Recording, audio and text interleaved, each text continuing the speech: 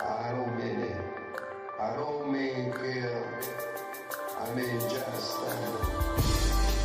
Hey, what you gonna do when I come for your brother? When you step like a bull, step for his brother. Hey, what you gonna do when I come for your best friend? When you step like a bull, step for his best friend. I don't mean kill, I mean just stand. I don't mean kill,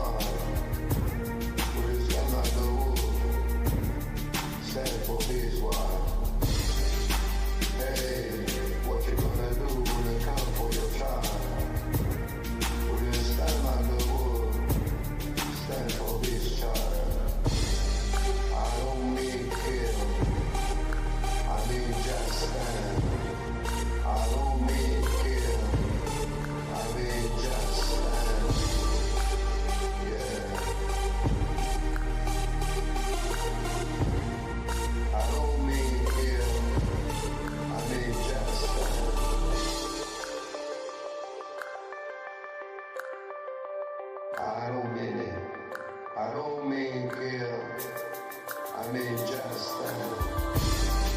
Hey, what you gonna do when they come for your brother? Will you stand like a bull? Stand for his brother. Hey, what you gonna do when they come for your best friend? Will you stand like a bull? Stand for his best friend. I don't mean kill, I mean just stand. I don't mean kill, I mean just stand. I don't mean kill, I mean just stand. I don't mean kill, I mean just stand.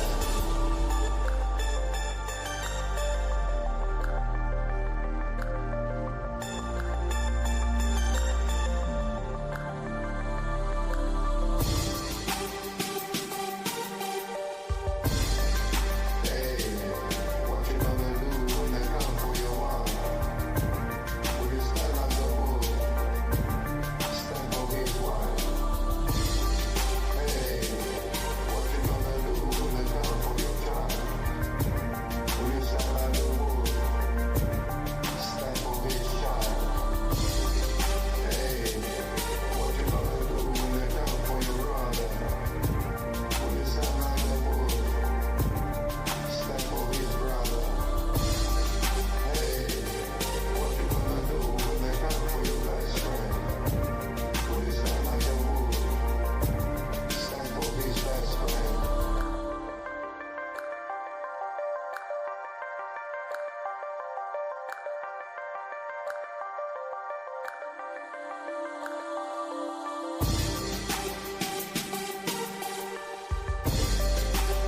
I don't mean kill, I mean just stand. I don't mean kill, I mean just stand. I don't mean kill, I mean just stand.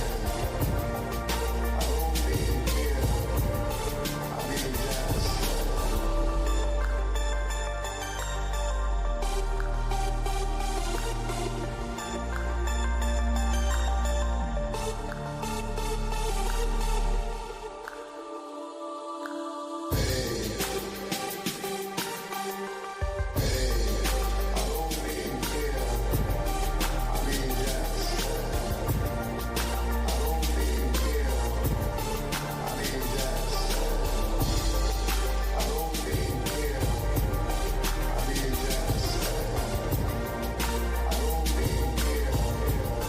I mean just stand.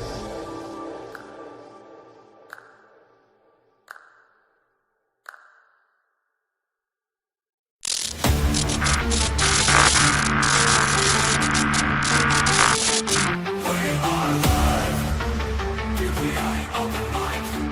We are live. Join the debate, join the discussion. Share your voice, share your opinion. Swallow your ego, expand your mind. DPA Open Mic, free speech zone. DPA Open Mic. We are live. DPA Open Mic. We are live. Don't hold back, 'cause here we go. Let's go. Let's go. We are live. Fuck your safe space. Let's go. We are live. DPA Open Mic. DPA. We are live. We are live. We are live. We are live. Welcome to DPA Open Mic episode 157. This is a disaster. Welcome to the multipolar world. You guys asked for it. Now you're gonna get it. Then, yeah. So, a lot of crazy things happened in the past week. And last week I didn't manage to do DPA Open Mic because I was rushing some non-DPA work, and it was so insane. Luckily I didn't do because it was a horrible few days for me. But anyway, yeah, the latest breaking news I just published on the main channel. A quick update on that is that the Syrian government forces is now on a massive offensive. They basically blitzkrieg across Syria, and they have conquered like most of the settlements and cities along the Euphrates rivers, the Kurds, the SDF or the YPG, whatever you want to call them, they have lost like half their territory, almost like 1/3, half of the livable territory, to put it that way. So we're gonna have some massive consequential changes in Syria. And then of course we have the Greenland saga, which is now threatening to disintegrate NATO. Germany, the latest news is that Germany has redrawn all 12 soldiers, like immediately without explanation. They cancelled all their events, all the things they're going to do. The 12 soldiers are all now on the way back to Germany without saying anything. But Macron, being Macron, says that no, you're not going to intimidate us. He's planning to eat the tariff and want to counter economic measures against Trump. I'm not sure how that's going to work without Germany. Germany already running away. So yeah, and then of course we have a massive offensive beginning over in Ukraine war. Russia is now stepping up its offensive. We can see it from the frontline changes numbers. And what else? Whoa, there's so many things happening. Yeah, and Canada has signed a massive deal with China. So they have now becoming strategic partners. That, for me, that shows the massive desperation of Canada, as there is no trading partner that can rival United States, and the biggest is China, so they went for it. They are asking for annexation, like for sure. I mean, they are not wrong, but it just shows that they have no options, and they went for the option that is going to ask for annexation. But anyway, let's do DPA Open Mic. And so I'm going to drop the link to join. This DPA Open Mic is multicast on many DPA platforms, from DPA YouTube on the main channel. Today we have the main channel streaming as well on the DPA Open Mic channel, Rumble, DPA Open Mic channel, DPA Twitch, DPA Telegram, DPA Kick, and X or Twitter. So gonna drop the link to join. Give me a second. So I do, for those that are watching on YouTube on the main channel, I highly recommend you to go to the pin message and join the stream on the Open Mic channel. So that we can continue to build this DPA Open Mic. So the link to join is here. So the link to join, it will only be pinned on the Open Mic channel. So just want to say, if you want to come on screen to chit chat with me and the other guys, yeah, join the DPA Open Mic stream. Is now pinned on the DPA Open Mic channel's live chat. I have dropped it in Rumble as well, the link to join. Oh, I pressed the wrong button. I tried to mute myself there. On Twitch and on Kick, and I have pinned it as well. So yeah, so let's chat, let's chit chat. I think it's really some insane week, and I've tried to do the summary, and wow, it's so difficult to keep up. Even I just do the American news only, just US centric US political news. It was an insanely long video. However, the viewership is very low, as expected, because most people around the world not interested, like in the US politics, and 85% of my audience on DPA aren't Americans. Americans constitute around 15%. But this is not sustainable though. The video is very hard to do. There's a lot of information I need to research and read up and pin. Yeah, not sure how to go forward about that. And we shall see how that goes, man. Yeah, so it's very it's unfortunate though. So far I do the content. The more effort I put in, the worse the result. So it's like I should just go for like effortless stuff. The US politics is I pause say US politics is interesting, it's entertaining, it's really true. It's quite bizarre, especially with Trump around. Everything is unpredictable. In US politics, there's also major news. the Trump administration is really going all in against the welfare fraud. And the thing is, welfare fraud is just one of the countless number of frauds that is currently happening in the United States. This is just one of them. And the welfare fraud alone is insane. Just the welfare fraud alone is insane. You know, and basically the Trump administration basically has went all out. And the first one, the first major kingpin, the king lord of the fraud, they are targeting one of the big boss is Tim Walz of Minnesota, the governor of Minnesota, and they are going all in to take him down. Yeah, so that is already yeah, a story on its own.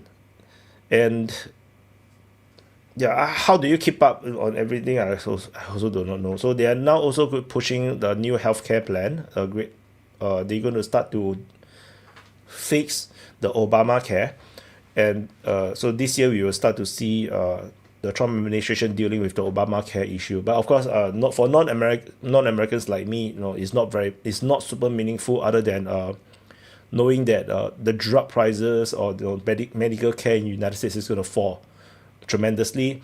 Insurance is going to be more cheaper as well, I think, moving forward, as all these policies kick in. The money will go direct to the citizens rather than go through the insurance, which is all good. Now, the reason all this is good, because that will mean lesser and lesser corruption in the United States, which in turn, with lesser corruption and lesser means of doing corruption, means there will be lesser benefit to become a politician in the United States, which then leads to lesser crazy nonsense that the United States will do all around the world. Less people is going to suffer and die. And then the United States can then act as a force of good for the rest of the world. But if they are very corrupted, then they are the evil. They are the demon personified, which is what the United States is very well known for, being the demon. Hi there, Dad. Watching in Australia at 5:30. Anyway, is the link working? I'm quite sure you guys can hear me, right? This is a tremendously late time to check whether the mic is working or not. Yeah, people is replying to me, so it's good. Yeah, I agree with Dookie. Yeah, things gonna take time. But the thing is, a lot, even Trump have done a lot in his first year, right? And even things takes time. We are already seeing some results. So this year is going to be insane. The economy for United States this year, in my prediction, is going to be massively positive. It will be super good. And maybe this year, they are dealing with a lot of the cost of living, a lot of the inflationary stuff, a lot of the livelihood stuff for the Americans. I think this year they will start to see the change towards positive, but next year then will be massively good. But that will be past the midterms. So yeah, I think, and then another big news in the United States is they are now really actually finally able to investigate the election fraud situation. This is more than 10 years late. It's been so late. I thought Donald Trump will go after it in his first term, because when he first won the presidency, there was so much discrepancy already, and I was surprised when he was president he didn't do anything about it. And thank you, Joe Public, for the super sticker. And yeah, so now is, for those that don't watch my report, I know because the viewership is not high, so I know a lot of people didn't watch. Oregon actually have to redraw 20% of the votes. I think, if I didn't remember wrongly, around there, because they are all illegal. They took the names out of the voting roll. 20%. I was like, what the how do you have a country or state operating like this, where your election cannot even be trusted? So if there is also a Supreme Court ruling allowing one of the representatives to challenge the election in their state, because they allow votes to come in through mail-in ballots, even up to 2 weeks after the voting day. So, and the Supreme Court has shoot down the blocking. So the lower courts actually try to block the case. The Supreme Court shoot it down, and now they can pursue the lawsuit against the state for not running the election properly. So which means the midterm is going to be interesting. But they need to really go after all this election thingy. Like Donald Trump also signed the executive order that bans machine voting. So it's all going to be paper ballot, at least for federal elections. So this federal related elections. So this is going to have massive implications. I'm not sure how the midterms is going to look, because if a lot of the claims of this fraud is all true, then we're going to see a massive red wave that is insane in the midterms. But who knows? No, Trump is very controversial, right? He do a lot of things now, and because he only have left 3 years, he only have one term, and he's dying. He's old already, so he's really going all out and really try to fix whatever he thinks is broken. So he don't give a fuck anymore. So which is why the world is now in chaos. So it's gonna be interesting. Yeah, this is gonna be a monologue of me just talking. So let me see. Trump even said last year he feel more powerful this time.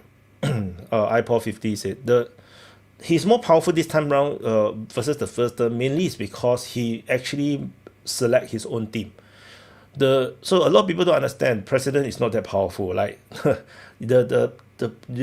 it's only powerful if hundreds of all the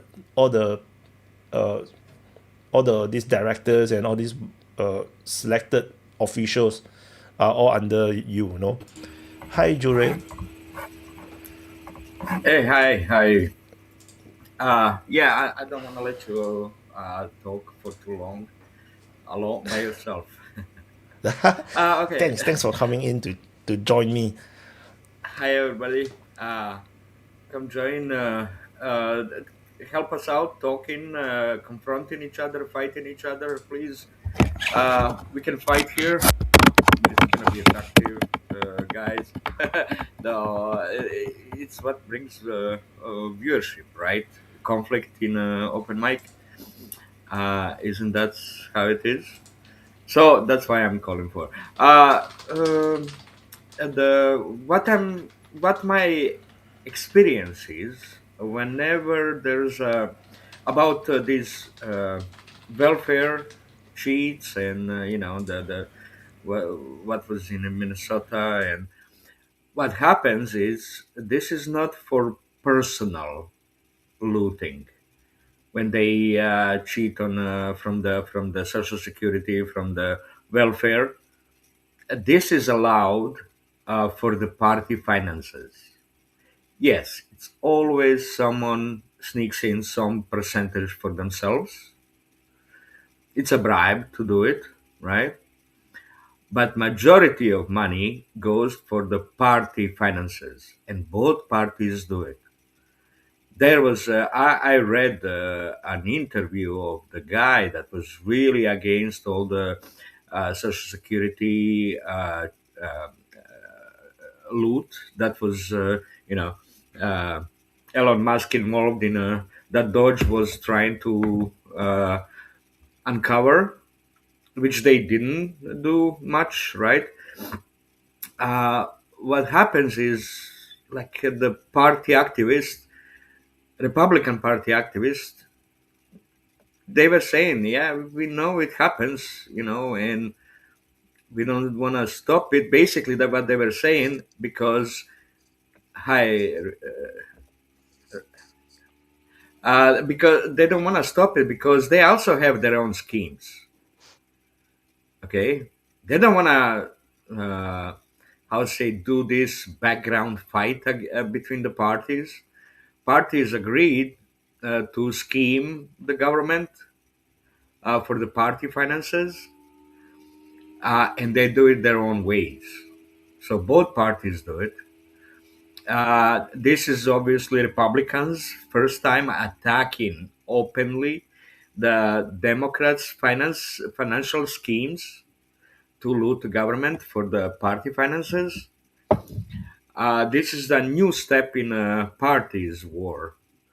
Um, Previously, it went right the gerrymandering is the first that was outrageously done by Republicans.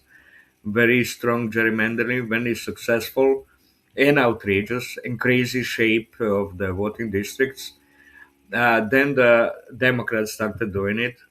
Then what was the next involving the attorneys to persecute voters to prevent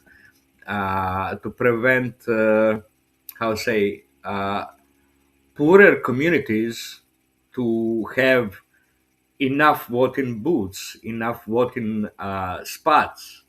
That was very big way for the Republicans to fight voters, right? Then the Democrats responded with what was then the I forgot the timeline, but there was always a response, right? A reaction from Democrats with outrageous uh, election meddling by Republicans. But Republicans always have the intellectual, brazen foresight what to do next, right? To not to cheat openly, but to do it in a slow, sometimes effective way. Then all this uh, weaponizing of the judicial system by Republicans against Clinton, right? This was first. Now they cry that it's done to them by Democrats. Oh wow. They cry so badly that Democrats are doing the same to them, right? With Trump and everything. This is just heavy hypocrisy and just bullshit because ideology believes that they have the right to rule. It's their right. The parties have the right to rule, and that's where it stems. That drives this illegal, not so illegal, but really playing with procedural and uh, letter letter of elections. Let's say playing with it, like playing with the constitution, or is it should we stay with the letter of the constitution or with the meaning of the constitution, right? What should we apply, right? This is also the game, right? This is the same game that they apply to the how to do elections, how to manipulate elections to their own Yeah. business. This is something I noticed on the Democratic side, right? They like to guilt trip you. They always use the guilt tripping. I was watching the part two of the video in Minnesota where the guy, I forgot his name, he went to check all the childcare centers, and then there's because he become famous now. So one of the Somali guy immediately come in. You're against Islam. Immediately he's trying to guilt trip him and change the topic away from the fraud. It's insane. Oh, so for you, the Nick Shelley, eh? calling Nick out scams and cheats is guilt tripping. Wow, nice, nice. I just wanted to add to that. I don't know if you can hear me, but the corruption is rampant, obviously, with government programs. But this latest, like viral Minnesota Somali corruption, that's not exactly the welfare program. It was people defrauding the COVID era programs from the CARES Act. So, and it's definitely not just the Somali daycares. Big corporations, people all over the country, they're finding more and more. But yeah, on both sides of the aisle. But isn't exactly like what we would normally consider welfare, as far as like Social Security, Medicaid, food stamps, stuff like that. So there's more. Holy shit, there's more. Because even the childcare one, I was like, as I was mapping all these things, it's like this is everywhere, man. It's like is in different states. Like everyone is just looking at the Ohio. Minnesota one. The latest one was in New York, and that was I think not Somali related. It's like I think it's Americans or something. So I'm not sure. There's no one in New York. There's one Yeah, here, and one there. just it's worth noting too that that Vice President Vance came out and made a big announcement that they're going to have a special attorney general appointed just for looking at fraud, which is great. I'm all for that.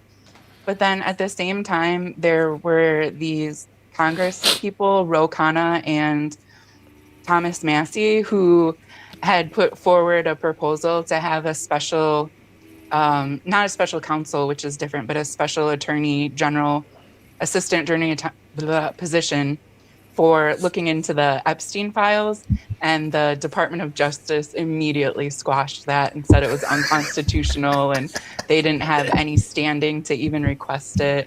So there's so Makes much sense. corruption, but it's telling like what corruption they decide to crack down on and which ones they try to ignore.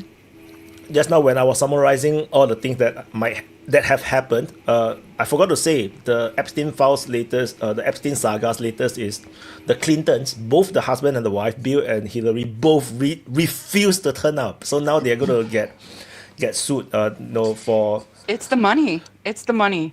It's terrible to take advantage of young women. If some of the allegations are true, that's horrible. People should go to jail. But it's the secrecy is all about the money. That's just it. Money laundering, money for black ops programs, money getting funneled into the Clinton Foundation, the Bill and Melinda Gates Foundation, every other, BS that names we haven't even heard of that are people who are in positions of power in industry and finance. Like it's the money. That's what they're hiding. I know but, you also, realize it's very why corrupted, but this scale is beyond my imagination. It's literally the whole chain from the top to the bottom is all corrupted. It's like, Yeah. oh, sorry, Jury. Yeah, but my belief that Trump is protecting the Epstein files is Yeah. he doesn't want to get rid of the blackmail, source, right? He wants to use it to blackmail, and that's what we see with his proposals passing the Congress and Senate. He's using it widely to push to bully pulpit, right? Senators and congressmen with those. I disagree. I don't think it's about blackmail. I think it's all about money. I think you get a bunch of powerful people together who are wheeling and dealing and doing these illegal financial transactions. Of course, you're going to find groups of those people who are into some sick shit and are just completely degenerate and deranged. And they do their degenerate and deranged stuff together. And that maybe it's what do you call it? Like implicit blackmail. Like we know each other are doing terrible things, but we're not going to tell on each other because we're all doing it. Because there's so many people connected to Epstein who probably never hurt kids or did anything like that. The people who did should definitely be punished, but I don't know. I just think it's all about the money. But I'm talking about, you mean Trump is blackmailing for the money, or what do you mean? I'm saying No, why I think that Trump he's is covering not up for his releasing the files. friends. That he's in those circles. So whether he did any kind of financial crimes with his real estate or investments, golf courses, whatever, he hung out with all of those people. They were his friends. And I think that he wouldn't want them to get in trouble. I also think that it has to do with our 3-letter agencies. They probably went to him and said, hey, if all of this comes out, people are going to find out that we're doing all of these shady things to make money for these operations that we're not supposed to be doing. So that is why they said they couldn't release them for national security reasons. Like, why would they say that? So I think that's part of the reason, too, why President Trump's reluctant to let any of it out. I'm not sure if it's also maybe related to investigations, right? You cannot reveal everything. Like if you're investigating, you cannot let other people know what you know, right? Yeah, that's a great point, except that wasn't the point they were making.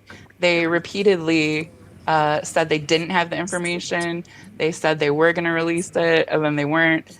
And then it didn't exist. And then it was a hoax. And then, it's just crazy. There's no, the excuses they make aren't like, even though that is a good reason, it isn't, because they didn't do that. But I do agree. The way how Trump administration deal with the Epstein thing is really weird, like super unusual.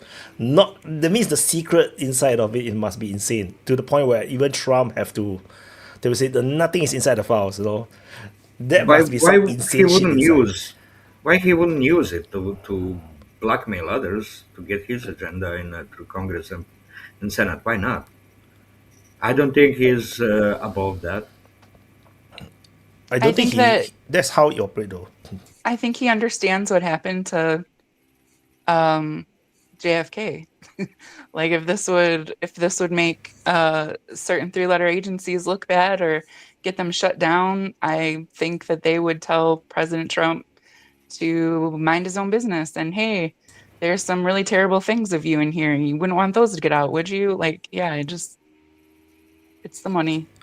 So I think it's this. If you really think about it, if let's say Trump is really that kind of a good guy, is trying to fight the deep state and all this corruption, there must be a process where you have to deal with their money sources first. You have to kill off all their money and revenue first. Then then your enemies have more limited ability to counter back. But if you let's say just go all in first, immediately try to arrest all these people, and then you realize that all this corruption that is now getting revealed over the past 1 year is still all intact, then you're going to lose. You're just going to get killed like many, many times because they will have so much money to fund all the assassinations. So I think there is a certain process. Although I don't have much hope about the Epstein thing though, to be honest. Because if the way how they have reacted is just so If Trump weird. has the protection from the very IT oligarchs, right? Tech oligarchs. He has, I believe, they support him. He support them. I believe so. It's a money They thing, can right? prevent Because CIA. you need They can Trump prevent to back CIA you. from doing it. I think they're all in on JD Vance. They wouldn't care if President Trump got impeached or didn't make it to the end of his term. I think they're pretty happy Yeah. with JD Vance. There's a really good chance that Trump might get assassinated again, like or attempted, or even succeed. You mean So, other you know, ear? Other. I Now he's gonna get the other ear. His other ear. Yeah. so Alan, Yes, how's it going, guys? Well, you're Happy driving. Sunday. Yeah, I'm just rolling around. My big thing about this Trump question, I think, boils down to I might just be confused. Why is it not clear to everyone that it's all just a power play and the entire elite has blackmail on one another and that's it?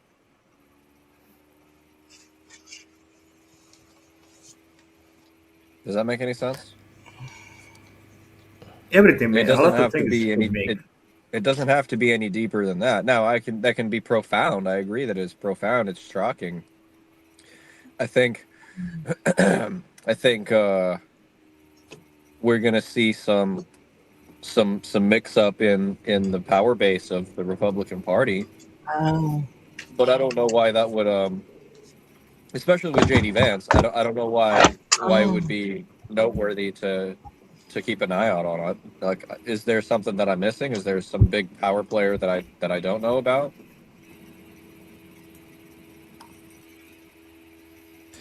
So anyway, super chat by Madeline Takam. I got in at 9-1 for 20,000 in December 2025 for Trump taking Greenland before the end of 2027. That's the At Venetian Macau, I have faith in Trump's insanity. Polymarket odds are showing 5-1 now. And welcome Hey. back, Madeline. Long time no see. Hi, Madeline, dude, Maka. what you got to do, I, what needs to be done is instead of putting money in the poly market, they should give money to me, and then I can make bets for them. Everybody should give me your money. So anyway, we have a new person on, History Anonymous. You would like to Wyatt! introduce yourself? Hi. Yeah, introduce Could you yourself. introduce yourself? You guys, nobody's read the Q post. If you read the Q posts, you know what the Epstein thing is about. It's not about, it's the government was doing it, not Donald Trump or Epstein. The government was doing it.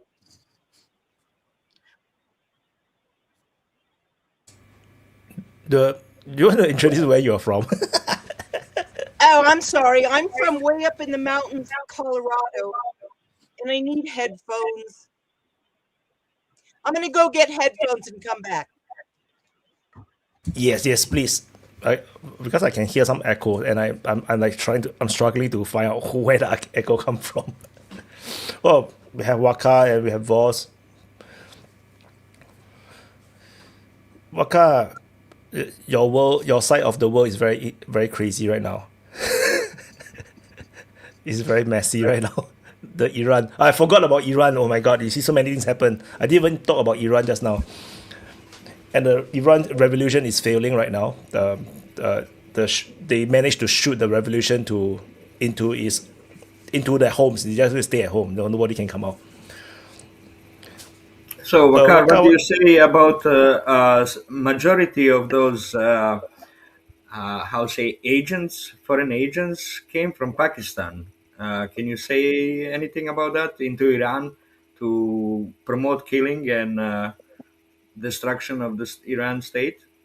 Can you uh, say anything about yeah, it? I, Do you dare to yeah, I say, think this. or it's Yeah, I'm in Turkey. I'm doing my PhD from a university here, and but I'm following it up, and I feel that Pakistan cannot afford to meddle into Iran, and if Iran falls, actually Pakistan considers that they'll be next.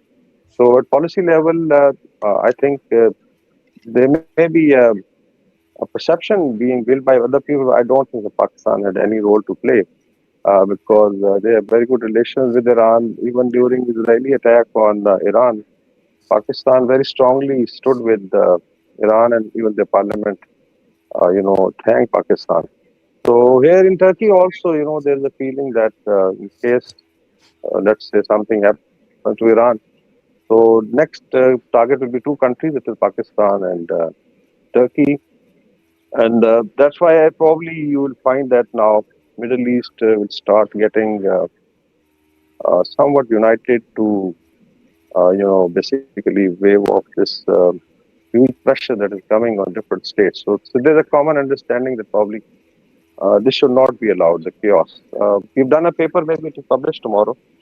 What is the Trump's doctrine of, strategic chaos or the establishments, how Monroe Doctrine is being applied in the Western Hemisphere, starting from Greenland down to South America, and what are they thinking about Middle East. But I think things are changing very rapidly.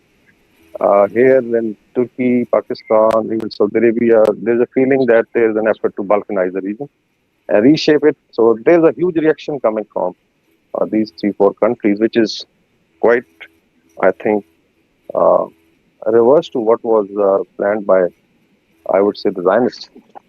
So I don't think so. Pakistan had any role to play in Iran because we feel that, there's a Balochistan problem in Iran also. And in case, somebody like Reza Shah's son comes, so we'll have a serious problem. So regional will, I think, make all effort that this destabilization of Iran doesn't take place, and everybody lives, happily and with peace. And I think these efforts will be defeated. And probably there is also now some force being prepared for Gaza, and Trump cannot afford to now destabilize the region anymore. But still, there are airing of forces. They have moved another strike carrier group from South China Sea to Middle East, which will be reaching after 1 week. They were busy in, I think, doing something funny on Venezuela. So the US power is also quite scattered. But I think the funniest part was putting sanctions on NATO allies. And so I posted it on a TikTok that how maybe starts affecting NATO itself. So I think huge things are happening in 2026 is going to be very, very interesting. Yeah, it's like watching a Korean drama. Very dramatic. Everything is like just every week is just new dramas. I can't even keep up, man. But I would say that Pakistan also has its own deep state, and SAIS would what is called? Is it SAIS? ISI. Would do its own work. I noticed that they do many times they work against the Pakistani government benefits.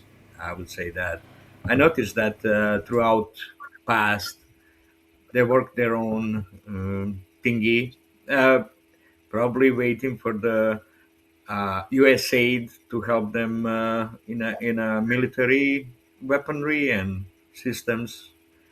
Wasn't that going on for a while in Pakistan? Yeah, actually, if you look at Pakistan's dilemma in last 40 years, so frankly speaking, we are two superpowers in the neighborhood, being our neighbors. Initially, the Russians, and then the Americans. And for last 40 years, 30 years, we were neighboring two superpowers. So naturally, as per any IR theory, you adjust to the situation. So a lot of things are not doing of Pakistan, but you're right that there is definitely deep state working in every country. But current, I think, military leadership, because I do advise them also in some capacity, is quite focused on economy. We have now some good avenues of exporting some weapon systems, which is new development. Billions of dollars of, let's say, demand placed on one of the fighter jets, and we are in, I think, contact with a lot of countries. So maybe economy will slightly start breathing. I think deep state or military would definitely like peace around and then develop economically, so that come out of this crisis. But we don't know exactly what is in their mind. But I was giving you an overall, feeling in the security community of Pakistan that Iran falling will be very, very detrimental to security of Pakistan. So they probably cannot afford it, and that's why they would definitely give a shoulder to Iranian efforts and also play a diplomatic role. Pakistan has a very good relationship with China. We are now even in South Asia, other than India, good relationship with most of the SAARC countries, Middle East, Turkey, in Central Asia, even Russian Federation. Because I've been to Russia twice, and we enjoy a good, I think, workable relationship. There may be differences on, let's say, Russia supplying arms to India, but otherwise, I think it is much better than what was there in the Cold War. So basically, it's a middle-level power which has to adjust to different situation. Wherever there is a space, they would like to, get benefit out of it. But the general feeling in the region is that enough is enough of the destabilization, especially after Israelis struck Qatar, a so-called friendly country. So there was a Saudi journalist on TRT and Russian TV 3 days back, and he said that we know there's a plan for balkanization of the Middle East. What has happened to Libya or Syria or Iraq, now it's being tried in Iran. Because, destabilizing Iran is not very simple. Somehow people don't understand the internal security structure of Iran. So I've done a lot of work on that. And the power available in the military to act externally. Still, they have their allies in different countries. And mind you, in Pakistan also, 10 to 15% is Shiite population which generally have affiliation with Iran. So Iranians have also now realized for the first time that Pakistan could be a fallback position for them. So this is the kind of strategic thinking that Middle East should not be shoved into more wars. We had enough of it. and somehow you cannot trust any, I would say, entity which is trying to play one country against the other. So I think Pakistan would like to have more stable region and would definitely not like Iran to fall. Iranian military capability is huge.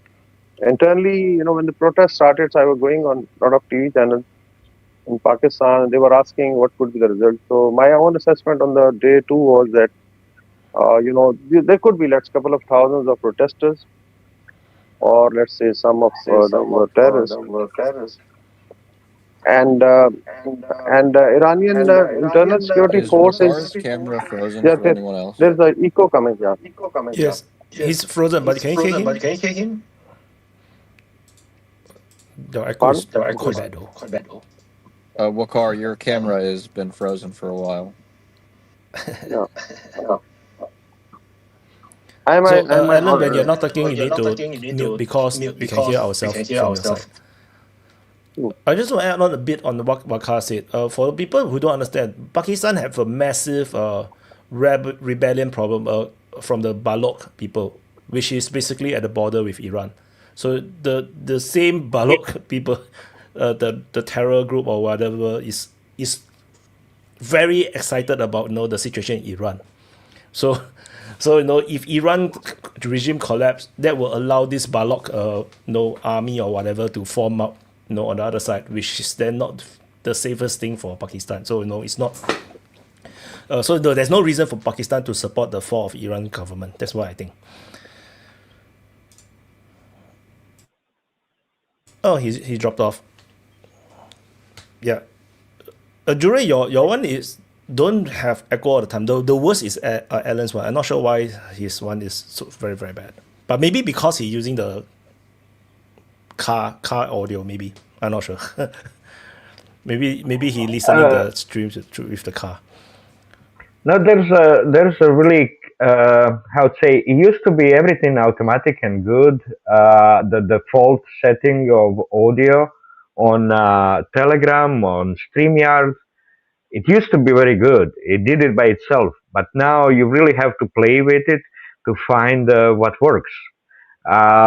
You have few options on audio settings in Telegram, in Streamyard, and when you choose one of them, then you will lose or get the echo. That's what I believe is happening. It's not about the microphone or the speakers, unless you have speakers pointing towards your microphone on a computer, then that will do it. But it's settings, default settings on a StreamYard. It's kind of messed up lately, I would say. It's not plug and play anymore like it used to be. No, it was just me. This is new. So I watch every week. I'm Wyatt's biggest fan. Wyatt is the only one on the internet who is consistently right. He's correct about all the news, and nobody else gets it like Wyatt does. But the thing about Epstein, Wyatt, seriously, you got to read the Q posts. If you read the Q posts, then you know about Epstein Island, and everybody's wrong. I actually report on the QAnon stuff, before the DPA YouTube channel. Oh, like no, Wyatt, that's when why. we go one, we go all. No, Amen. The thing is, there's too much misinformation within the Q stuff as well. That's the problem. I do fact check some of the things. It doesn't turn out. No. Like the most disappointing one, is which one? Is the one that they say that there's tunnels under the Central Park, and then then the hospital ship came, and then they said that they're going to arrest all these people and they're going to save the children, and the hospital ship is for the children. I was like, okay, let's see what is it. Then nothing happens. Wyatt, that's not in the posts. Search the posts for the tunnels. It's not in the posts. Yeah, because I was following it on Twitter, so I was reporting it, and because 4chan is not a comfortable place for me. It looks very insane. Yeah, but Wyatt, just the post, the 4,000 posts, you search the posts. And if it's not in the posts, it's not true. and everything in the post is coming true now. We are so thrilled. Thanks, Yeah. Wyatt. No, the thing about the Q stuff is that because there was so much misinformation, it was so messed up in the Twitter space, right? So end up people just give up. Like then of course the tech censorship basically shut it off. Like all my videos on that was all nuked by YouTube. So it's all only on Rumble. Like on the one on YouTube is all gone.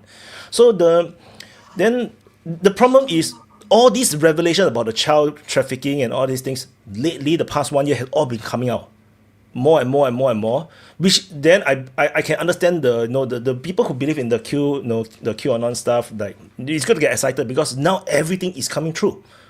And even some of the officials on Trump's side, they reporting that they caught all these people who are smuggling children. They caught these people for what? There is all these things but it's very low key. They didn't like blow it up, like not like the QAnon time. So it's awful. So I can understand the excitement though, but it's oh Wyatt, it's awful. The child stuff is awful. But Kash Patel is a QB. All of them. The Q thing is working. It's glorious.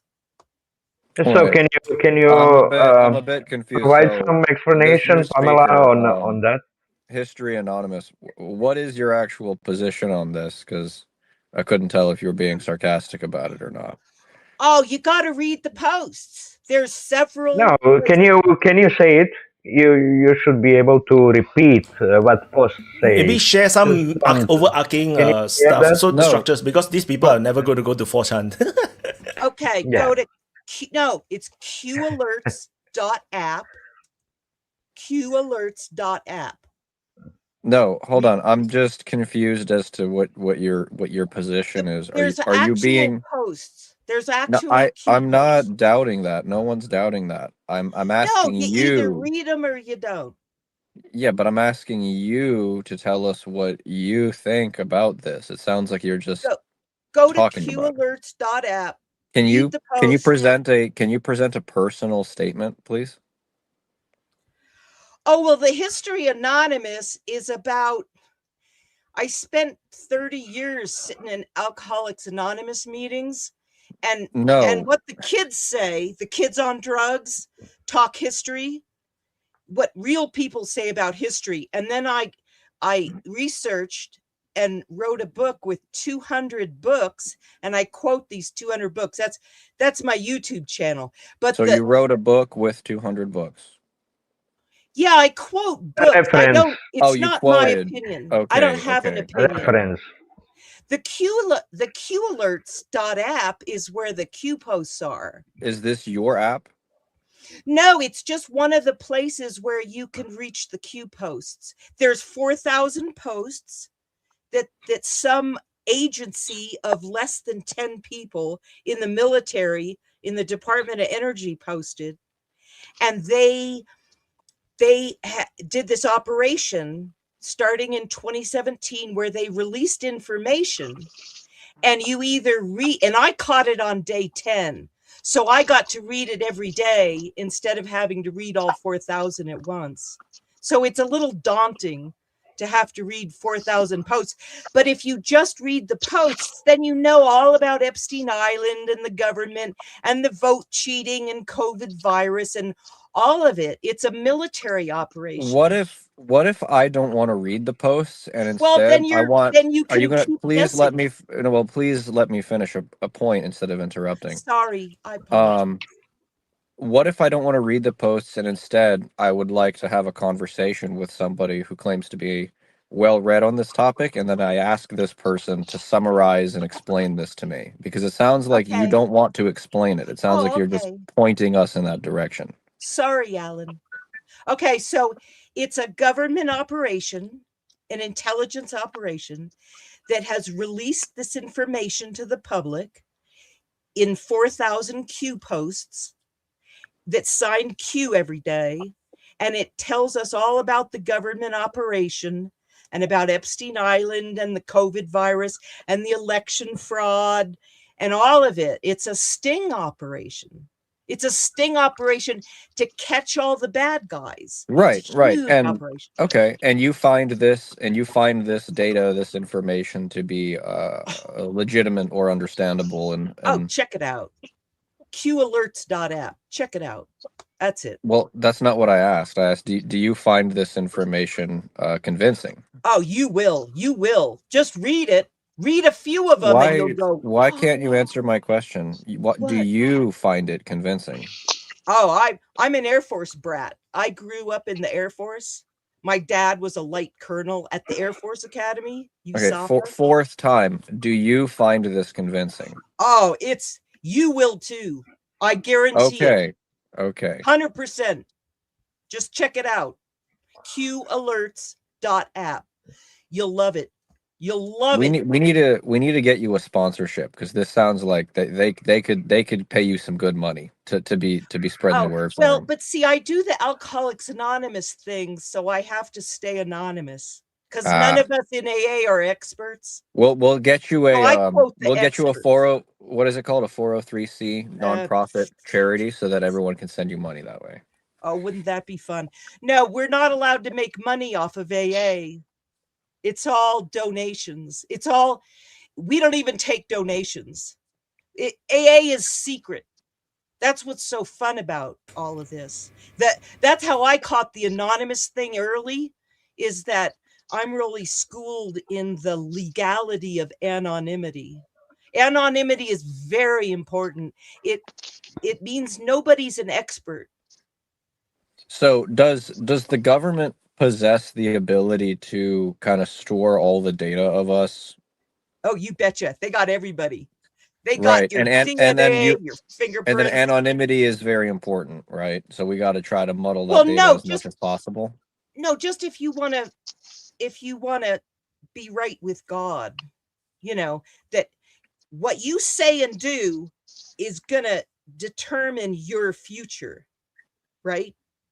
Okay. What job you get, where you go. See, Wyatt, works for the Chinese government in a way because he keep telling us this. I'm curious. Pulse. I want to know. Wyatt has his pulse on the truth. Wyatt is a very powerful person. That's why they suppress him. I knew Wyatt was an asset. I freaking knew it this whole time. I knew Wyatt was an asset. Wyatt's dangerous to intelligence operations because Wyatt is smart and he knows what's going on. So they have to suppress him. That's why he can't get a larger viewership on YouTube. And as much as he's Chinese and wants to make money, he's just stuck being a servant of God for a while. Okay, so wait, using this logic though, because I like this, I agree with this. Using this logic, does that make Waqar dangerous to the Pakistani government? You all are. You are too, Alan. Anybody who's interested in the truth rather than succumbing to the narrative like a sheep is a dangerous individual. And Wyatt, thank you for letting me. I love you guys because you're all truth seekers.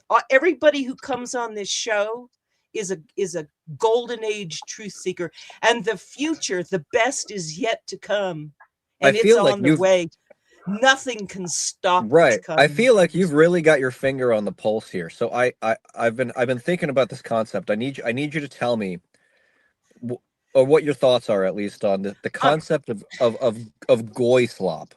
What do you think about goy slop? Okay, there's two kinds of Jews. There's globalists and patriots. Let's talk about. Let's not use the word though, because we don't want to get Wyatt, right. Nationalists just want a little country where it's safe to haggle over politics. And the globalists think you need to have a worldwide government all ready for the Messiah to show up. See, they're trying to create a messianic age. So they're doing what they think God told them to do, which is to make a worldwide government starts with a J, ends with an H, has 1, 2, 3, 6 letters. A 6-letter government with a 6-pointed star, all ready for the Messiah so they can have a messianic age. And the nationalists just want a little country where it's safe to haggle over politics. And to them, the nations are evil. In the Old Testament, Google the nations, and the nations having a state is evil. So they think they have to get rid of the state of Israel and for God to give them the Messiah. They can't have Messiah until they get rid of the state of Israel, because the Messiah is the one who will set up the state of Israel. Make sense now? I'm tracking. I'm definitely tracking. Good. There's multiple. It's a multifaceted idea, I'm sure. No, just two sides. It's a war. They're at war with each other.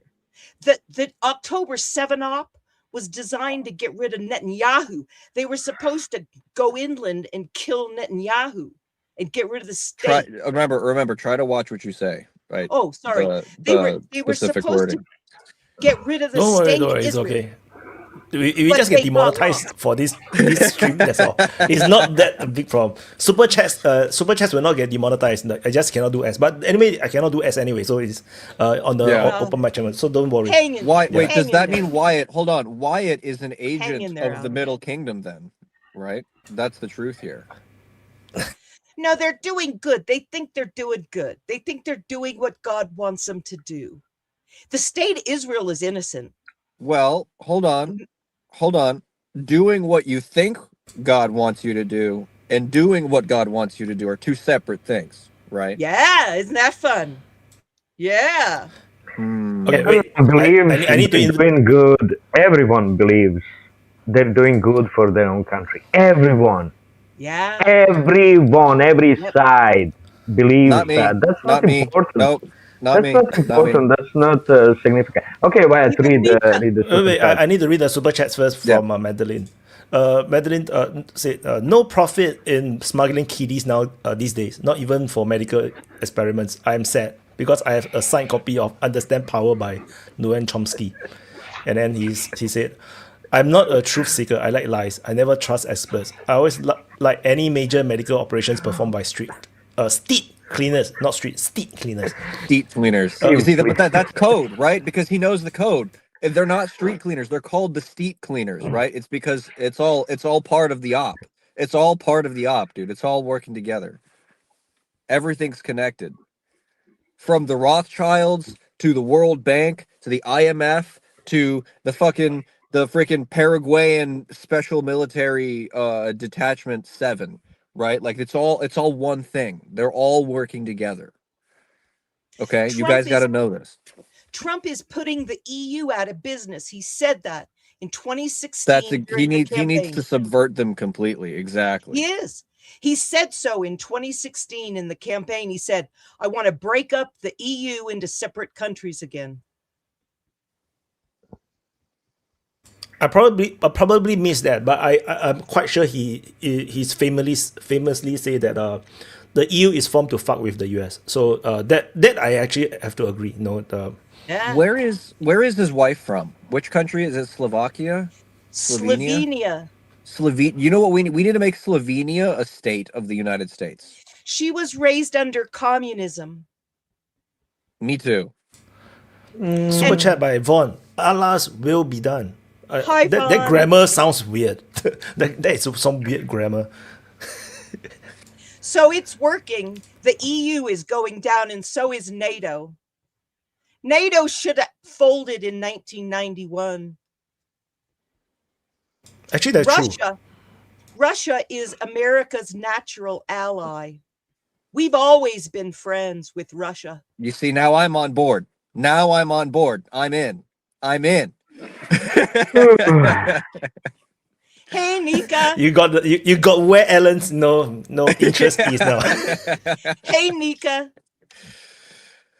Do you know that the Quran was written by a couple of Jews wanting to get rid of all the Christians?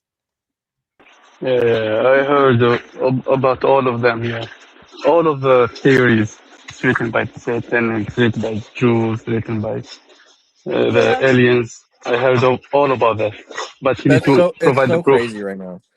But God uses everything for good. It's all going to work out just fine. Yeah, but So why couple of G's will make a book that attack them? That's the Say no, it question. the, again. Every knee no, shall Dika, I bow. can explain.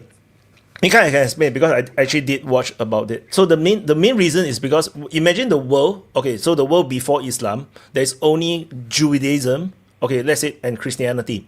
No, The there was problem no with Judaism. Christianity. That's a myth. There was no Judaism. It was only Christianity. Yeah. So whatever it is. So the thing is, for the Jews, Jesus is a traitor. He actually subverted against the Jewish way of religion.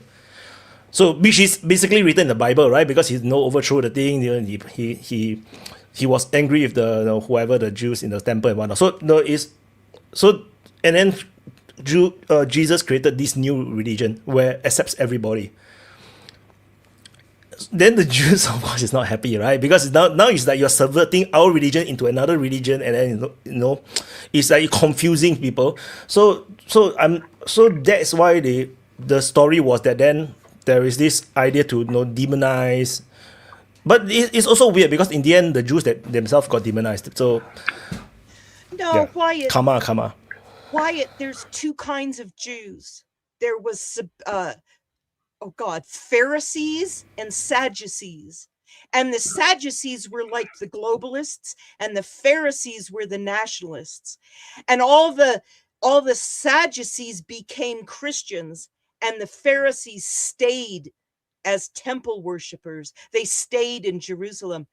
There were two kinds of Jews, and Jesus was only mad at the Pharisees, not the Sadducees. He was with the Sadducees. They were the good guys. They were not. But in They were actuality, not. the Christians were going to temples in the beginning after Christ. They were not pushed out of the temples, so they were following Jesus' word, but they were uh, together as a Jews nation. Well, yeah. Only in '64, when they didn't want to join the rebellion against Can we read the Rome, super chat real quick? that's when they were kicked out of temples. Von have a vision. He said that Charlie Kirk told him in a dream that America will take Greenland by March.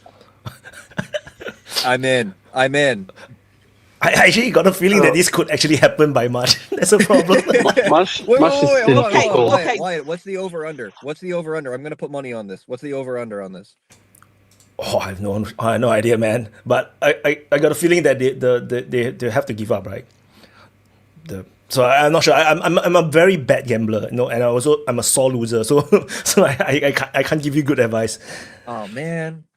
We'll bet. How about this? If by March 1st they get Greenland, I owe you all the super chats from this stream. You're Like gonna lose, equivalent. Alan. Don't do it, Alan. You're gonna lose. So Jura, the first temple was the Ark of the Covenant that they carried around with them. It was God in a box. And then they built a house for God. They built a house for the Ark of the Covenant, and that was the temple. It was a house for the Spirit of God that lived in the box. And so the Virgin Mary was a box that the Spirit of God came in. So Jesus became the new temple. So Jesus was the new temple, and they left the old temple behind. There's not going to be a third temple.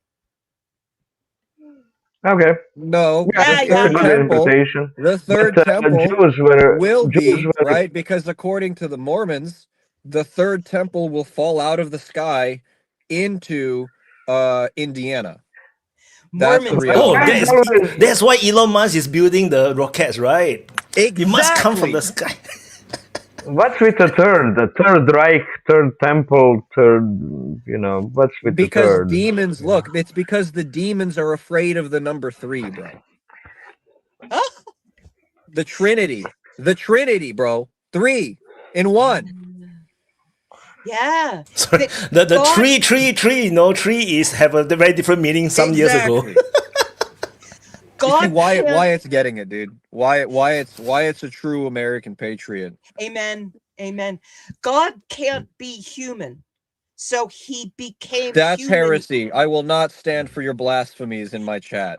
So Jesus is our No. intercessor because he Jesus was human. Christ is human and man and God. Well, what human and man? Is man and God. So what's the Holy Spirit? What's the comforter? The paraclete? Upgrade coming to the stream and say, what the hell? Hey, Upgrade, Upgrade! dude, you're here. We're having a really deep theological Hi, conversation. So we Upgrade. need your take. We need your take. He on the immediately got Trinity. confused. He immediately like, what the hell? We're dragging him in. Upgrade, what's your take on the Trinity? Wait, but I need to say So super the- chat first. There's a lot of super chat. Wait. Madeline, I am helping you out today because you're definitely going to be demonetized, and I'm at the most boring dinner party. On the upside, I'm drinking a 78-year-old Macallan whiskey. Check it out. Yum yum. You spelled Macallan and wrong. also, Drink one for me. 4 types God. Religion is a force multiplier currently for goons. Okay. Okay, yeah. Based. So what Okay, was how do you interesting feel? is that the Christians were kicked out of the temples in '64, right? Because they didn't want to join the rebellion against Rome. So when the Rome banned Jews from entering Jerusalem after destroying the temple and everything, they banned Jews entering Jerusalem. But Christians could enter Jerusalem. And this is the effect of the Paul teaching, that actually they used it to, to make a Christianity enter Jerusalem after they were banned by It's Rome, the prophecy. What did- It's the prophecy fulfilled, right? Yeah. What did Exactly. Jesus You get it. say? Jesus Yeah. said, give unto Caesar what is Caesar's. My kingdom Well, is that's not what of this Paul. That's probably what Paul wanted, not Jesus. Paul. I would say. Paul was Here's Yeah. the an thing, educated Yuda. Jew. Before you make an accusation like that, you have to justify, because I know your position is that Paul made up a bunch of stuff, but you have no way to prove that. Paul never met Well, Jesus. Paul only yeah, met but Jesus once in the spirit on the road to Damascus. yeah, but he He did. met He Jesus in the came to. flesh and He the came to. glorified form He of. came to Jerusalem. Paul came to Jerusalem and threw away James as a leader that was positioned by Jesus. Oh. Jesus positioned James, his brother James, to be leader of Christians. Oh, Not they not all. Peter, not to Peter. Upgrade. So he came Upgrade. in and By the way, rewrote I'm not out of even Christianity. joining this chat. I'm They not all. even joining it. Imagine. Nika, you'll like this, Nika.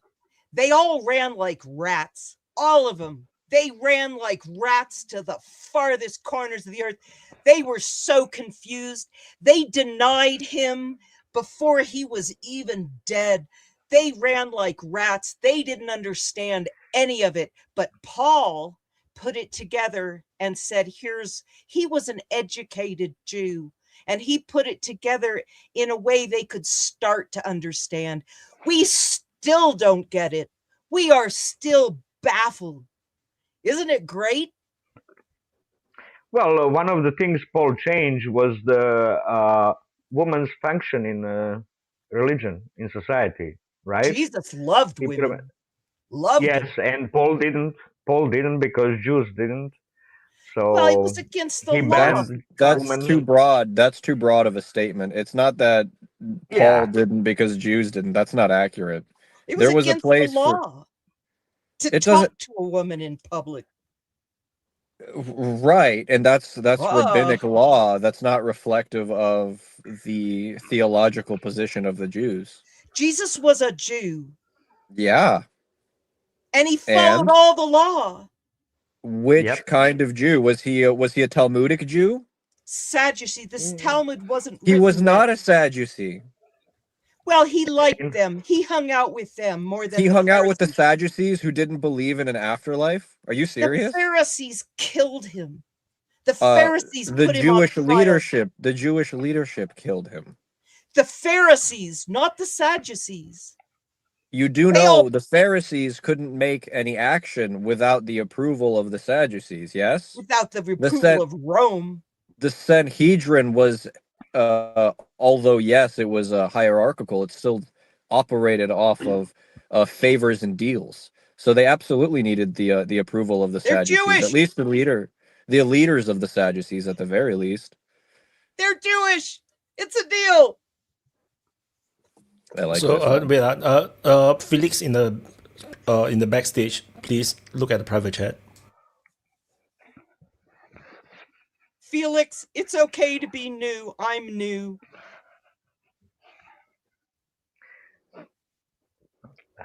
Nika, keep up the good work, darling. You're so passionate. You're so determined. It's encouraging. Yeah, he's so passionate to support ISIS. Hey, you know, it's better than nothing. He don't sit home on his thumb and spin. No, never. I don't support CIA. I mean ISIS. Good. Wait, for you, Nika, I haven't spoken. Nika, I haven't spoken to you in a long time. Are you Muslim? Are you a Muslim? You betcha. I see. I remember. I'm trying to remember. I haven't been here. He's in a long, man long of time. faith. A man of He faith. He needs to change, but we'll get him to come around. Well, A more practical one. Not. I need to be more Muslim than I am. You need to be more. You need to be there. You need to be more faithful. No, he does good. He's on here every week. Wyatt, thank you about the Q posts. You're so rare. Your reward will come. Hang in there. I hope so. Yeah. So did Felix get in? I'm still doing verification with him. Upgrade, you got to tell us your position on the theological importance of the Trinity, my guy. You got to hop in here. We're not letting you sit here. And there is a right answer. If you say the wrong thing, you're going to get dogpiled. I don't know. What's happening with Giovanni? He's over switching the tribes of the East, switching to on his side. As a European Jew, you have to tell us what your position He's is. fighting SDF now with new groups. As a European, I'm shocked that we are losing against the United States. When I hear this conversation, I'm very shocked. You know? Exactly. You guys were the original colonizers. What are you guys doing? Crank these numbers. They got the power of God behind them. You guys have lost your God. That's the difference. Power of God. Donald Trump was saved by God. He's now the angel, right? Is Felix the Holy Trump? Hey, Russians Thank are you, remembering Stoner. that Switzerland is joining NATO. Hey, Upgrade, what do you say? No? There's rumors in the Russian. No. We actually have something different. We talk about to join an alliance with Austria because we are both neutral and non-NATO. So it's like we are, we are not dwarfs. We are sure? Neutral? Are you sure? That's in our constitution. What's your take on a certain Austrian painter coming back from the dead? He said neutral. That would be a very bad thing. No, we didn't have problems with him when he was in power, so somehow. Well, he was your homeboy. Homeboy? I mean, like, we were happy to make money, but I could totally see that guy and you meeting in real life and just like dapping up and be like, "Yo, what's up, man?" Like that would be you. Getting drinks I together. don't know, man. I have too much French blood for that, Yeah. Hold on. Yeah, he's So the this guy Felix over here. Is this a new guy? Yes, Felix is new. Yes. Felix, Hello. you gotta introduce yourself. Let him introduce himself. I'll let you slip by, brother. Bush turned to painting too. You know that? Jura, shut up. Let him introduce himself. To have a drink. Yura, stop So he talking. turned to painting. You should stop interrupting, No, Alan. we're letting Let him Felix introduce talk. You himself. interrupted No, Felix. you You're interrupted interrupting saying that. Felix. You interrupted me. No, You're you interrupted me interrupting to say Felix. that. Alan, Shira, idiot. Yes, don't like worry. Idiot. It's fine. It's not funny. It's not funny. Alan, Shira, Oh, get a oh. mic. Give some We can't respect. No, it's see you. fine. Some respect. Don't be an idiot. Don't be an idiot, Okay. Alan. Shira, I'll get a interrupt light. you if you We do can't see interrupt you when you me, talk. Alan. Remember that. Okay, we let Felix introduce himself first. He's new. Felix. Okay, I'm Felix. I'm Italian. I mostly come here to listen to you and to understand other people's points of view when it comes to conflicts and such. Other than that, I've mostly come to talk about the stance that Italy has towards other countries in NATO and in the EU. As you might know, Italy is at the moment led by the Meloni government, and under Meloni, we've been quite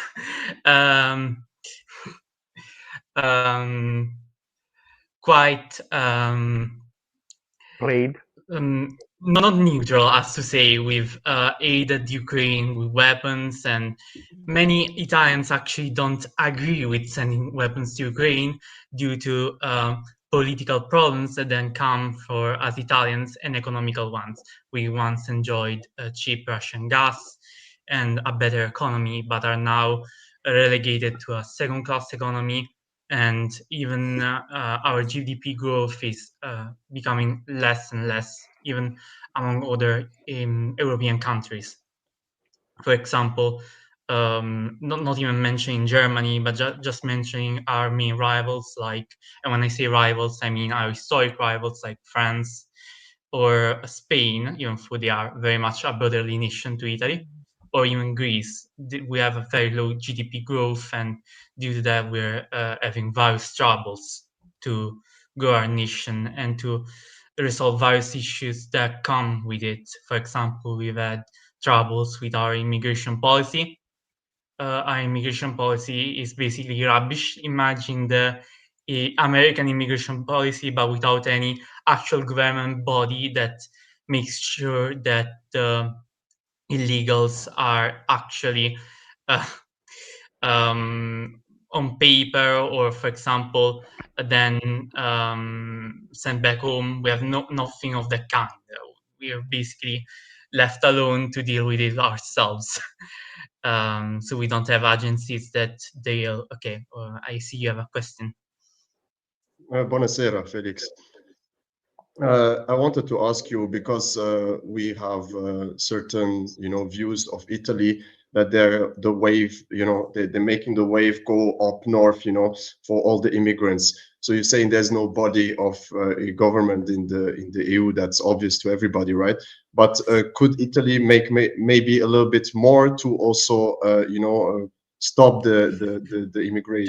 That's certain. The problem is that if you look at EU politicians or EU deciding bodies of governments, you'll see that they don't care about immigration, because for them it's just a free vote that they basically get. It's free workforce, it's free votes that they can get, and free How can the immigrants sustainment for them. vote? How can immigrants vote? It's funny. This Vote, for example, if they become mythology about this new mythology that's so prevalent on both sides of Atlantic, that immigrants can vote. It's really strange. But they can basically vote if, for example, they they can vote, but because if they become citizens, thanks to various laws that are put in place in the country. But you need to give them citizenship. But you need to give them citizenship to vote. Things are so screwed that they get citizenship without trying. For example, they get citizenship without actually knowing much about Italy, and thus they become votes for the left-leaning Italian party. That's not true. Which is bad because of various reasons. Because you have, sorry, what did you say? That's not true that they get to become citizens without any effort. They just get citizenship. That's so funny. Yeah, but they Why get the new citizenship quite generations don't know easily and about are it? then That's free not so votes for the easily. left. I don't It's know No, not the that's really not law. that. true. That doesn't happen. I don't That's know the that law doesn't there my has four For been. taps got. example, it And happens in the United States, and it also happens in Italy. For example, in the United States, No, you it have ways of. doesn't. Those are lies. It doesn't But in the happen United voting. States, you had, What for example, actually those why the freedom immigrants things are called allowed and pushed, why IDs or immigrants so are allowed things. and pushed into the countries is that they work hard comparing to the natives. Natives don't work hard, always relax and demand higher pay. This is the why That's not they're true. pushed in. That's not true. That's not I true have at a lot all. of things to discuss about this, but I'll take it down at various layers. That's not true at all. First layer, it's that natives work hard. You'll see that most of the workforce in Italy is made of Italians. Unless you go to jobs like farmers, for example. There you might see some workforce being utilized of immigrants. But when you look at normal workers like for example, builders or such, you'll see that they are mostly Italian and they work very hard. Other than that, citizenship is very much takeable in Italy without much effort because we have very lenient laws towards citizenship and how to gain it in Italy. And even though they are lenient or not lenient, when it comes to voting, you can have problems like they had in the United States, where there are various machine kinds of votings where you don't even have to show an ID to vote, and that's a trouble because then you have immigrants that are not part of the country, or even dead people that somehow vote. They cannot vote. Those are the lies. Those are the lies. You cannot Okay, vote. wait, You wait. have to be registered. Okay. There's a videos. Everybody could see. They wouldn't let him vote unless his information matches what's in the computer. So you have to be registered first to vote, and then you don't have to show the ID. But Yeah, your that's information I have have a to problem with match that. what's in the computer. So you cannot have immigrants voting because there's no ID, because there's a reason why they don't have to have ID. But you cannot vote if you're immigrant, if you're not registered to vote, and you cannot register to vote if you don't have right to vote. I can be that's how it works. Registering prevents, and your information have to match with what's registered. Yes, that's Okay, true. But so if you you cannot come in with someone that doesn't speak English and provide right information that's registered already. And what happens if the double match? If someone shows up with the same match, same information, then what happens? Can they let you I don't vote understand what again? the Because question is. right, they don't let you vote if there's a match, right? Yes, they don't let you vote if you don't have any And Italian then ID. they claim they can sue you. That's what happens if there's a match. So that's fake stories. Sorry, I Nobody see can that vote other that's people have not questions registered, that or doesn't things have to the ask. right to vote. It's a totally fake story. Which country are we talking about? Actually, I got Italy. lost in the In beginning. the US, Italy. in the Europe, you cannot vote if you're not registered to vote. Anyway, super chat. Four taps got say love to Felix. Oh my god, this $2 is very worth it. It's on screen for a long time. And one more thing. One more. Madeline said we bought an entire village, Lunigiana, in Tuscany last summer. A real steal. Don't worry, I will let Italians live there. Well, one or two. Sometimes I really do not know the things that Madeline say is real or not, because it's quite insane though. You bought the entire village. She's drinking but hard. anyway, She's drinking hard. You can see that there are Enjoying problems time. in Italy of things like that. For example, our beaches, if you look at the Italian beaches, they are mostly privately owned. So you don't have public beaches or things like that. So they are privately owned mostly by foreigners, and thus that creates problems with the Italian economy and with working Italians. Other than that, there's a problem with immigration as a whole. For example, it's not regular immigration, it's legal immigration, where the immigrants risk their lives even coming into Italy.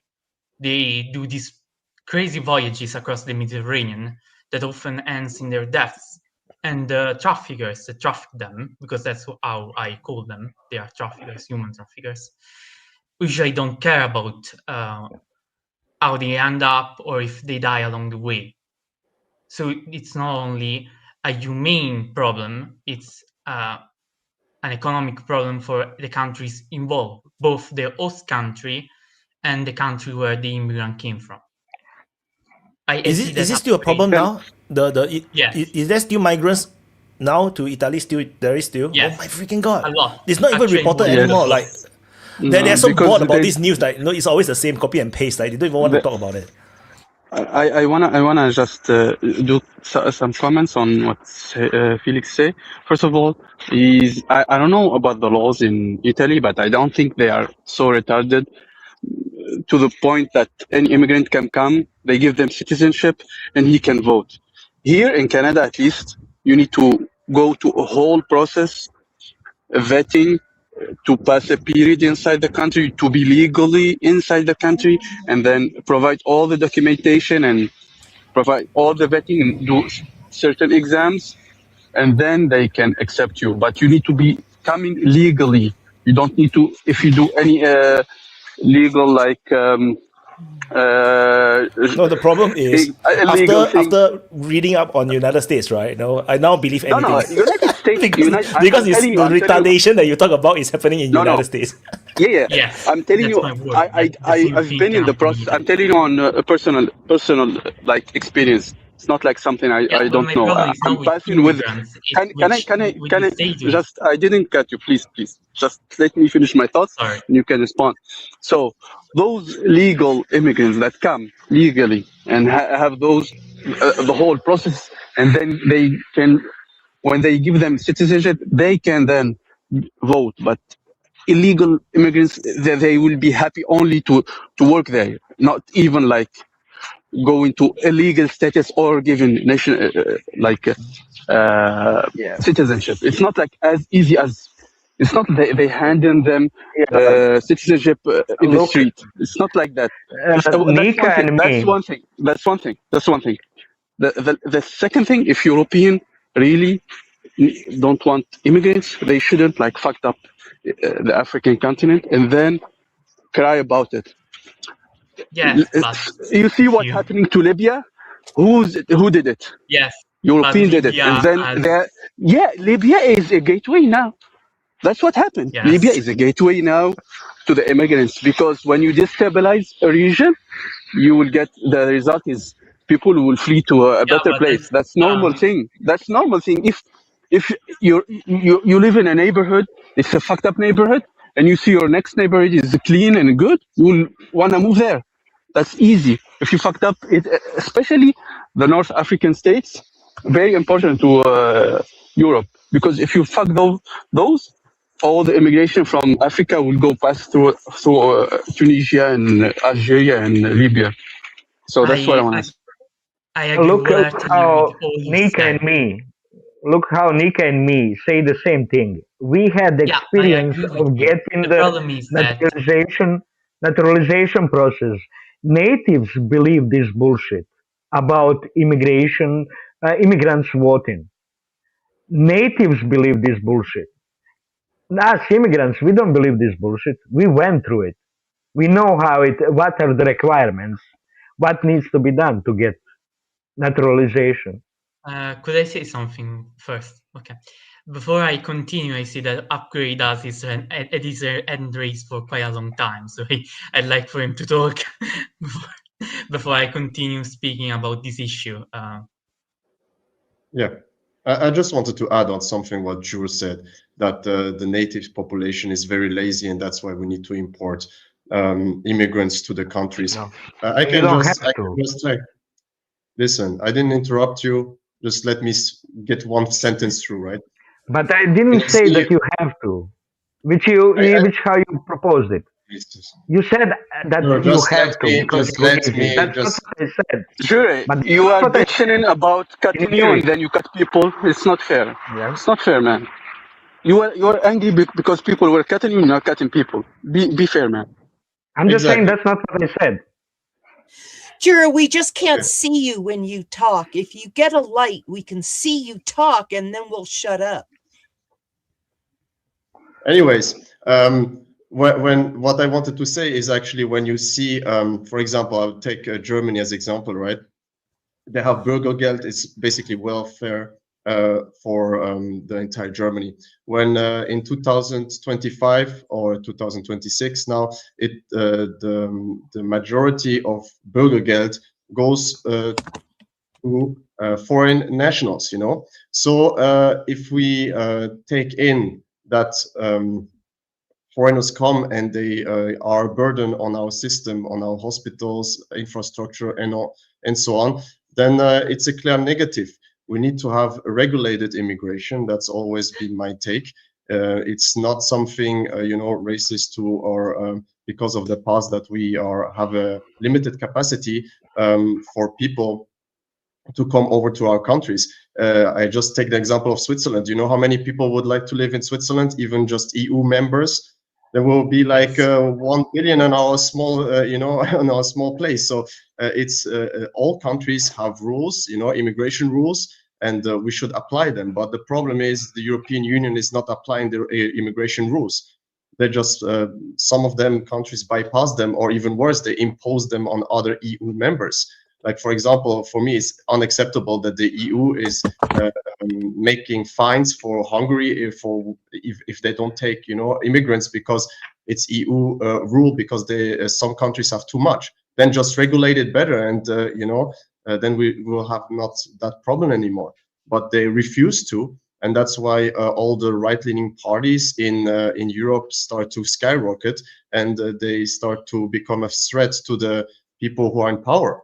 And that's just the reality, you know. And if we continue like that, we're gonna have, you know, stricter, you know, people, and Europe gonna go more right-leaning on the whole, especially the big countries. Because if you see Germany and like Italy is still a big country, right? But let's take the big two, right? For the European Union, France and Germany, we are one election away, maybe, to have both this country turning right, you know. And not like the right conservative party, which we knew from the previous years, you know, but the more extreme parties. So if we just want to not acknowledge the problem, then it's fine, you know, but the population will go to the ballot box, because there is war with Ukraine and Russia. Now we have the problem with Greenland, where Europe is very weak on most of the front, right? Diplomatically, militarily, and economically. So we are pushed from both superpowers, you know, and China is also taking advantage of us. And we're in the middle, and we're just getting destroyed from all sides. And that's not acceptable for Europe, you know. It's just my case, you know. But after, it's going to be to the people to decide. I don't know who's first. Super chat, Madeline said, price of slaves in Libya is going through the roof. I do not want to ask why she knows. So Okay, now to continue what I was saying before, I think that illegal immigration is not only dangerous for the countries involved, it's dangerous for the immigrant, because they aren't brought into the country in an easy way. They are literally brought across the sea, and they usually starve to death, drown, or get sick along the way, which is completely horrible as a thing in any civilized country. Just one thing. I need you to imagine what pushed a person to do that kind of dangerous thing. But if we look just the image of Libya. Why, Nika? Libya. Why? Nika, is it Libya just the was- money? Is it just the Libya money? was- each case is different, but a lot of African countries, there is war, there is deplorable conditions of living conditions, and now with social media or TV, you see clean streets, you see people eat food, You see Yes. clean water. Just that is a different. Just having clean water in some areas, in some people, just have a running water, not even clean. Running water is a privilege. Having some electricity is a privilege. Some people cannot imagine the conditions of some people in the wars. The wealth still doesn't help those population. One of the richest countries are very poor. For example, I said Libya. For example, it's easy case to see the wealth they have and the conditions they live in is deplorable because of war, because of division, because of that each party is trying to gain as much as possible and trying to keep the country divided. So that's what make people wanna move. I have a proposal. Italy should send a legion to Libya and just set up a city over there. Like you must Yes, you must embrace your Roman heritage. Like the Roman army is so fierce. Everybody's like, wow, it's so scary. Then you look at the Italians today, like it doesn't feel the same. Like these different people. You need to embrace your inner Roman. Like send a legion or two, to Libya, set up a conservatory, that make sure that all the refugees can stay there. If not, the amount of money you guys spend on like protecting the border or saving all these people, feeding all these immigrants, you might as well just fund the whole freaking army and just go there and set up a city. I think it's cheaper. But of course, then that will be colonialism. Then people say it's no good, it's no good. But be like Romans don't give a fuck, man. Didn't work. They've done that. That didn't work, man. Back to Libya, I wanted to add one thing. For example, Libya was an ally of Italy after World War II. For example, we have a figure like Gaddafi that had various portions of the Italian market as an investor. He had various portions of Fiat, that is the main manufacturing body of cars in Italy. So Gaddafi was an important figure in Italy's economy. And afterwards, Gaddafi, who was an ally of Italy, was killed and murdered. And many Libyans celebrated that after he was murdered. But those Libyans weren't those Libyans that were allies with Italy, because they didn't know that Gaddafi was doing something to better their country, because they believed that he was a dictator. But that's the brainwashing, right? He was a dictator. I've been to Libya. Yes, I worked there for a period of time. Listen. Let's be like, even it's the same as the situation in Iran. We cannot deny that they are dictators and they are fucking up their countries. The amount of oil that Libya had and the wealth that Libya had could be like UAE now, but it wasn't even before the war. I went there, I saw there. Even our Libyans went to Tunisia to have to get medical health, medical treatments, which is like they are way wealthier than us. So imagine that level. So if you have such a ruler, I can understand the people, but also I can understand that the situation now is very bad, and it's a gamble. Practically, it's a gamble.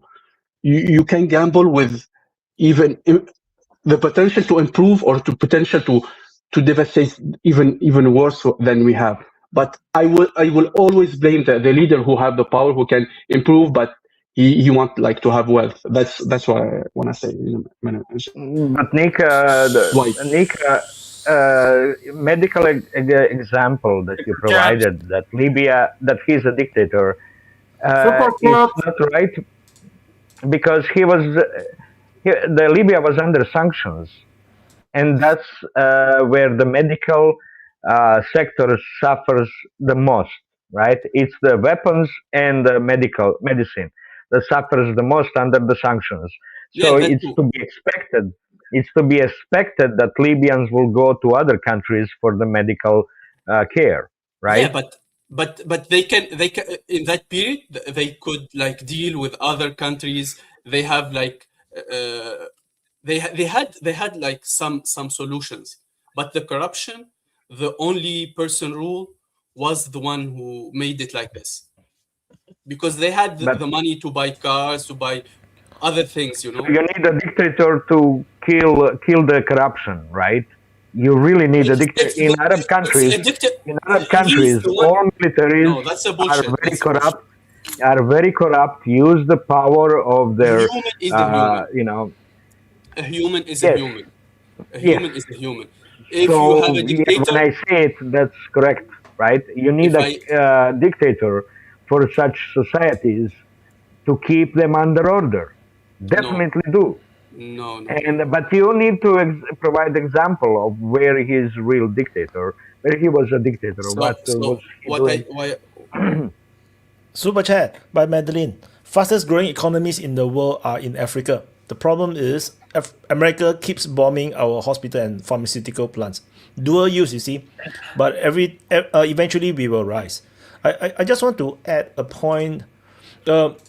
Just now I was saying, when we talk about like Gaddafi, I was saying that that is the influence operation, or the the thing is that dictatorship or not, I feel that the more important thing is does the people have a good life? There's do you have the amenities and everything? I think that's more important than whether it's a dictatorship or not. So this is why I say it's a brainwash, because certain Western ideology is like, oh, it's a dictator, so it's bad, so you must pull him down. And then what you get is you get total anarchy in Libya, which is stupid, because they were used to be one of the richest country in Africa, the most well educated. They have free healthcare, free education. So it's insane that, oh, just because it's a dictator, so I got to give up everything good. It's not like Iran situation where people can't survive, and they have legitimate concerns. So it's kind of sad as well. That's why I always talk about the countries need to get their foreign policies right. Big countries will always screw with you. You have to play the game well. Like you see Erdogan, in Turkey, he know how to play the game. You see Hungary, he know how to play the game. Hungary, Viktor Orban, he know how to play. He know how to leverage his position in EU, but then he still continue to keep a relationship with Putin, and then he have a very good relationship with Trump. It is the foreign policies that matters. If you, like, I always criticize Iran for the moment you come out and say, oh, Israel is an enemy, United States is an enemy. Yeah, of course they gonna screw with you. You already say that they are enemy. Then you cannot blame that they sanction you. That why the hell would they be nice to you if you already say that they are enemies? So that's my point. I'm not sure who is next. You have to tell your population something after you being bombed, right? That's what they say. Israel is enemy because they were bombed, so they have to say something to their population, not to react with aggressive war. No. Israel, what I mean right? is that the constitution. Yeah. No. What I mean is the constitution. It's just like the situation with Hamas. If your constitution is the elimination of Israel or whatever, something like related to that, then of course Israel is going to be your enemy. Because your constitution, your aim is already aggressive against specific side. So then, of course, they will not be nice to you because there's no reason to feed you or to support you. This is something that people don't seem to understand. I'm not sure why is it so difficult. Like sometimes I screw with certain viewers or commenters in the forum or in Discord. I scold them and then they piss off. Then they try to attack me. Then of course then I ban them. Then it's like, no, why you ban me? Then of course you attack me. Why I want to be nice to you? It's like Wyatt. Why Iran, for example, don't say death to Switzerland or death to Norwegish? Yeah. Why they choose the only? Because they are fucking messing with them in the first place, man. You cannot remove that part. Nika, I don't understand it. The revolution already the revolution Turkey shoot down a Russian plane. They literally just shoot down the freaking Russian plane, and Russia still be nice to them. Listen, the Iranian revolution happened in the first place because they were messing with them in the first place, man. That was the British. Nika, can I ask you, in Islam, you guys have judges, imams in every neighborhood, right? Like judges are more important than elected people. So in the globalist thing with the two kinds, They want judges, not elected people. They want to be ruled by judges. Like in Israel today, all the riots, they're doing the judicial reform. They want judges. By the way, they want judges instead of elected people. They want it not states, but judges. Does that make sense? Is that There's a religious state kind of thing, like religious Yeah, yeah. state, rather than Yeah. like a No, Yeah. there, in Islam, there is no one who can claim they have the absolute truth. So it's only an Cool. interpretation. It's only his own. There's judges that are mandated by the state who can judge, but you cannot claim, oh, this is the religion in anyone. We don't have a pope. We don't have a clergy. Even in like big institutes like in Cairo or in Saudi Arabia, those are like just scholars who agree that's okay. This is the ruling of that subject or not. No one can claim they have the absolute interpretation or absolute truth on that subject. So this like thing is only. I'm talking about the Sunni, not the Shia, just the Sunni part of Muslim. So what about the Shias? Different thing. It's a very, very complex situation. They have a different approach. They say the Imam is the one who interpreted to have the connection to the correct interpretation of Islamic ruling, which we don't agree at all. We don't have those kind of things. So it's a different one. How did Trump get them to not execute people? Oh, the guy already got beaten to death, by the way. Just update, the guy that is supposed to be hanged, the first guy, supposed to be hanged by Iran, he got beaten to death in prison, so he's dead. So the America thing is just a joke. It's just an excuse to blame somebody else.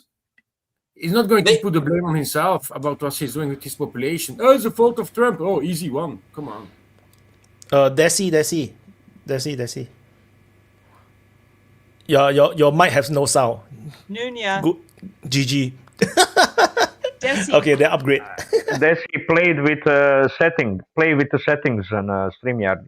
Go upgrade. I think upgrade. Okay. Maybe try to raise your microphone.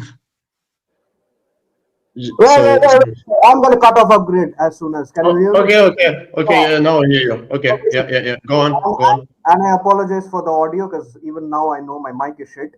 Now, first of all, I'm not going to touch religion at all, but I am going to school Nika because you insulted my boy, Gaddafi. He's my boy, man.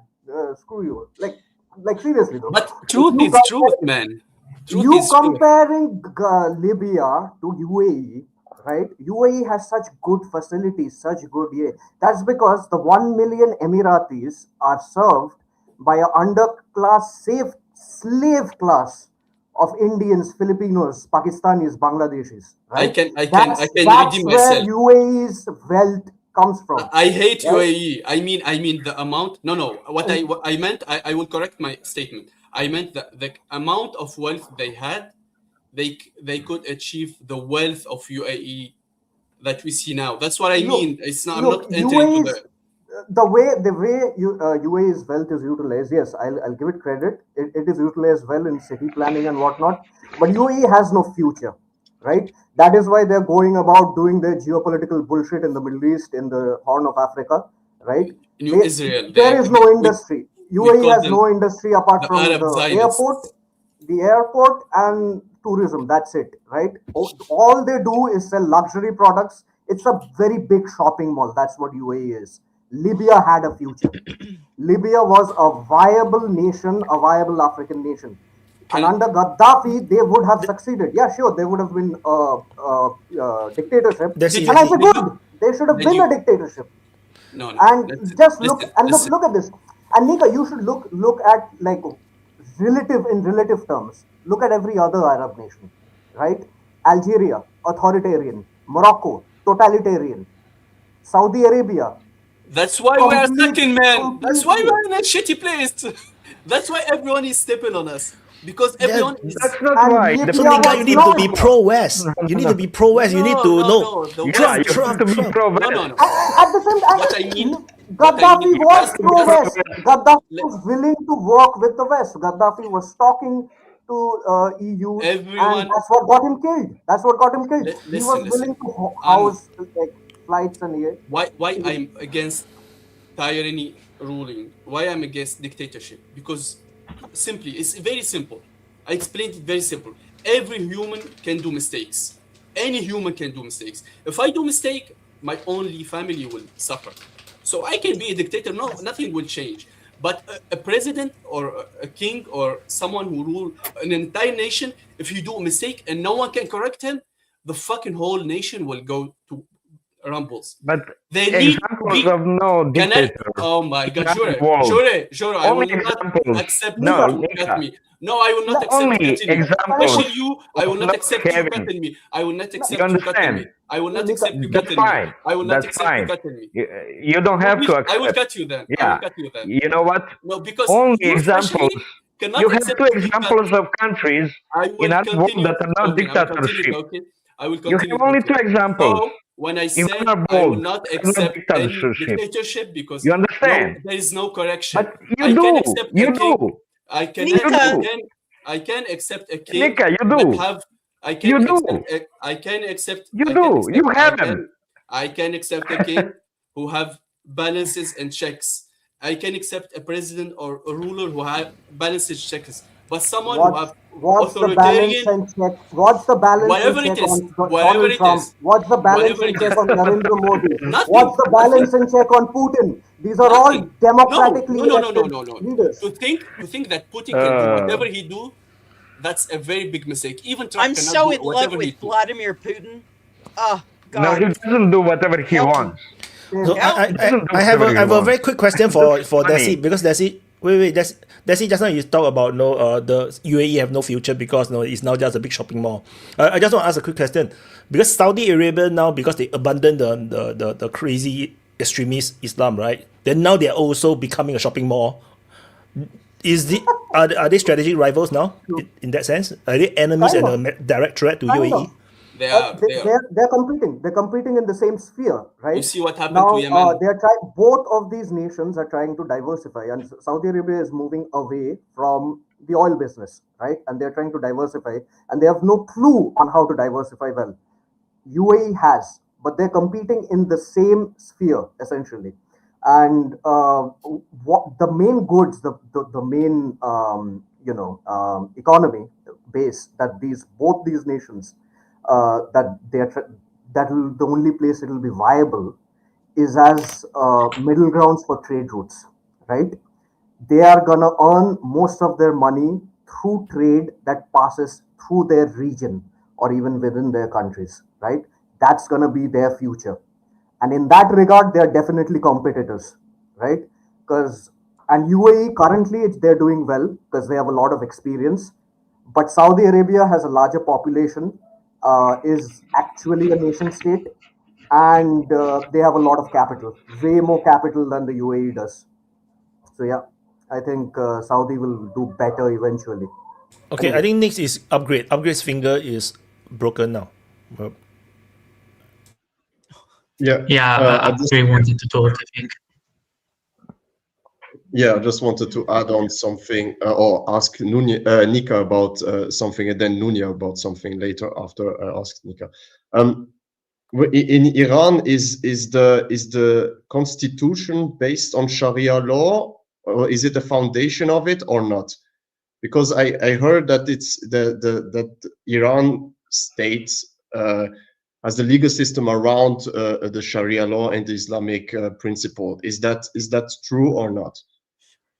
They claim that, but it's the Shia kind of Islam. It's very, very different because the source of text, the whole philosophy of how to read the text, how interpret the text, how seek the legislation is very different from Sunni to Shia. So Shia, they can have the Imam. The Imam is only to the Shia. The Imam can say whatever he wants. He will be believed because he have a direct line to that legislation. But Sunni, there is no such thing. They're only the Sunni Islam is just an opinion of what you interpretate between like you have like 3 doctors who will like debate if these symptoms are that illness or the other one, and what we can do with it. But Shia is like one doctor who lead everyone and say, no, you have that problem, and this is the treatment. It's a different philosophy, different things. It was started politically, and then the history is very, very diverse and stuff. Sure. Okay, great. I just wanted to add something. Nunya, are you happy with Canada making this deal with China? Oh, sure. Yeah, why not? Jura. Which deal? I got a bad feeling about it though. Like no, it's like, but I have to say, no, Canada have no choice. Like there is no bigger trading partner after United States, which is China. So because of the desperate situation, guys, no choice. let me buy the electric car then. It's coming. Definitely, it's coming. But the problem is don't get stranded in the wilderness. I just get a kick out of all of this Western hate on for the Chinese, right? Because, you know, they sign contracts, they honor their contracts, they're reliable business partners. That's what you want. And, you know, I read the right-wing media here, and they're all talking about how, oh, this is a step towards communism and all this horse shit, like these ancient tropes from the 1980s.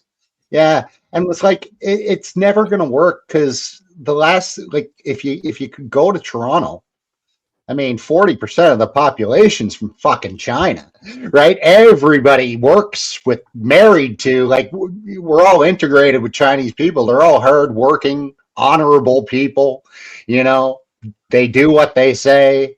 You don't, like, so you're never going to pull that shit here. You might up in some redneck town up in northern Ontario somewhere, but or even here, or even in welcome investment. It's a welcome trade deal. It's long overdue. We never should have slapped EV tariffs on them in the first place, and all it did was screw up our farmers. So it's a good deal for the farmers. It's a great deal for Canadians. It can even decrease the prices, because car prices are like, you can't afford a car here, right? You just can't. It's insane. So it's all good. It's all good. I think. Oh, totally. Good. Anybody who, like, you know, all you have to do is point to Europe. Like, you know, the moral of the story is don't be a vassal state. And all you have to do is look at the EU and see what happens. So, the goal here is to diversify our trade by at least 50% within the next 10 years. That's what the foreign minister said the other day.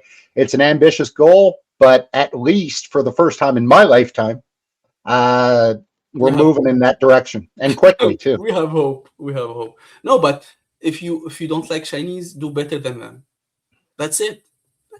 Easy. It's an open market. You want an open market? You don't want a communism? Open the market, man.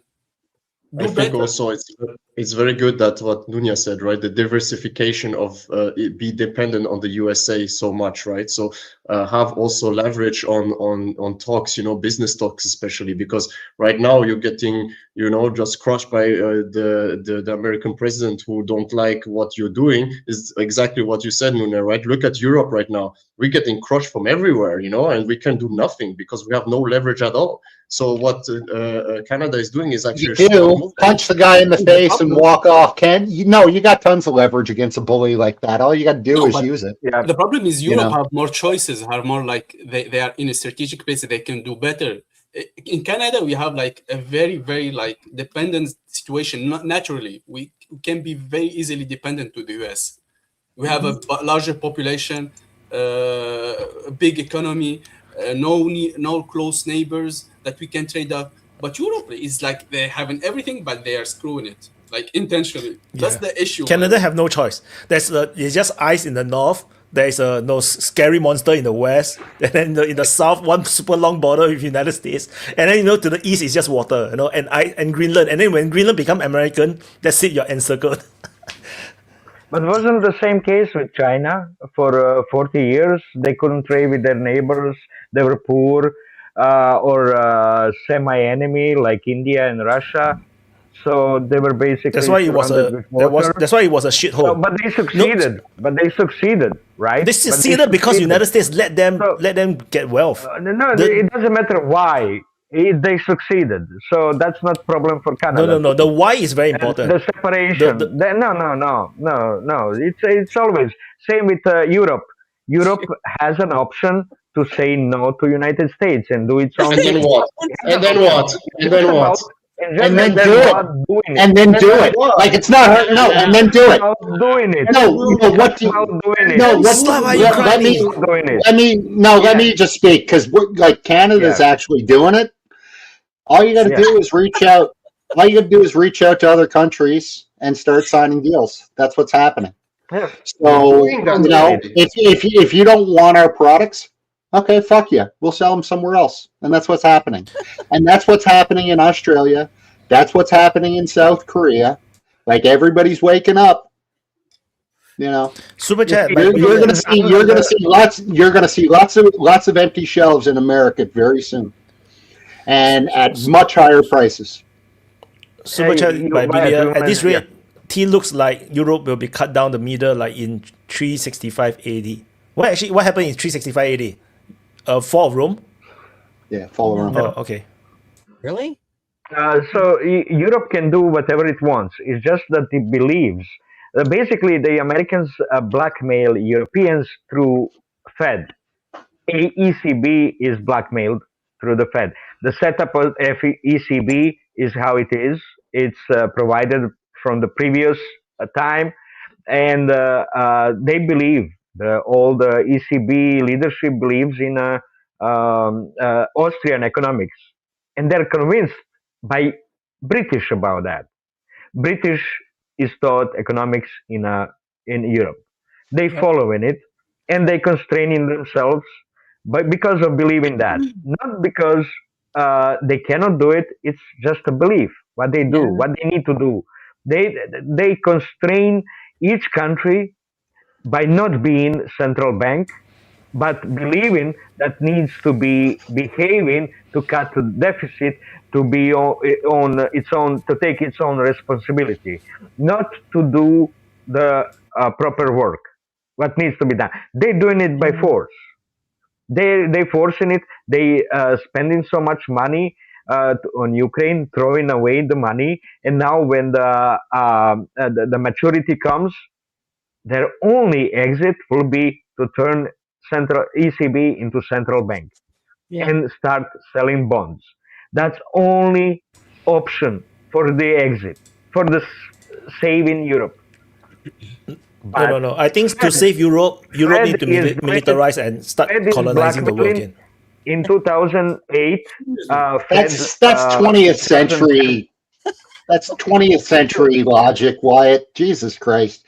No, all you got to do is give Russia a call. Say, let's get that Nord Stream up and running again. Oh, then I also agree. This is not rocket science. We just need leaders with a bigger set of nuts than Maloney. That's all. We got a bunch of cowards. 2 brain cells at least. In 2010, the ACB was saved by Fed.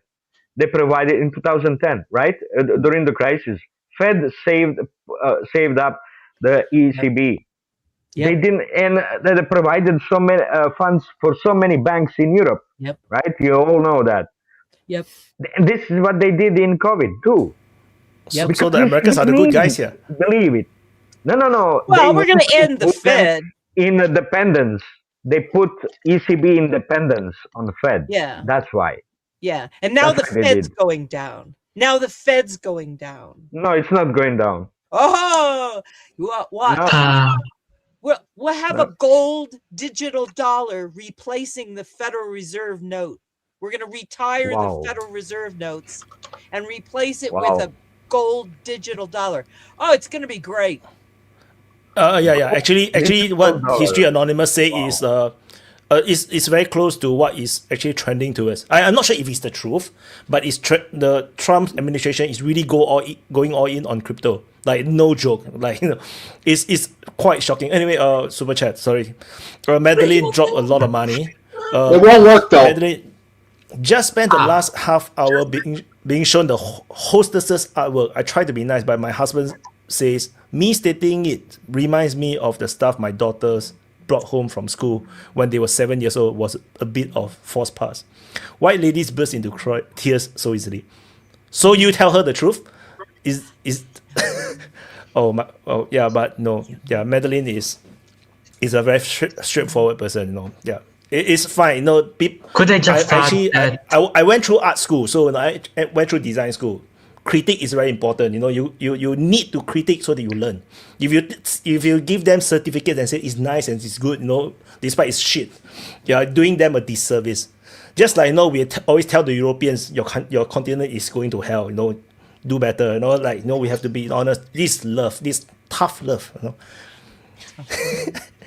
If I could add something. Go ahead, Felix. Go, Felix. Okay.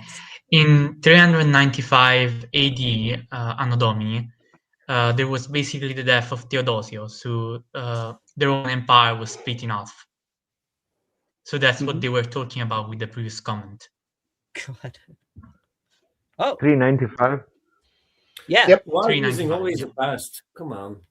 Okay, as I recall, they took melted gold and they poured it down his throat, and that's how they killed him. So the thing with the philosophy of globalism is that you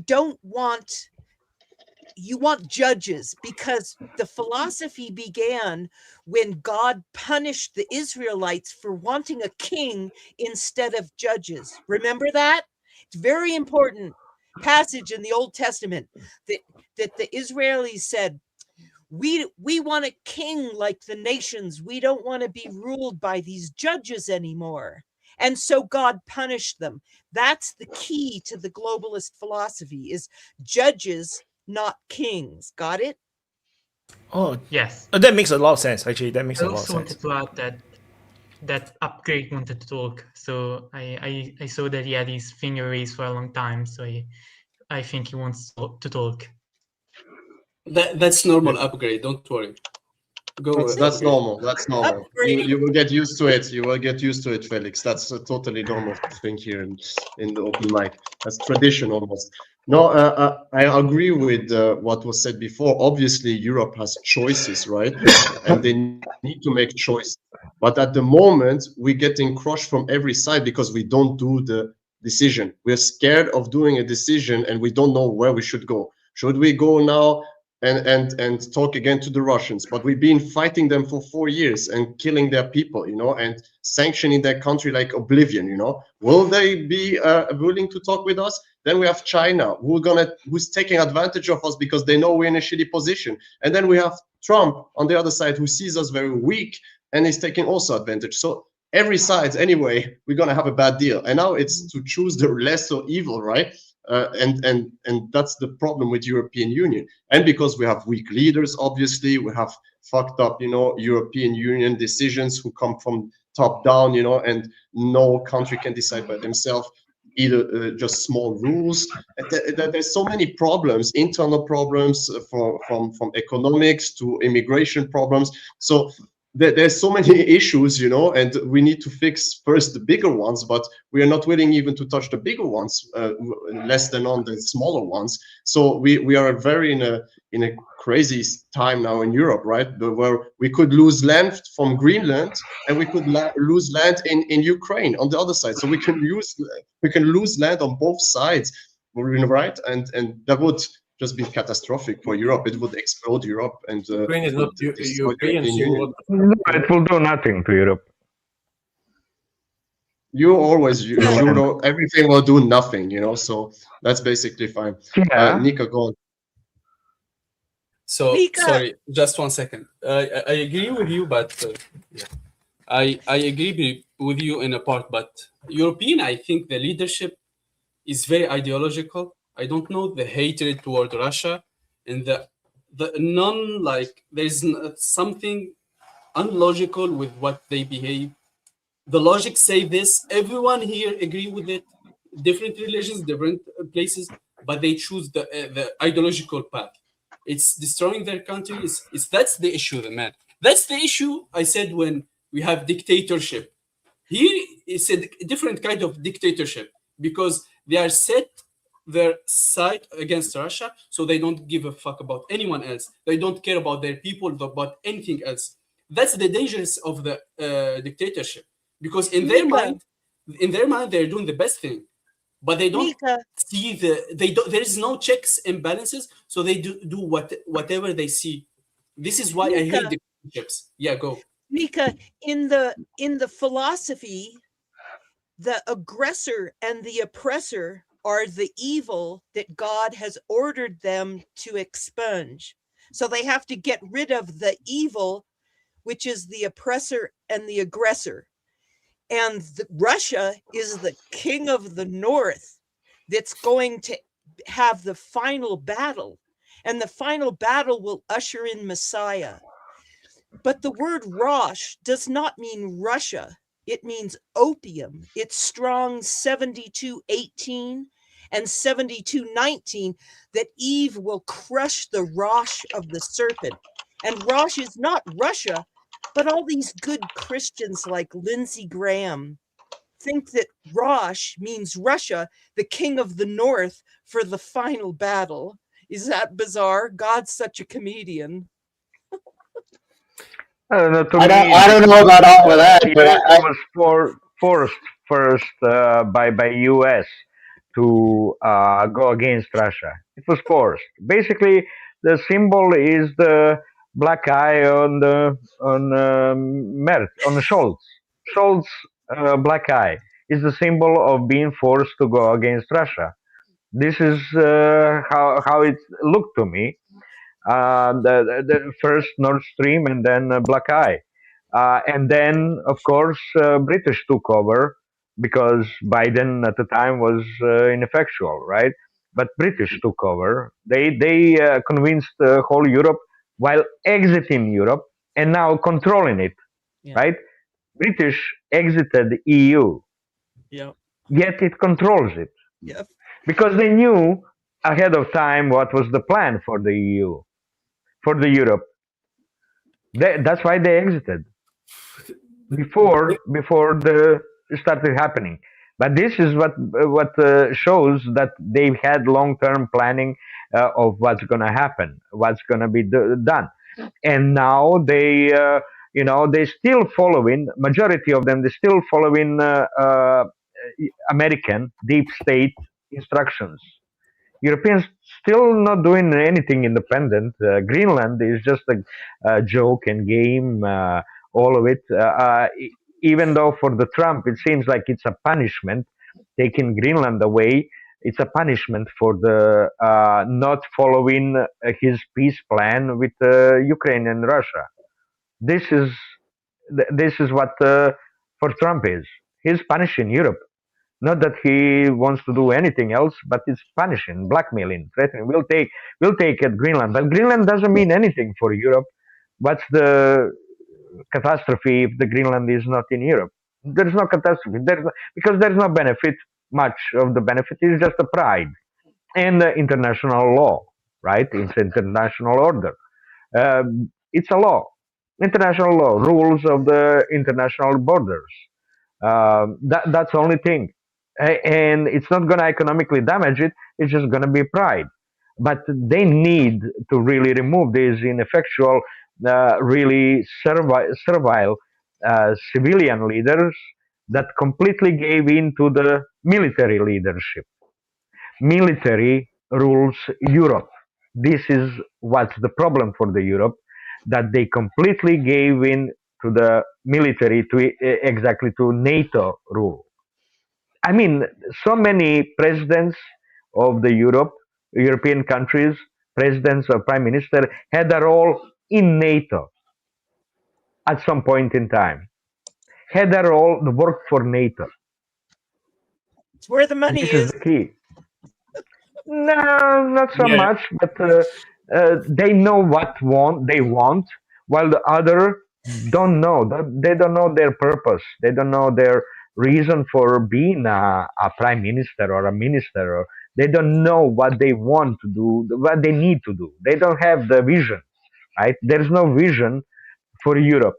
Nobody is presenting it for a long time, so the ministers don't have any visions what to do. They're ineffectual. But NATO officers, they do. They have their own vision, and that's why they're stronger. That's why they overcome, and they can bribe and take, guide these to do something because they don't know. Europe is fairly successful. They don't have to do anything because it's fairly successful, rich, prosperous, still prosperous. I mean, it's waning, but so they have nothing to do, nothing. That's why they don't know what they need to do. Now that really their job is crucial.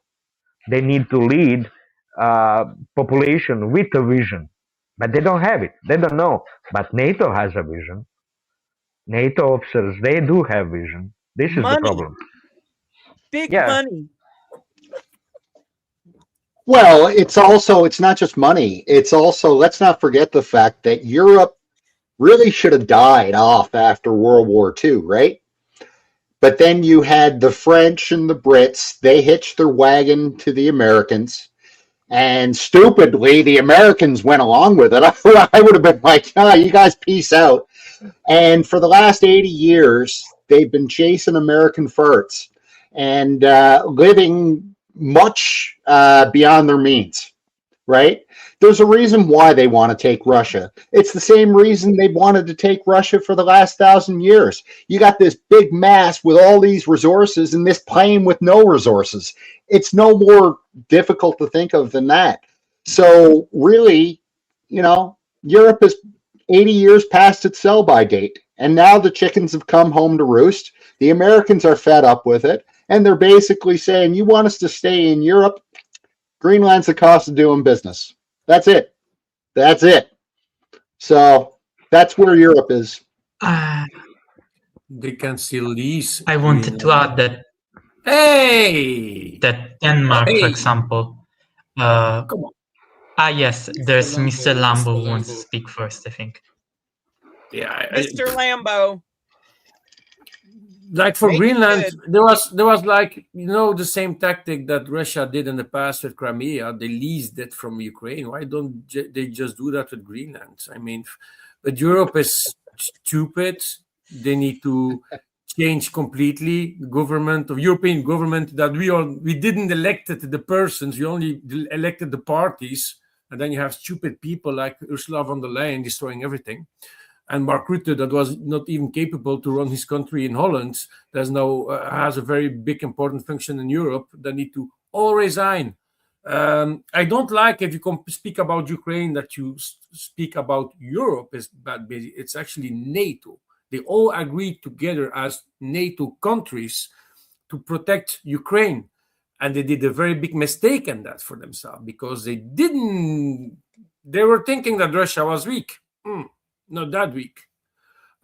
It's not Europe only, because you take, even if England is going to leave and still rule the shit about Ukraine, is why? Because you're still member of NATO. So it's had nothing to do with Europe.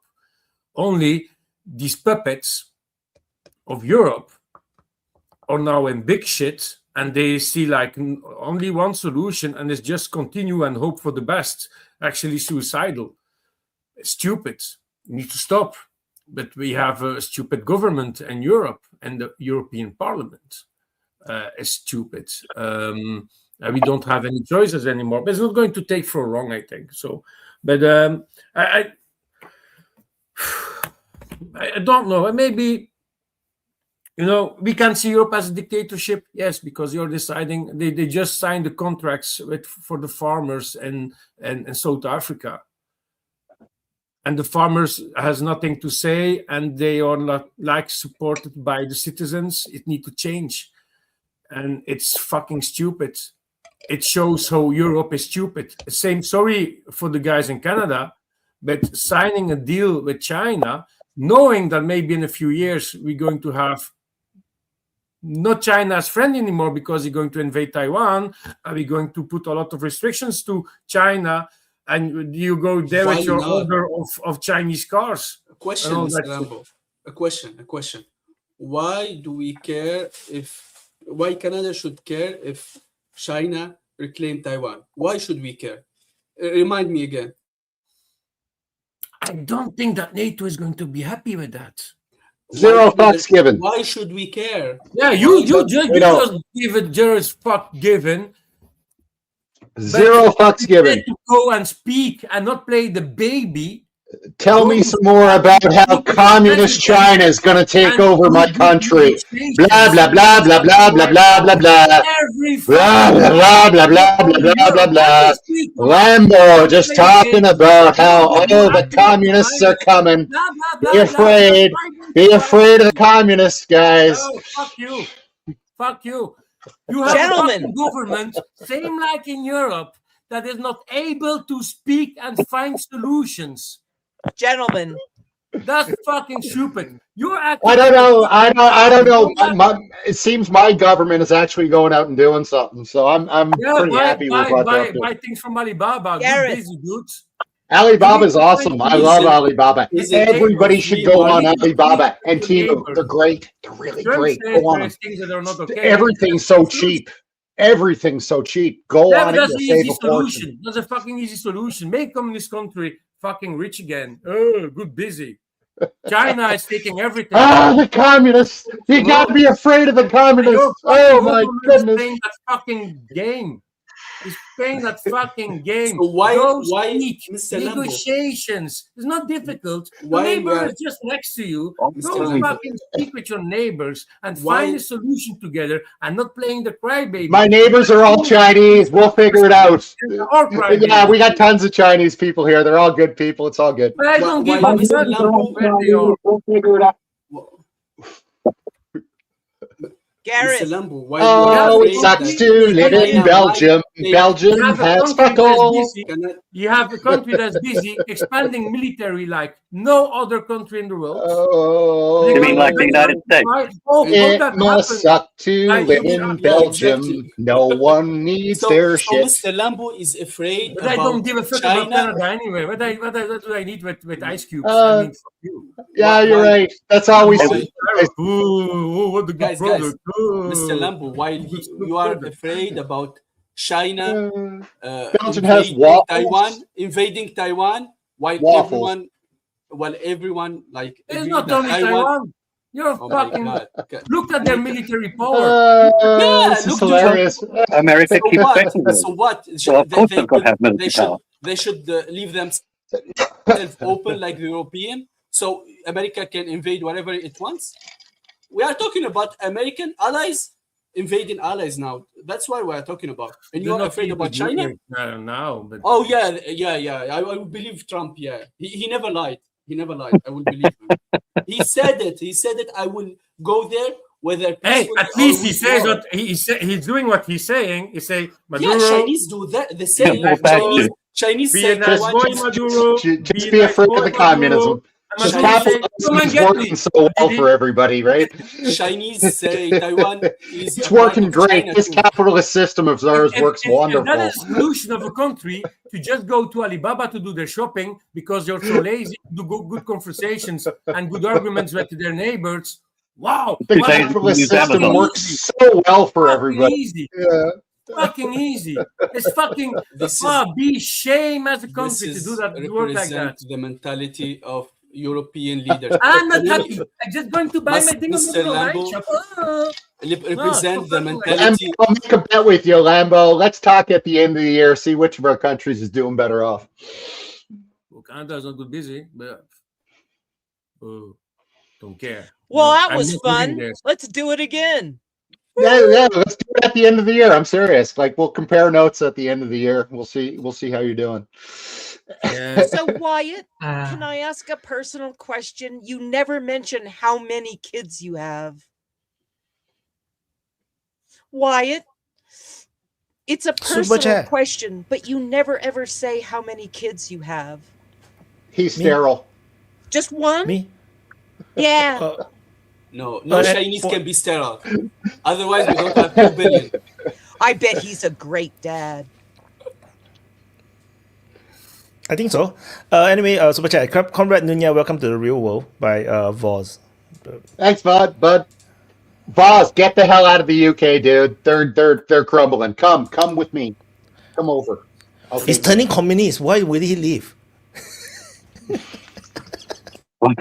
He and Boss, we'll start a business.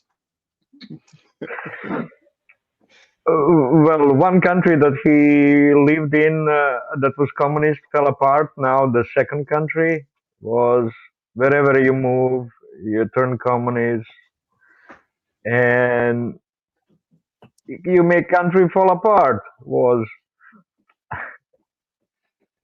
Go upgrade. Come back. Go upgrade. Speak. Upgrade. Speak. Speak. Yeah. Can you hear me? Yeah. Okay. Mr. Lambo, we need to deal with China, and we need to make business deals. It's okay, they're not evil people. They just want to make money, and we also want to make money. And then it's about who is making the better product. I always said that. But it's And also it's by not our, about they our want government. Great. It's called we are comparative not advantage. our government is buying cheap new anyways. No, it's called Mr. comparative Lambo, I will advantage. explain Figure you. I out will what your explain you. comparative advantage is and then export that. I don't know what Belgium's comparative advantage is, but that's what you need to figure out. You need to But figure out. our government, Ninja, is destroying our own economy by not investing in our own products. Okay, so you've got no comparative advantage then. You're fucked. Okay, gotcha. You're fucked. Okay, well, where I am, we have tons of comparative advantages. We'll be okay. Why would the government invest? Really, that's just driving private money out of the market. Yeah, but do you have factories that's closing because they are not selling buses anymore? Yeah, because I know all the buts, but you have to explain it to the people who are running the world. Yeah, sadly, I'm not in government. But I don't think it's that bad. just seen happening. You're not promoting products that you made, like for Europe. You are doing everything. Luckily, you're not in promote government. your own products and not promote the one of another country if you can make it yourself on a bed. Not going to say better way, but on the same level. That's our problem. That's not the problem of the Chinese. That's our problem. If we are not able to produce by ourselves, that's our problem, and we need to change the laws and to do it by ourselves. It's not always pointing at the other guy and saying he's to blame. Yeah, but when that's we why don't I'm do saying that anything by China is a yourself. too easy solution. It's too What expensive. it has Let's to do go with to China. So we just do expensive shit like in the US, and then everything is more expensive, and we can buy shit anymore, and we're this competitive wise weaker on the market because we just want to be proud about our own things. If we can just buy it for cheap, that makes no sense. That's just a fucking that's just dumb. There's some things done by the Chinese. Deciding as government to buy Mr. Lambo. governmental buses. No, but Mr. Lambo, what don't you understand about that? Mr. Lambo, it's nothing to do with understand. If you're not able to do by yourself and you delocalize your entire industry to China, and then they produce there the things which we want for cheaper, and then you come back to the Chinese are like, oh no, don't do that. Why we're this competitive? Why are you taking advantage of us? No, we make this world like this, and now we cannot cry wolf when it comes back to bite us in the ass, right? So either we have this system or we change the system, but then after everything gonna be more expensive, and then you're gonna have average people who can afford less because everything is going to be more expensive. It's just simple logic, and it has nothing to do with China bad or China good. It's just that, like he said, Nunya, right? It's cheaper to buy on Temu than to buy in a grocery store in Europe. That's it. It's simple, economics, and we have growth from like average growth of salaries are not keeping up with inflation. So what you're gonna say to the average, EU, consumer? Yeah, just buy locally. Okay, buy locally, but there's a budget, for each family. There's a reality. You cannot just tell everybody just to buy locally just because you want to. That's a good start, but obviously you're never gonna replace a market with 1.2 billion people produce for much cheaper things which we can't produce anymore here, and we don't want to produce them here. That's why we delocalize things. Think of it this way. China is actually exporting deflation to the rest of the world. Think about how much more expensive your lives would be without all this Chinese stuff, right? Exactly. So, it's crazy. Yeah, look at TV. The question is inflation. But there is a solution to buy local. Switzerland has a lot of solutions to buy locally upgrade. You should know. There's local money. Germany has a lot of local money that's designed exactly for the local purchases. Yes. So there's a lot of solutions for that. I don't get it. Super chat. Quite a few of them. I just saw it. Thomas said, Gareth cleaned up and got a job, opened a paperclip factory, and became part of the bourgeoisie. If you can't beat them, join them. I can't fact check that. Yes, I have to ask Gareth. 4-Tap God say China immigrant platinum tier. Then Dented Helmet say, what's next? Cuba or Greenland? I vote for Belgium. Who wants Belgium? Nobody wants Belgium. Like the Greenland actually has shit. Yes, because you don't know shit about Belgium. Well, I've been there many times, but yeah. I'm complaining less than you apparently about Canada. I mean, no, I'm just saying that you guys put nothing in Belgium. Saying also, I'm complaining less about being. Okay, tell me, enlighten me, Lambo. What is in Belgium that any other country would want to take? Like, what is there? Backdoor to France. You at least. It's a what do you mind? What do you like? What is it? What is it that you're exporting that's so important? Geneva brandy. Oh, okay. Well, that'll slow the economy. What else? Yeah. What else? Okay. Beers. No, but what else? I'm legitimately asking a question since it came up. What is it about Belgium? What are you exporting that can't be made elsewhere? Like, what is it that makes Belgium so great to invest in? Please go. Belgium French visa. When they stopped presenting people in a zoo. I'd actually like to. Well, true. Like the zoo thing was pretty helpful. Please tell me, Lambo. I'd love to know. Give me a product. I give you a product. You give me a product of Canada. Huh? Okay, cool. You can do that like that. So I give. Okay, wait. This sounds like a long time. Wait, I need to read the super chat. Wait. This sounds like going to be a long challenge. Johari said, "May the great British Empire make a comeback." And Madeline said, facts. China supplies 70% of all imported food to Taiwan. This can't be replaced. China will have parity with SMSC in lithography within 5 years. China is lovely. I have spent months there. Oh yeah, okay. You can fight out. You can fight now. Okay, cool. Come on. I'm going to start with the best one, beer. Okay. Yeah. Is that a big industry? Like I don't know. NBEV is the biggest in the world. Come on, dudes.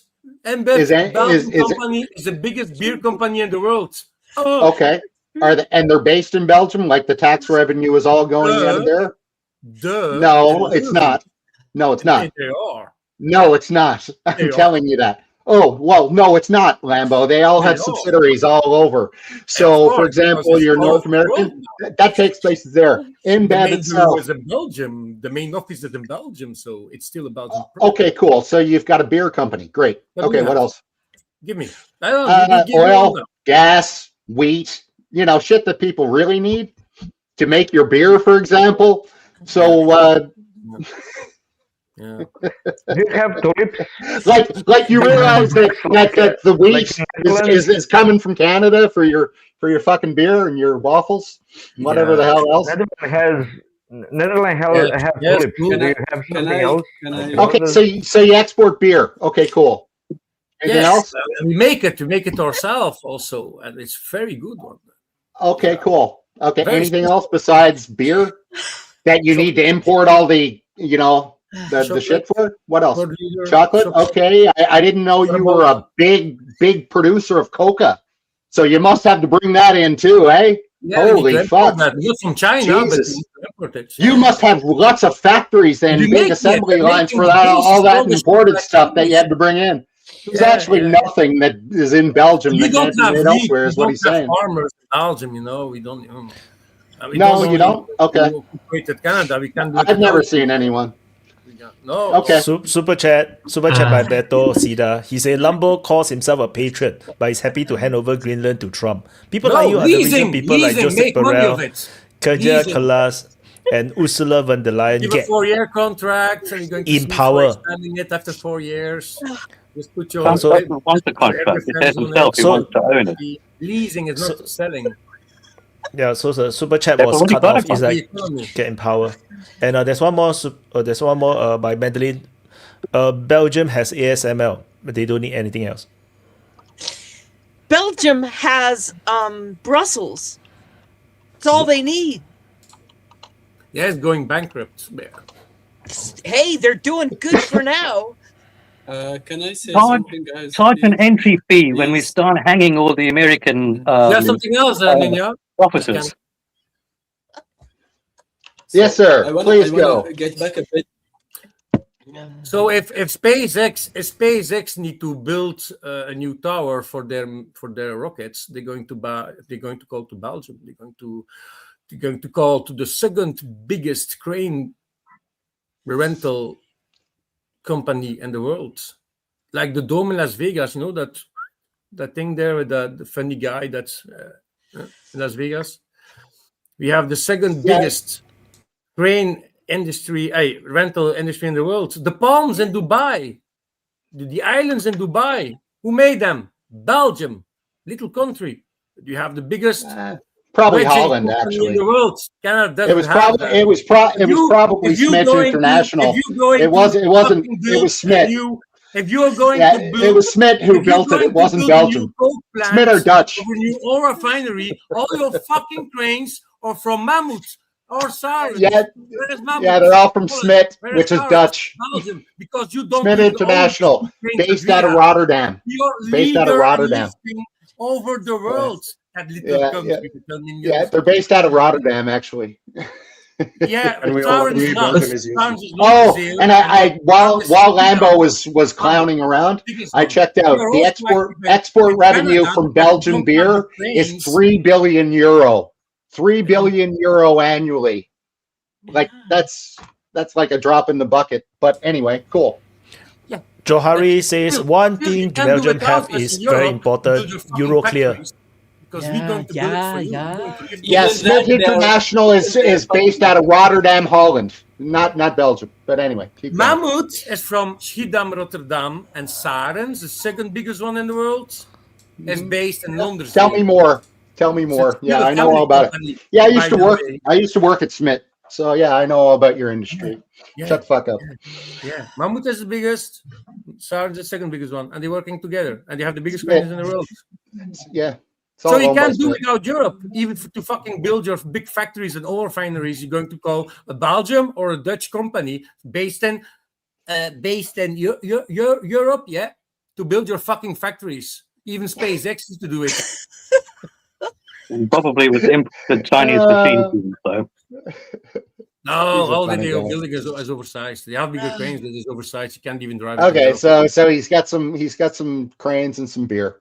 We get you. It's cool. Let's move on. Can I say something? Because your fucking factories to produce everything like Dazzle, built by lift all your shit by a Belgian or Dutch company. So you still need us to build your. He finally admitted it was Dutch. Mammoth is Dutch. Sarens is Belgium, still a family company. Yeah, they're fuck all. Mammoth is for sale, so maybe Sarens going to buy it. They already own together one rental branch. So yeah, you're not really competitors. Y'all done? Yeah, I mean, you can. I'm done. I was done 5 minutes ago. America had so much fun during World War II. You guys are a riot. Yeah. So one thing. They had nightmares in the Battle of Jordan because they say thankfully for them. We are still thankfully for United States. Euroclear. I just want to repeat this one. We love Europeans. Oh yeah, They are we blocked so that shit. We blocked that shit. Oh God, we have a the good prime French. minister. Oh, the Yeah, so I need to repeat this super chat because just now you guys were talking. So Johari said one thing Belgium have is very important: Euroclear. Yeah. They'll be bankrupt in a few years. All that business is going to Hong Kong. That's different. Russia sold the Euroclear for the money. Prime minister. By the way, but Russia sold Euroclear for the money. So now Lambo, they you won't start have the working money for back Russia. because it's frozen. That's the reason why they sued Euroclear. You'll No, start but working what I for mean Russia, is nobody's going to put their money in Europe anymore, and China's setting up a similar clearinghouse over in Hong Kong. Like all that business is moving to Hong Kong now, guys. All of it. So can we agree that start producing more beer? You're going to need to, you know. Yeah, it was good for the morale. Being drunk sometimes is also fun. Hey, Can I just say try and break me, my dude. Try and break me, my dude. Won't to take long. I'm from Belgium. We are very, very difficult to break. That's the German. The German did you guys quickly. Such a hard German did you quickly. You were very breakable. Thank you very much. In Second World War, you were very breakable, guys. Thank you. The German. Because we are Yeah, they roll over in every war. But what a hardy bunch. Get the fuck out of here. I laugh at people like that. I'm Canada. I make maple syrup.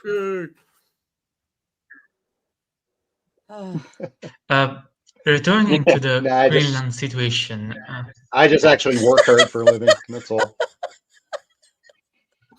Let Felix speak, please. Okay.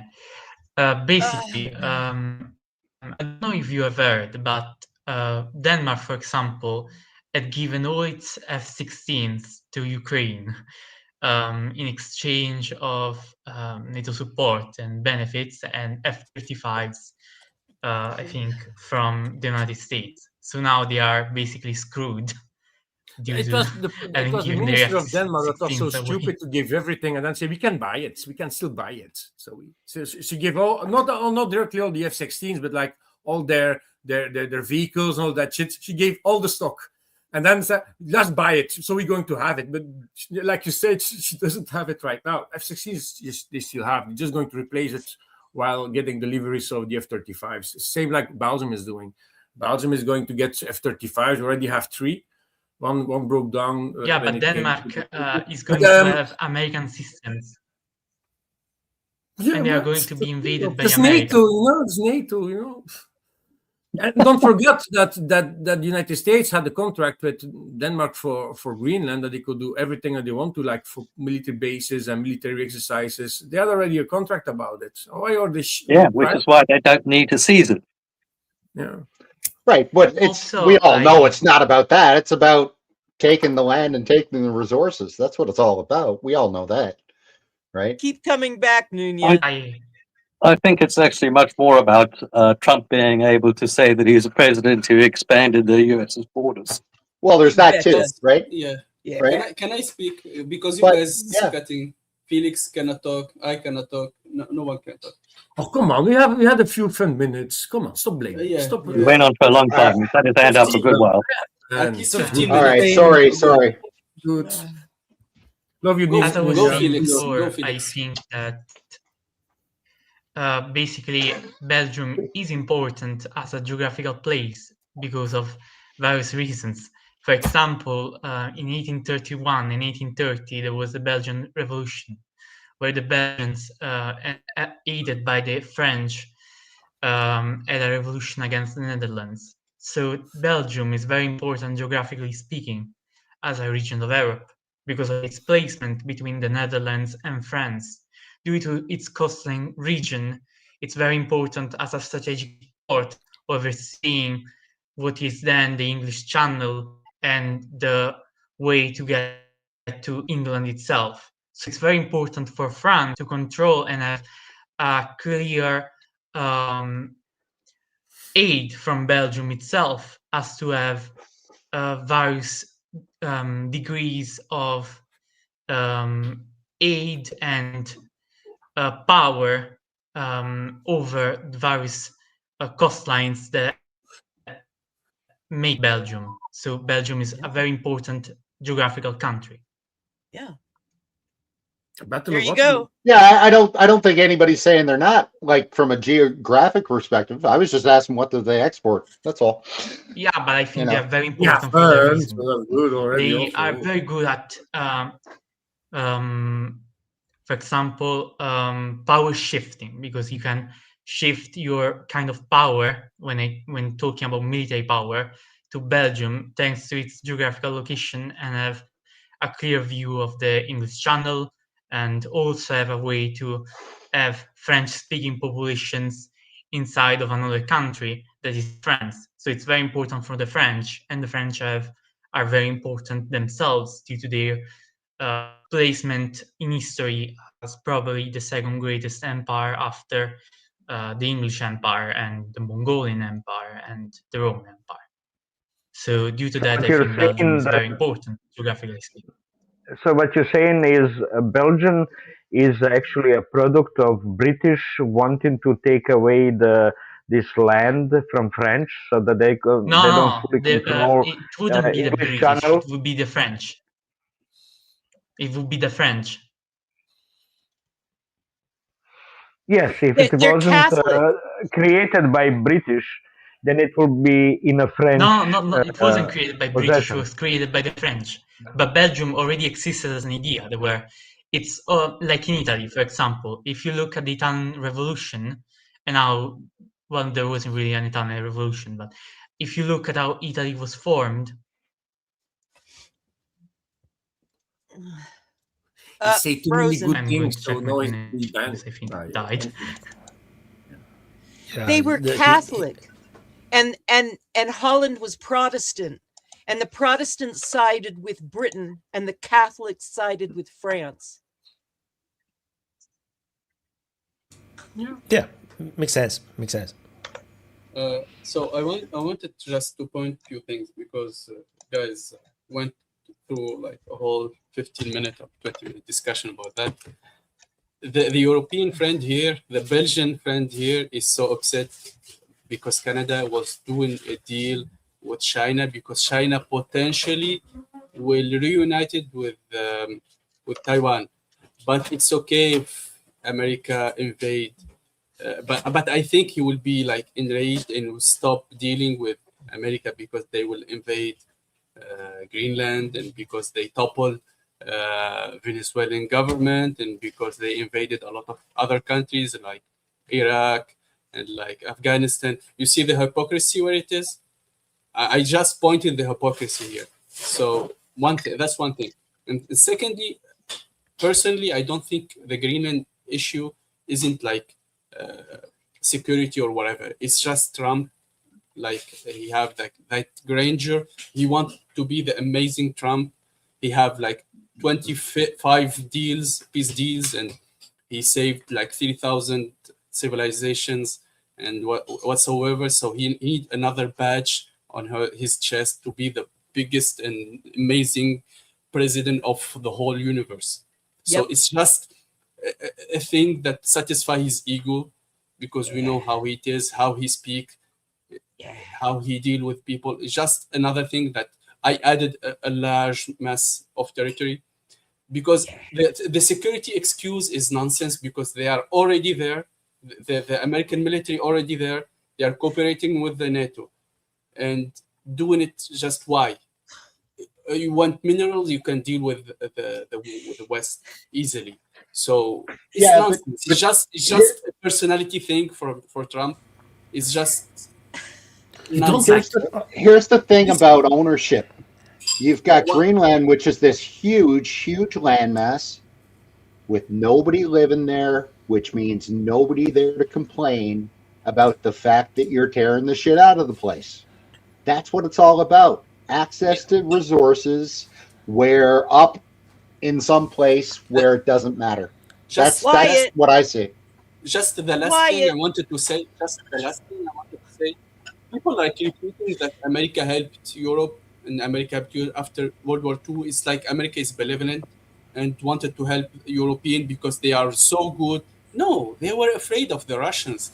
If they left Europe like this, the whole European continent will be they will be speaking Russian now. It's as simple as that. They buffed up the Europeans so they can resist the Russians. It's as simple as that. It's not like it was the British. Out of their the British started NATO. NATO is a British operation. They started it. And American didn't have anything to do with it. Come on. We put Eisenhower in as the chairman after Montgomery wanted to be the chairman, and his headquarters was in Brussels. We needed to rebuild. Well, it's fair to say that doesn't actually alter the argument, because Britain also wanted to carry World War II into Russia, into the Soviet Union. Yep. So, I mean, they backed away from that plan, but the thrust that NATO essentially exists against a mythical invasion by the Reds is why it is created. And ever since then, it has been just a mask for American imperialism. British imperialism. Well, we barely even have working ships anymore, so there's only so many people we can invade these days. We are auxiliaries to the American empire. The British are the master of the airwaves. Okay, super chat by Melkor. Trump will do what he wants and no one can stop him, mess with him, and he will sneak in and steal your president. That is factually true. Gee, you promise? I cannot trust anything that comes from a guy called Melkor. How can you trust him? Melkor! Yeah, how can Lord of you the Ring. Yeah. And Madeline said, resources on Greenland are not economically viable and wouldn't be for hundreds of years. I have peer-reviewed melt data on profile. Greenland will just be a financial drain on United States. Even on Venezuela, it's the same thing of the oil of the Venezuela. It's not financially viable. So whatever he did, Trump, is just to fulfill his ego and to be the man in the area and the boss. And it's just... But that is if you believe in the narrative that he won the resources. So if his narrative right now is just security for the Golden Dome and whatnot. What happened to the... You see, it's shifting each time. What happened to the narcotics and drugs? We forget about... Well, guys, keep in mind, ongoing, right? Keep in mind, guys, it's not like these people are actually thinking anything out. You know what I mean? Like, all they see is this big landmass, and they see, oh, there's oil in them hills, and then they don't put any sort of strategic thought in any of this shit, and that's why they're in the spot that they're in. That's it. So they just figured Greenland's land grab, let's go get the resources, and private industry will figure that out. Some horseshit like that. It's such nonsense. But this is the level of intelligence you have at various leadership levels of these Western countries, including Trump. Like, it's embarrassing, frankly. It's absolutely embarrassing. So I'll push back a little bit regarding the why United States must own Greenland. The reality is that if you look at the deployment of those few little soldiers, like it's not even 20 soldiers into Greenland by the European countries, that's literally the reason. Because United States have no say regarding who can enter Greenland. Because if Denmark approve, people can go in. No, because it's owned by Denmark, right? Oh, so no. Denmark have... it is. So no, I'm just saying from the American perspective, from a military and geopolitical perspective, they have no control over the land. They can deploy unlimited number of troops if they want, build whatever they want in Greenland. But you see, Denmark will be the one that approve anyone else who can go in. And to the Americans' mindset, that is a security risk. If anytime they can just deploy military from other countries into Greenland, so they need to then legally they have no rights to say no. Then it's a problem for the United States. But that is the mindset. Well, the same could say the same of Britain. Listen, they need to invade Mexico because they cannot control what makes you. After Mexico, they can finish the whole continent because they cannot like control whatever person will. Because the argument is different. Because Greenland, Denmark's position is that United States can do whatever they want in Greenland, so you don't have to own Greenland. And United States already have a military presence in Greenland since the Cold War. That is not the case in Mexico. But so the thing is, it's not equivalent. You see. Wyatt, the only reason that there is like few soldiers, like two or three from whichever country, is because USA is threatening them. They were there already. They were protecting Greenland. USA was there. So that's what Trump says. No, that it doesn't matter what Denmark say or what Denmark wants. It doesn't make any sense. The sense is they want Greenland. He was because they're imperialists. Trump is the master of entertainment. Trump is an entertainer, and he's embarrassing the EU to hasten their demise. That's for sure, though. It's like that. How does that logic follow?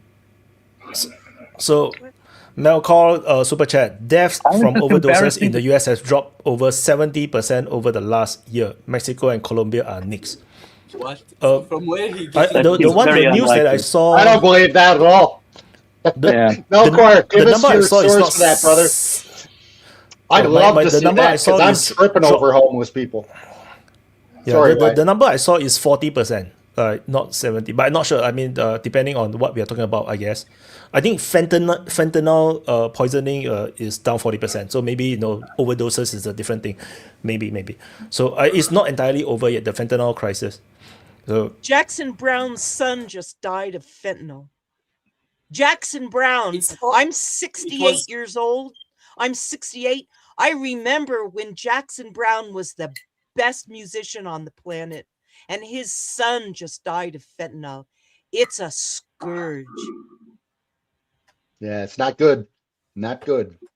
4 days ago. The news is 4 days ago. Yeah, I just checked. By the way, fentanyl is good. for medical reason. Yeah, it killed no, but King of they are Pop, misusing Michael Jackson. They are Michael misusing Jackson. it. It's like a knife. You can cut a knife with the butter. You can kill someone with it. It killed Michael Jackson. We use it in the medical field often. It's normal. Yeah, it was prescribed by his doctor. It's like the human eye. His doctor better prescribe him a new nose, I think. Say again, Seiko? No, nothing. I'm just shitting on Michael Jackson. Speak up. I heard overdose. No, he have very low voice. Overdose He's from too manly. fentanyl comes mostly because it's mixed with other drugs, because it's cheap, mixed with other drugs, and people are not aware that is mixed in, and they keep using the cocaine, let's say, and overdose on fentanyl because they didn't know there's fentanyl in it. That's what I heard where the overdose deaths from fentanyl comes from.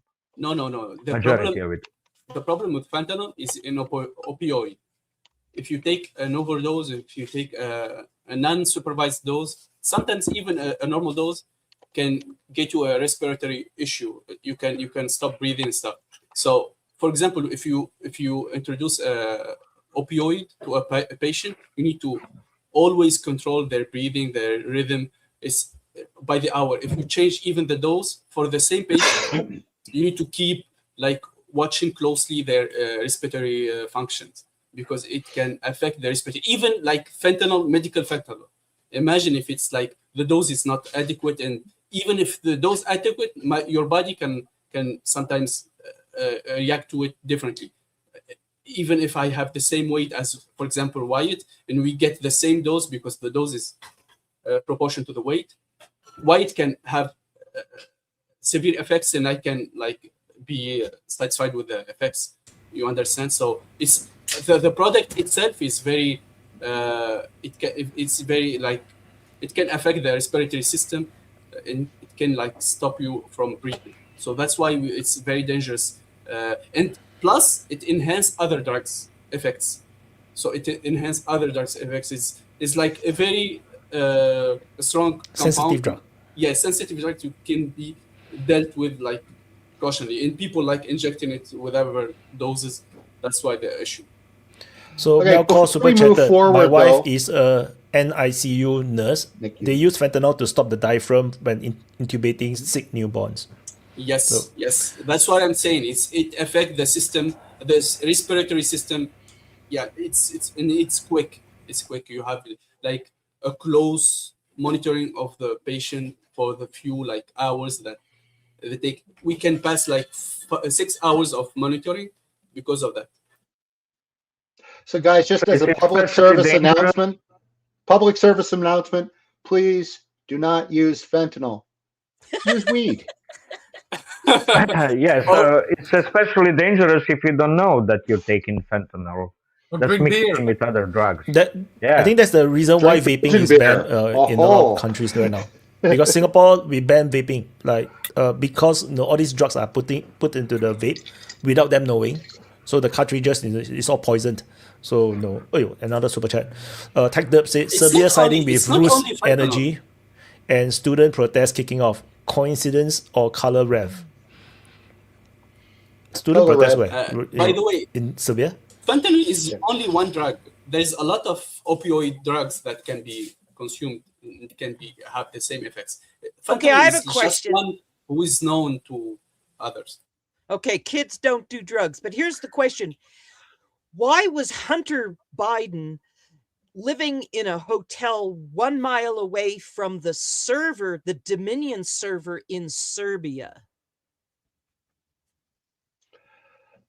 Dominion Why is server. Dominion Couldn't server tell in you. We have a Serbia? lot of drug users here, so Kids probably. don't do Gareth, you're drugs. muted. Serbia. That's what the Serbia thing is about. Venezuela had a server. Okay, who Italy, cares? He's not even a Germany, politician. What the fuck are you talking about? in Serbia. Donald Trump is collecting all the people and the servers who were involved in the election in 2020. That's what this is. That's why Serbia is protesting, because they're protecting the people who helped cheat the 2020 election. Because everything I is heard about it's- America, right? Nothing happens in the world But- except you or about you. That's right. But We're it. Sorry. But I heard the Protests in Serbia the control are is in completely Venezuela different though. thing. So They have nothing to do with Hunter Biden or any other junkie in the United States. yeah, so I recently I saw is that the rumor, the conspiracy is that Venezuela is really is one of the key controller of this Dominion thingy, and during those days, during when the QAnon was a very very hot, it's Italy that did it. No, so hashtag And it- Italy did it. And Germany and Serbia. You just hang in there, stay tuned. Like Pokemon, gotta catch them all by Melkor. Are you saying that the Dominion data center was hacked, or that it wasn't hacked? It's We're the where is headquarters. the headquarters? Yeah, where are the Colorado. headquarters of Dominion? Yeah, Colorado, so our airport has a huge Yeah. underground city in our Denver airport. It's huge. yeah. So who Dominion is controls? here. We have Yeah, so we have a J. it's the headquarters that controls data centers, or Serbia that controls data centers? No. Well, let me ask the question: Is it Serbia that controls data center in Serbia, or Dominion headquarters control the data center? Who controls it, or was it hacked?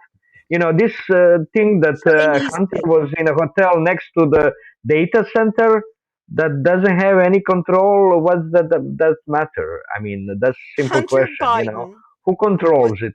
was in Serbia. The Chinese were supposed to be the policemen of the world. Hillary gave all her passwords to China. And China was supposed to be the policeman of the world, and China was running all How the different could Hillary have password for the headquarters Hillary Clinton management? was the Is she Secretary of manager? State. Hillary Was she, Clinton was the Secretary of State. Cannot Hillary Clinton. control. She cannot have the passwords of the private corporation. Can She had it all. Hillary Clinton, Wow. Bill Clinton's wife, President Clinton's wife, who bombed Libya. Bombed Libya. Hillary Clinton bombed Libya. As opposed she was to running guns. That doesn't prove that she had access to password of She the had data it all. center. She was the Secretary of Yeah. State. She was No, the number he 2 can't person. have. So you're saying that the Trump have the password of the Under Dominion now? Obama. Obama was president and Hillary was Secretary of State. She was the number 2 person. So now, okay, so now because any Secretary of the State can have the password, Dominion passwords. Now Marco Trump Rubio speaks. No, not Spanish. Dominion password. I think password to her password? email. I don't think it's No, all the special access. All the special access passwords to all the information of the U.S. intelligence was in Hillary Clinton's purse. And Marco Rubio speaks Espanol. Wow, I had no idea the US was so unprofessional. I mean, Hey, how on we're an earth did elected. you We set up elect our such a leaders single here. point of failure? She was elected. People voted for her husband, and they voted for Obama overwhelmingly. Obama was supposed to stop the race Wisely wars. So now Trump can have the Dominion passwords, right? She told You remember Dominion when I what said to that do. the Americans are completely deluded? She gave Dominion money. Yeah. She hired them. She was in China. What has this got to fucking do with anything? We're the melting pot. America, we're the best and the worst. No, Everything no. melted into Dominion controls the You were voting founded on results. genocide and slavery. You can all go fuck yourselves. Yeah. Oh yeah, genocidal slavery. Rock and Dominion roll. controls the voting There we go. results in the There we United go. States. But it's funny, why would the politician have the control of the Dominion Because password? we elected That's them. funny. No, elected they them. don't have the right. They cannot get. That means if the elected people like Secretary of State have the password of Dominion of the private corporation, that means that Trump now have control Damn right. of the Dominion. Damn right. And he has Space Force. Space Force is Is that his why? Is that Praetorian why Guard. almost every midterm elections, the opposing party of the president wins because the always a president razor- controls it? There's always a razor thin Yes. margin. The So razor thin how margin. that? It's almost a rule that opposing party of the president wins midterms.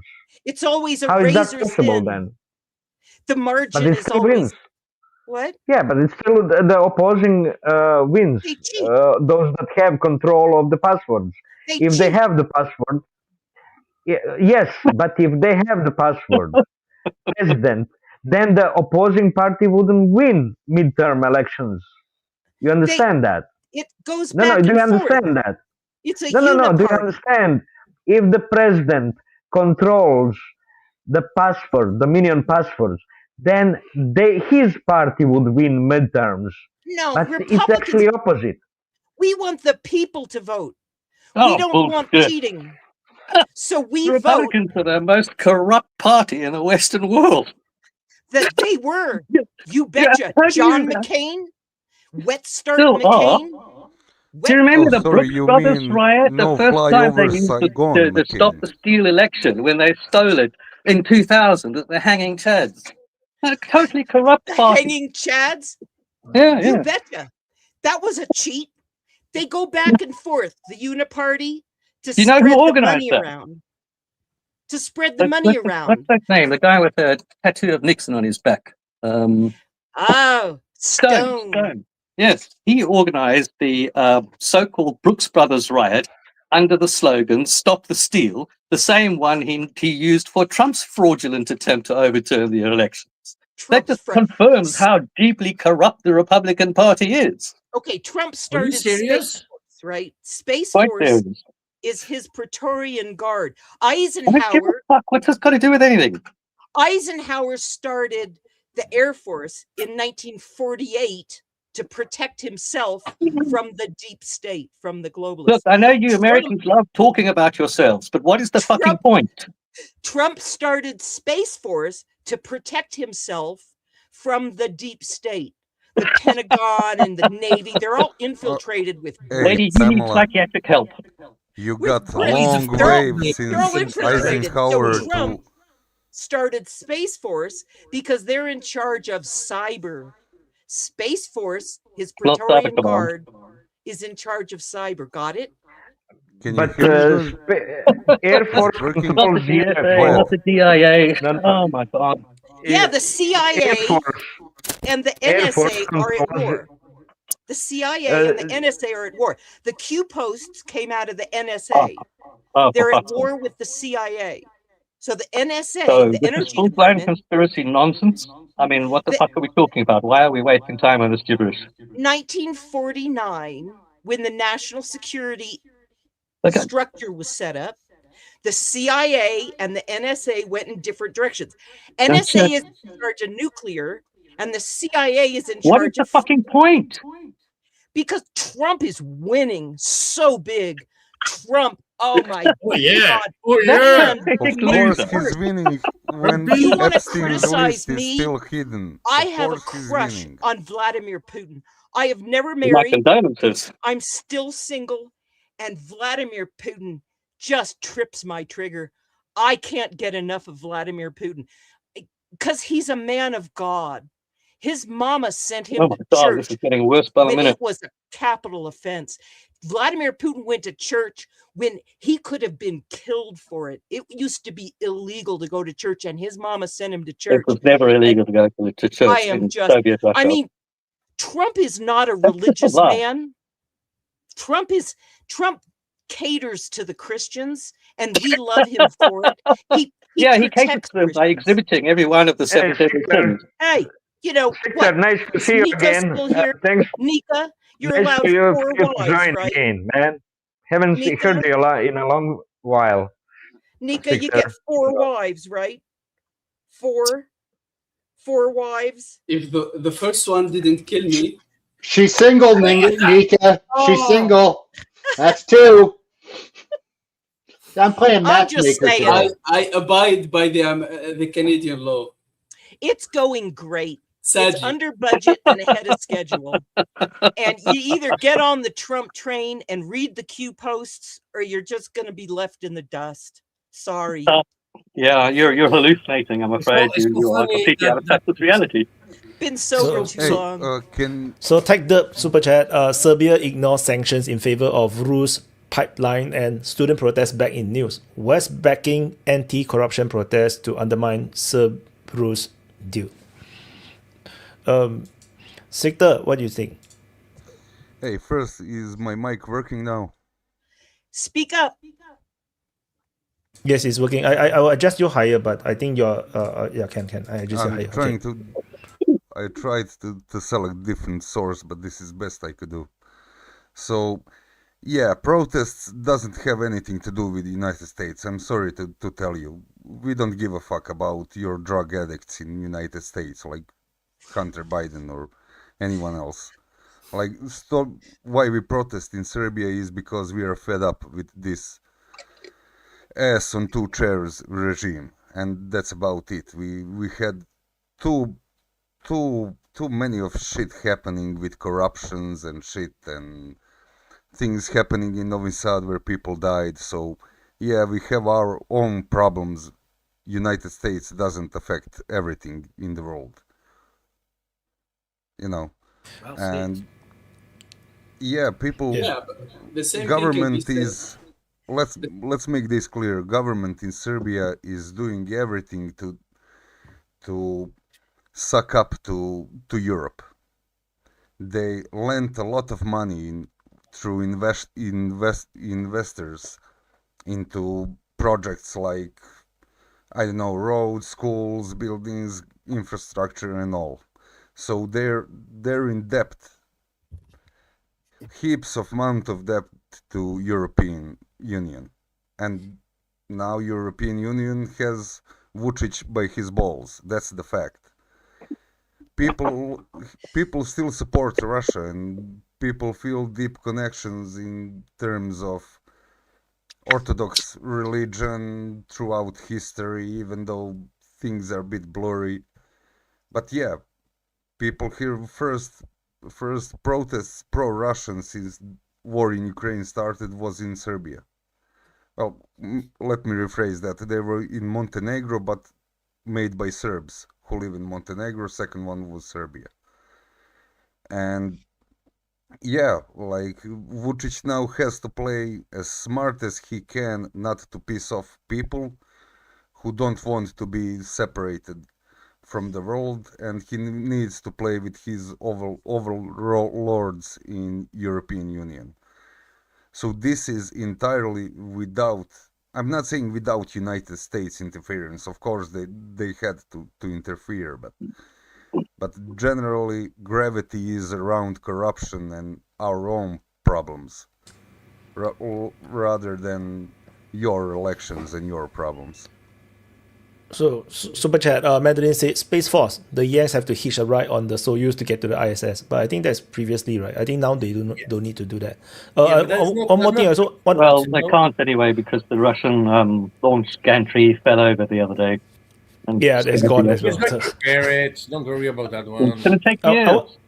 But I want to add no, on- they have spare parts. Don't worry about that one, dude. Don't believe the lefty anti-Russia media. They go, they destroy their thing. Nobody more lefty than me. I don't think they know what you're talking about. Since the start of it, they dude, there's nothing new for them. So, and don't you think it never broke down? Something like that. It's not the It first fell time. over. That's a bit more than breaking down. It's the most reliable missile in the world. Come on, dude. And the Space Force, sorry, because Trump made it, but it's not Trump that destroyed NASA. Just saying.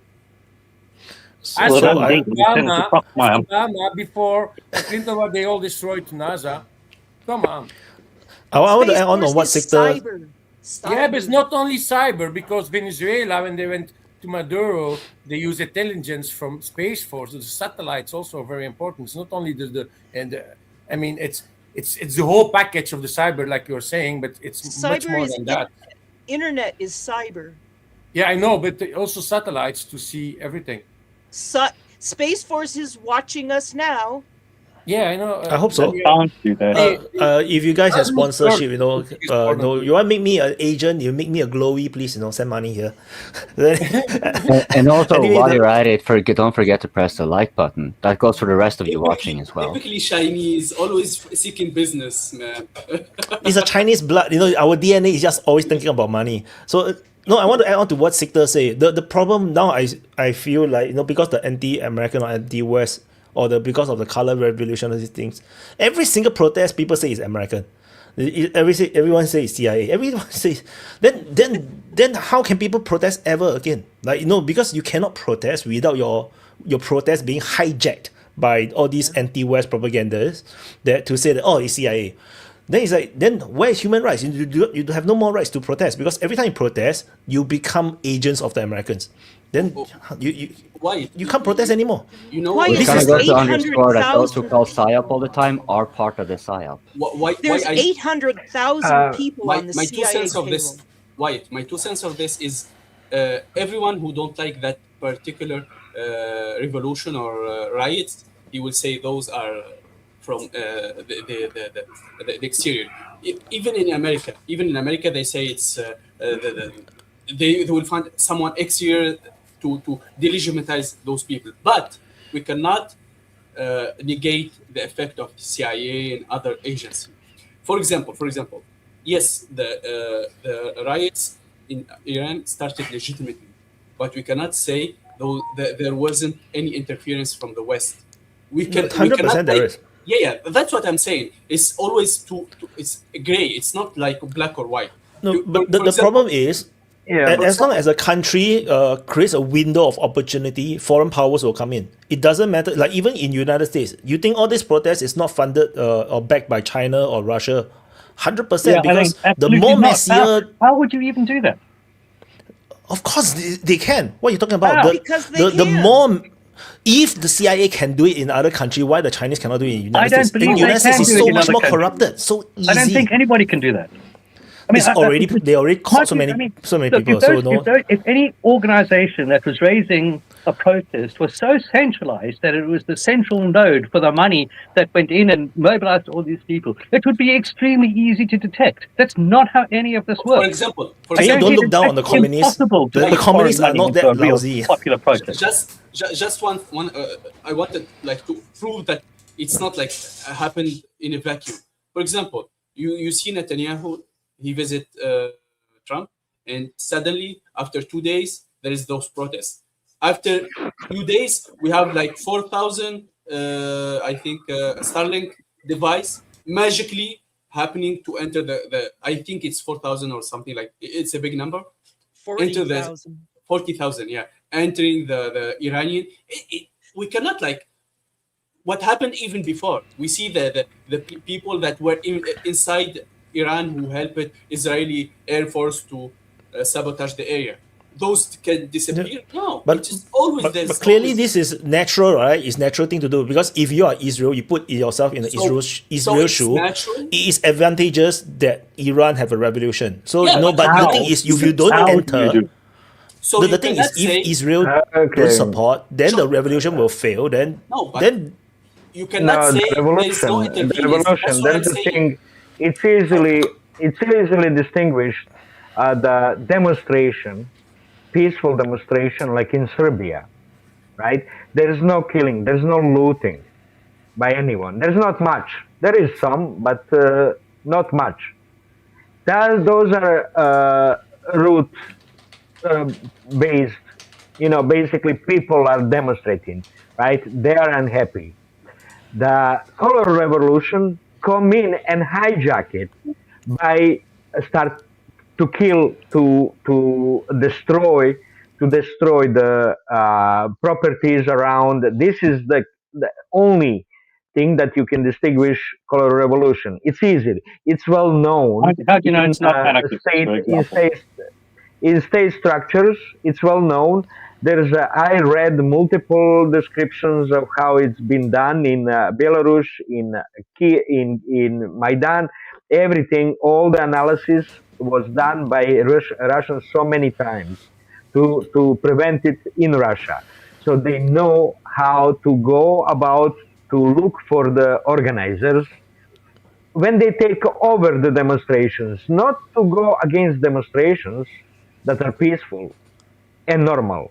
This is just a game of the politicians that they start blaming demonstrators, peaceful, normal demonstrators, based ones, and they start calling them, oh, this is color revolution. This is just, against those normal ones. It's easy to distinguish between color revolution. No, but that is not the issue that I'm talking about. The issue I'm talking about is that every single protest that happens around the world get hijacked by this anti-US, anti-West narrative. And what it does is that it destroys people's ability to voice out. Because like you have legitimate concern. The moment you march, suddenly you have like all the different YouTube channels or Telegram accounts or X accounts saying that, oh, this is actually CIA. Then immediately people who are more anti-West immediately discounts the protest, and then your rights, your livelihood, your well-being no longer matters. They don't care, and that's what happened in Iran. You can see that this, because of the anti-US, anti-Israel people, they dismiss, because clearly Israel have their own interest to intervene, to help, to make sure that the revolution succeeds. But the thing is, because of this anti-Israel or anti-US thing, people no longer talks about the Iranian people's problems, and then people get killed and nobody gives a damn anymore. Then you can see that this bubble, right? But I'm from my observation on Twitter, it becomes a small little bubble of the pro-Shah or anti-Iran governments. People, this become a small bubble, and everyone else no longer really talk much about it anymore. It's like, because of the people already believe that, okay, it's Israelis that's screwing up the things, and Iran jump on that and they propagate that, oh no, they put footages out and say that, you see, it's all foreign actors. And I agree, those are likely foreign actors as well. That's the problem, it got hijacked, and now nobody is able to intervene in a way that can support the people anymore. Like, it's now all shattered. Like, And the thing is, if Israel did not intervene, the revolution will also go in the same direction. It will still fail, because without ground elements, no revolution is going to work out as well. I think it's Nika. Sorry, it's Coping then me. It's Coping. He was lifting his finger. Oh, sorry, coping was too dark. Sorry, Yeah, I cannot he see. was hiding. Thank you, Nika. Where was I? Yeah, if I got what Nika was saying, I would agree a little bit more with him, and to a lesser extent with Euro, though I would say both of them are more like accurate when it comes to the, like, I think a more useful way to view like how to distinguish, is it a psyop or is it not? Because I think if you have the possibility, it's like what I'd say, if you have the possibility of foreign intervention of any sort, you would do it. And like what Nika was pointing out, disabling air defenses, but showing out where military locations are, targeting internal security, especially the high-ranking ones, so that their ability is disrupted. But also when you have combined it with the mafia-like tactics that Israel employed during the 12-day war, where they were striking, not only commanders, but they were literally mafia. I don't want using this hyperbole. They're saying like, you have 12 hours to surrender if you know what's good for you and your family, right? And this has caused, like, for everything from the Ayatollah and many of the new rank that came in are, they're the less experienced one, and they're also a lot more disjointed because they've had so much espionage going on that have been ruptured even more with all the military. And so now when the protests are coming on, right, the riots, here I think it's important to keep in mind the scale, right? Yes, of course, there's going to be foreign intervention there. There's going to be operatives on the ground, but they cannot be everywhere. Now, one thing that you can tell that this is a psyop to some extent, or it may be a psyop, is the coordination of it. Because if you look at them previously, they were usually around Tehran and the biggest cities, which correlates a lot with that's just the population density. But what you found out this time was that they more or less popped up more or less at the same time, which is telling. However, which is also worth noting, the Iranians this is not the first time they've been through this. The last mass uprising a few years ago was several thousand got gunned down. And we can see here, thousands more getting gunned down. Now, it's going to take a lot of mental acrobatics to convince me that these people are going to be, doing it for a cookie, right? Like, there are, of course, going to be some people who are maybe involved in manipulating the media sphere or sabotaging or disseminating also confusing information. But the notion that this is something that people could just, like any nation, like Gareth said, like that anyone can do that. I mean, if you want to do that, then anyone who is saying it is kind of already admitting then that the pro-Palestine protests are definitely a psyop, because there they have no stake, right? You're not getting shot down. You're just walking around the street and cosplaying and identity politics, right? And you're not. Notice most of these people there, they didn't know anything about the conflict, anything about, like, they had nothing conducive to get except protest. That's purely disruptive and not at all helpful for the people of Gaza or anything like that. So and also you get the mass coordination, right? And you can trail the money on that one. So you can probably trail the money. I'm pretty sure maybe not now, but we'll be able to trail the money probably later, that there wasn't where the US and the Israel was involved in Iran and to what extent. But we can, for example, indicate clearly on what was influenced on the protests in the United States. Like Qatar has $5 to $6 billion in US universities, which is actually more than what the US aid goes to Israel, right? And interesting note there is that, like, this has been noted on US education. I'm not going to go on the tangent, but like, as for the psyop part, right? The US universities, on hard sciences are increasingly by foreigners. The Americans, they occupy where? In the social sciences. Where were the university funding from Qatar and Saudi Arabia and other countries mostly focused? Social sciences. That's why they had already been prepped prior, because you cannot just say like, oh, here, I got some bad pictures of someone doing something bad. No, you have to condition them over time, that this is the thing that you're now you're going to be jumping into it, right? You got to prime the populace.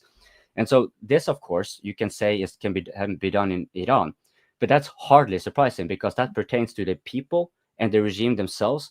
And as for like what Euro was saying regarding violence, yes, I kind of understand where you're coming from with that, but that wouldn't, the scale of violence, because it's the scale and proportion, right?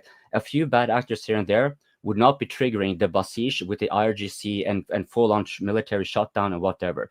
There's genuine grievances. Like, we have all our grievances in the Western world, right? How they utilize political parties for controlled opposition. The Islamic Republic did exactly the same. Pezeshkian, who took over the Raisi, right? So for those who don't know, the so-called parliament, or whatever you want to call it in Iran, there half of the cabinet of the prime minister has to be elected by the Ayatollah, which is to say, Trump, if he were to be president, he could not select half of his administration. But what did Pezeshkian do? the dude is supposed to be a reformer, the opposition of the Republic. Well, he called for the Ayatollah to elect his entire cabinet. And the Ayatollah then has complete control because they anyway have to adhere to it, right? That's controlled opposition. And when I just saying all that in just one sentence, we all know that something like that is occurring in the West as well, but there's a lot more layers to it. The farce is the illusion is a lot more effective. That illusion is totally shattered in Iran. And especially with the previous uprisings, like again, this time they're shooting, it's maybe bigger, but consider this, it's happened before, gradually bigger, and once you start having to utilize force to maintain the monopoly on violence, the gig is up. Propaganda is not going to work anymore. There's no turning back. It's just going to go one way. So even if the uprising fails now, it's probably going to resume. So yeah, I'm sorry if I spent a lot of time, but I thought this is exactly the same reason why I say no. They will shoot all the way until the revolution is dead, and then no one would even think about doing a revolution for the next at least 10 years, because you cannot afford the cost of it. Yes. Well, I wanted to say who will shoot? I'm just. What are you guys talking about? Who will shoot? Government. It started with shooting the policeman driving the car. That's who was shooting. Who was killing? What are you guys on your talking sources. about? You too. No, it depends on your sources. No, it doesn't matter who shoot first. You want control or destruction of Iranian state to be completely subdued and looted by West. It's funny. It's crazy what you guys talking. Jure. By Western standards. No, you said your shit. You said your bullshit. Wyatt. What bullshit? I was hanging my finger for 1 hour. Please let me speak. It doesn't matter. You always have your finger up, Nika. Yes. You always have your finger up. So I will speak and I will cut you then, and we will not listen to anyone else. But you said because you don't respect anyone here. I will Wyatt, speak. So who started shooting and killing was demonstrators. Euro. This was hijacking. Euro. By those agents that started shooting, killing. Euro. So this is what happened. Okay. This is who provoked the foreign agents hijacked peaceful demonstrations that wanted economic improvement. If you this is the kind of revolution. Just a second. If you want my answer. And looting. No, I don't want before I finish. No, we got it, Jerry. Before I finish, because you said your bullshit. Let me say my bullshit. Okay. We got it. Okay. No, you're good. It's clear who started the violence. It's clear. Right? I have a point. In Libya, everywhere. It's clear who started the violence. Those that hijacked demonstrations. Come on, guys. Before I let Nika speak or read I just have one pertinent point and I'll leave before that. Online, right? In online discourse, what I am seeing is people, Iranians who are native to Iran, are supporting the government more. And NRIs, non-resident Iranians, are supporting the protests more. That's all I'm going to say. Right? Okay, go white, read it, and I will respond. Yeah. Super chat by Bilia. You exile so many people. Super chat by Bilia. There are no foreign agents. There is only power. I just want to answer quickly about the jury thing. In my coverage, it's not protesters that shoot at the Iran government first. In my reporting from my coverage, what I first report on anything of the protesters having guns was in the western part, the Kurds, the terror group, one of the terror group or the rebel group first rise up, and they are the one that first have rifles. That was during the protest alone, there was no shooting until later, until when they lost control. Then the shooting come. Who shoot first? I don't know. The reality is that there is no actually clear reporting. If you're so certain that no, there is someone in the protesters that shoot at the government, I actually didn't see that kind of information. There is no clear idea who actually shoot first, but there is 100% the terror group or whatever group, the rebel group, the Kurds over on the Kurdistan Freedom Party was the one that started some actions on the western part of Iran. They are now in battle with the IRGC and whatnot. I think they will lose. I don't think they will win. Either Nika or Gareth. I don't. Yes. I think Nika was saying halfway. Yeah. So what? Just to make everything clear, I'm not here to defend any like authoritarian regime. I'm against that, especially Iranian. I'm ideologically against them and politically against them in whatever every sense. But I'm here just saying. I'm just here saying the reality as I see it from a neutral perspective. I try to have a neutral perspective. You cannot like. There is always, of course, a side of the origins of the problem, because I see it. It's a Western problem. It's a Western problem who created it. But I see the legitimate grievance of the Iranian people. If the problem is with such regimes, the truth can be blurred easily. I was living in such a regime, and we had a revolution. It was organic. Of course, later it was mixed up, because you will have always the people who support the regime who will. It's like the USA. People will support the regime. Will be against it, and the truth can be meddling even inside the same area. Even if you are inside the same protest, you can see it in a different ways, because you should be like you have to have the view of the person who did it. Even he can be infiltrated. He can be so. The reason why it's very very different, but we cannot like eliminate the reality here. You should be able to protest as in Serbia, for example. But if this regime is so much in conflict with the exterior, and it's not stable because of what's happening, because of the exterior too, you will have people who will take advantage of it. But we should say there is people who are trying to interfere in the protests. It's a reality. You cannot like try to cover it to legitimize the people. You see, it's both ways. We cannot like. We should have like have a realistic view of the situation. Maybe it's always like a middle of the white and black. So maybe in Serbia, it's the people can protest easier because there is like less pressure on the government. Also, there's people cannot like be afraid of getting killed. It's the situation. We should take it case by case, because even in Arab country, when the revolution happens, people said, "Oh, it's the CIA." Everyone say, "Oh, it's the CIA." And when the Iranian happened, no, it's organic. All of the sudden, no, it's mix of both. But you need to focus on it case by case. And we cannot like blame the Iranian government because they want to stay in the government. They want to stay in power. They will use whatever excuse to legitimize their ruling and their violence. And for me, it's the cause. The original cause is the Western. Oh, you say too much. Sanctions, they can. No, just now for you see the real cause is then after you just disappear. You know, like you're about to say that word that they don't allow you to say it. Like they mute you. No, but if there is no sanctions, in the first place, the situation wouldn't be that pathetic. Of course, there is a part of the leadership is chaotic and they mismanage the resources and stuff. I don't like negate that. It's a mixed bag. It's a difficult one.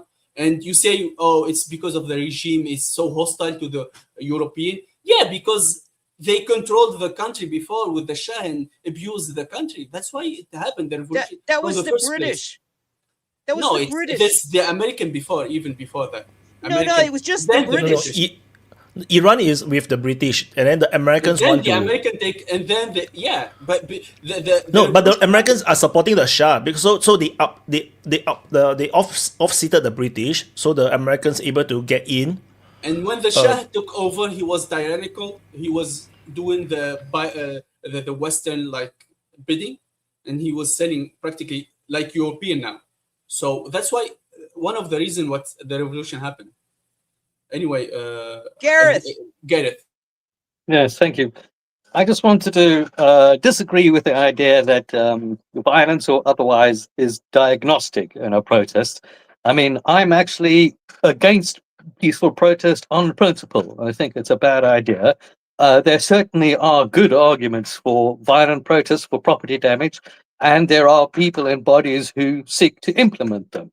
So to just say that, oh, there was some violence, therefore that proves foreign interference, I think that is complete nonsense.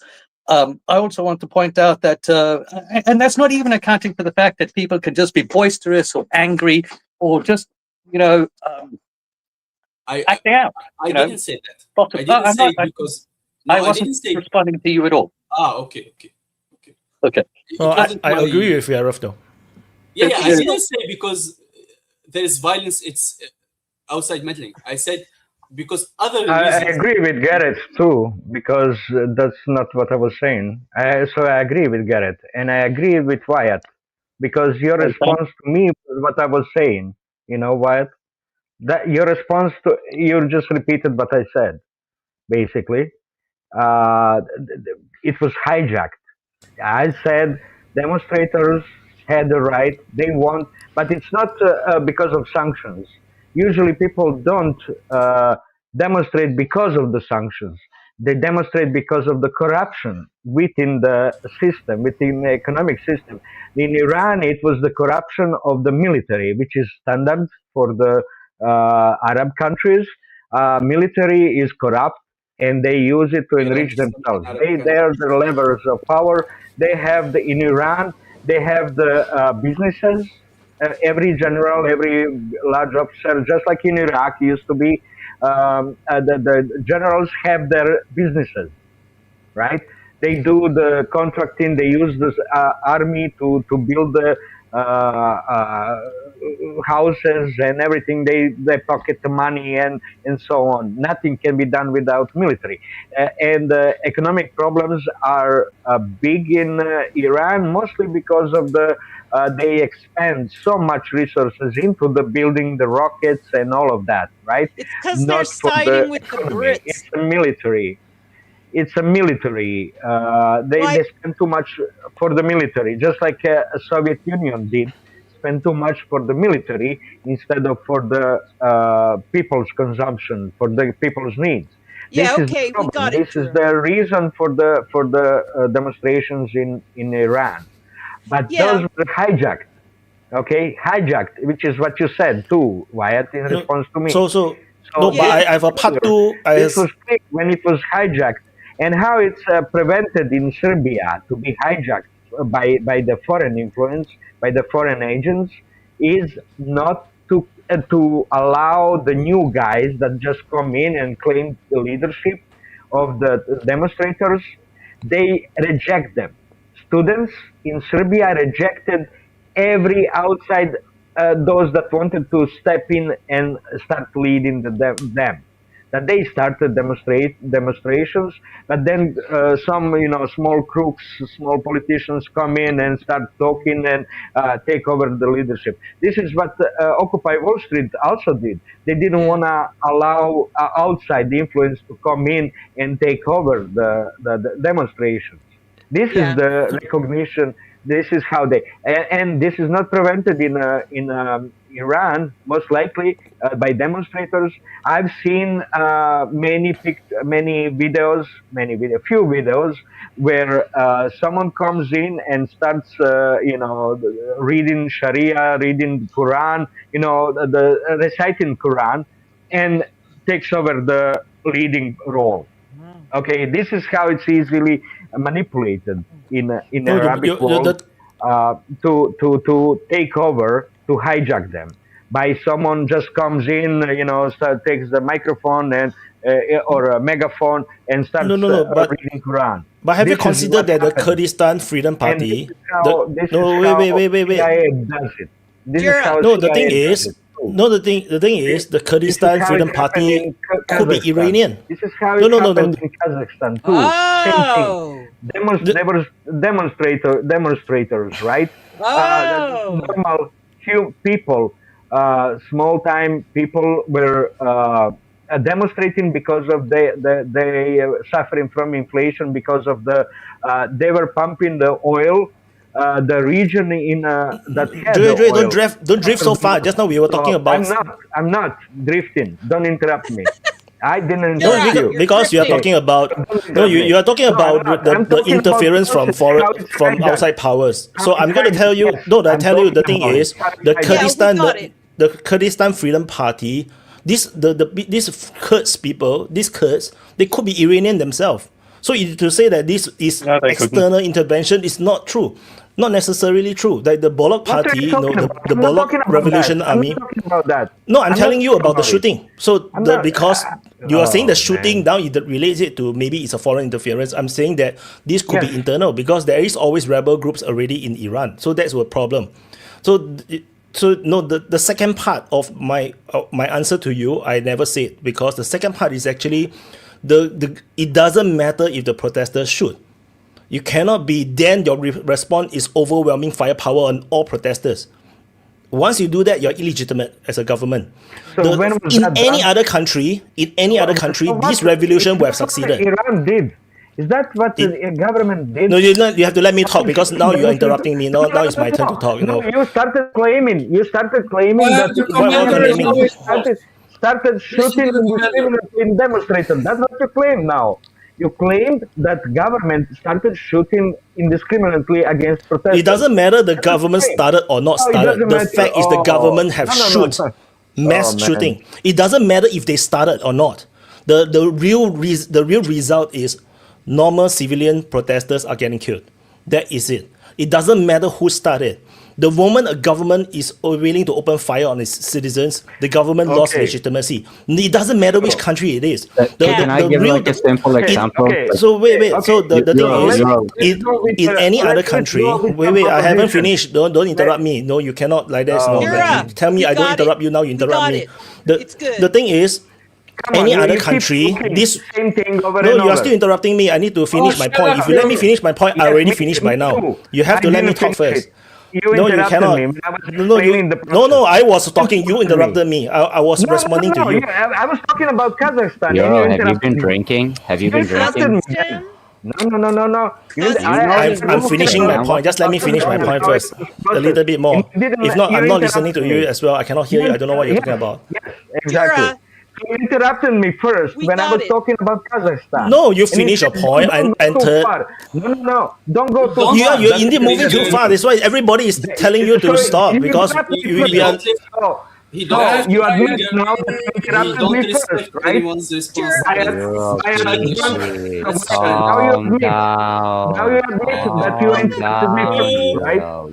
So now, Wyatt, you admit that you interrupted me first, right? Don't matter. Now I'm calm. I'm calm. And now you admit that you interrupted me first, right? Nobody wants to. No, you interrupted everyone, Euro. That's why nobody cares to listen to you. Everyone holds the finger and you keep interrupting, and that's why nobody goes to hold. So calm down, re-enter. We are going to get into the discussion. You're interrupting. You're not going to solve anything. Yeah, of course we're going to interrupt you because you interrupt everyone else. And of course, then Euro, what comes around, goes around. So if you keep interrupting others, and when you keep interjecting, when they are holding fingers and you're breaking the rule, and everyone else is saying, please stop, let the commander, the one who is hosting us, the one who actually enables us to be here, you shouldn't, it's kind of untruth of you to come on here and tell him to shut up and not interrupt you, when he's the one who gives you the opportunity to speak in the first place. So you see, you can argue with me right now because Wyatt is very benevolent, and everyone knows the rules. Absolutely, everyone knows the rules. But you see, you need to understand that you are going to be treated the same way you treat others, and it's going to continue until you either relent or Wyatt mutes you. No, you're not going to get it. Wyatt, now you admitted. Wyatt, now you admitted that you interrupted me first, right? Since when? I never interrupt you. I told you that you're going too far. You don't That's allow not people to answer interruption. to That's respond to interruption. your point. Then after you move very far, then nobody can talk to you because then we will just listen. That's Then what will happen is interruption. that we will Come ignore on, what you say, and then we just go and talk about something else. Wyatt, That that's is not interruption. conversation. Then you said, don't go too far. I was just explaining the processes of hijacking. Yes, but the thing is, you gave three different examples. You gave one example, we'll get it, and then we can respond. But the thing is, you don't. Then you start moving country to country, going further and further away. don't get it. You hijacked the discussion. You already hijacked the discussion, man. We got No, it, the point Jared. is not what you're talking about. I'm saying the legitimacy of the government immediately fails when you start to shoot protesters. The protesters, yes, They maybe didn't do someone it. fired at the police, yes. Then the job of the police is to investigate who is the one that fired the shot. Because most protesters are not armed. But the what they moment you did. start to shoot back, then Israel have a chance to start to distribute weapons because now the protesters need to defend themselves. Then you allow this color revolution or whatever revolution to become weaponized. So the thing is, whatever happened in Iran, let's say until the point of the government start to shoot and turn off the internet, any other country, the revolution would have succeeded. The reality is that we have succeeded. If it happened in Thailand, then that's exactly what happened in Thailand. Then the revolution and then it changed. But in authoritarian regimes where the security forces are willing to fire and shoot at the protesters, revolution like this will never succeed because they can always shoot until you give up. And that's the reality of the case. Hey, Wyatt, I got a question about Iran. That in 1945, the Russians were in the north of Iran and the Americans were in the south. The Americans were running supplies into Russia up through Iran through the railroads. What about it? American lend-lease to Russia was going through Iran up the railroad. And so the Russians were all in the north at the south of the Caspian Sea because they were helping the Americans ship stuff into Russia for World War II. And then the first UN vote was about whether Russia was allowed to stay in Iran. And the UN said, Russia has to leave Iran, but so do the Brits. And the Brits refused to leave. And the Brits are the ones that were running the oil with British Petroleum. It used to be called Anglo-Iranian, and Anglo-Iranian became British Petroleum. So the Brits in Iran is the problem. Got it? And then the Americans try to eject the British out, right? That's right. No, because they were still battling, the British and the Americans. I just want to read the super chat. I'm so sorry. Madeline, I missed your super chat. If Iran was run as well, Cuba, even with sanctions, there will be no import and export problems because of the Caspian Sea. This is actually something that just now I wanted to say. Because even with sanctions, there are countries that survive sanctions. Yeah, so Iran's case is it's not an excuse per se. You one more super chat. Just one more. Why is everyone interrupting Jure by Billy? Because it's fun. Yeah, it's you cannot copy paste. It's not a copy paste. Cuba have different challenges. It's an island after all. You want it or not.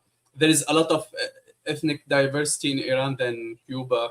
It's a different case. It's, as I said before, it's a case by case scenario. I'm not here exonerating the Iranian. When I say it can be, there's external power that affecting the protests. I'm not saying the Iranian government is cool and whatever it did is going. No, there is mismanagement, there is corruption and stuff, and the Iranian have the right to choose their leaders in a way that serve them well. But it is what it is. There is manifestation, there is corruption, and there is external manipulation. That's what I'm saying. I'm not making them the devil or the angels that people choose two sides. No. Gareth. Thank you. I wanted to come back again on the topic of hijacking, because again, this is an age-old topic, and I just don't believe it is that easy.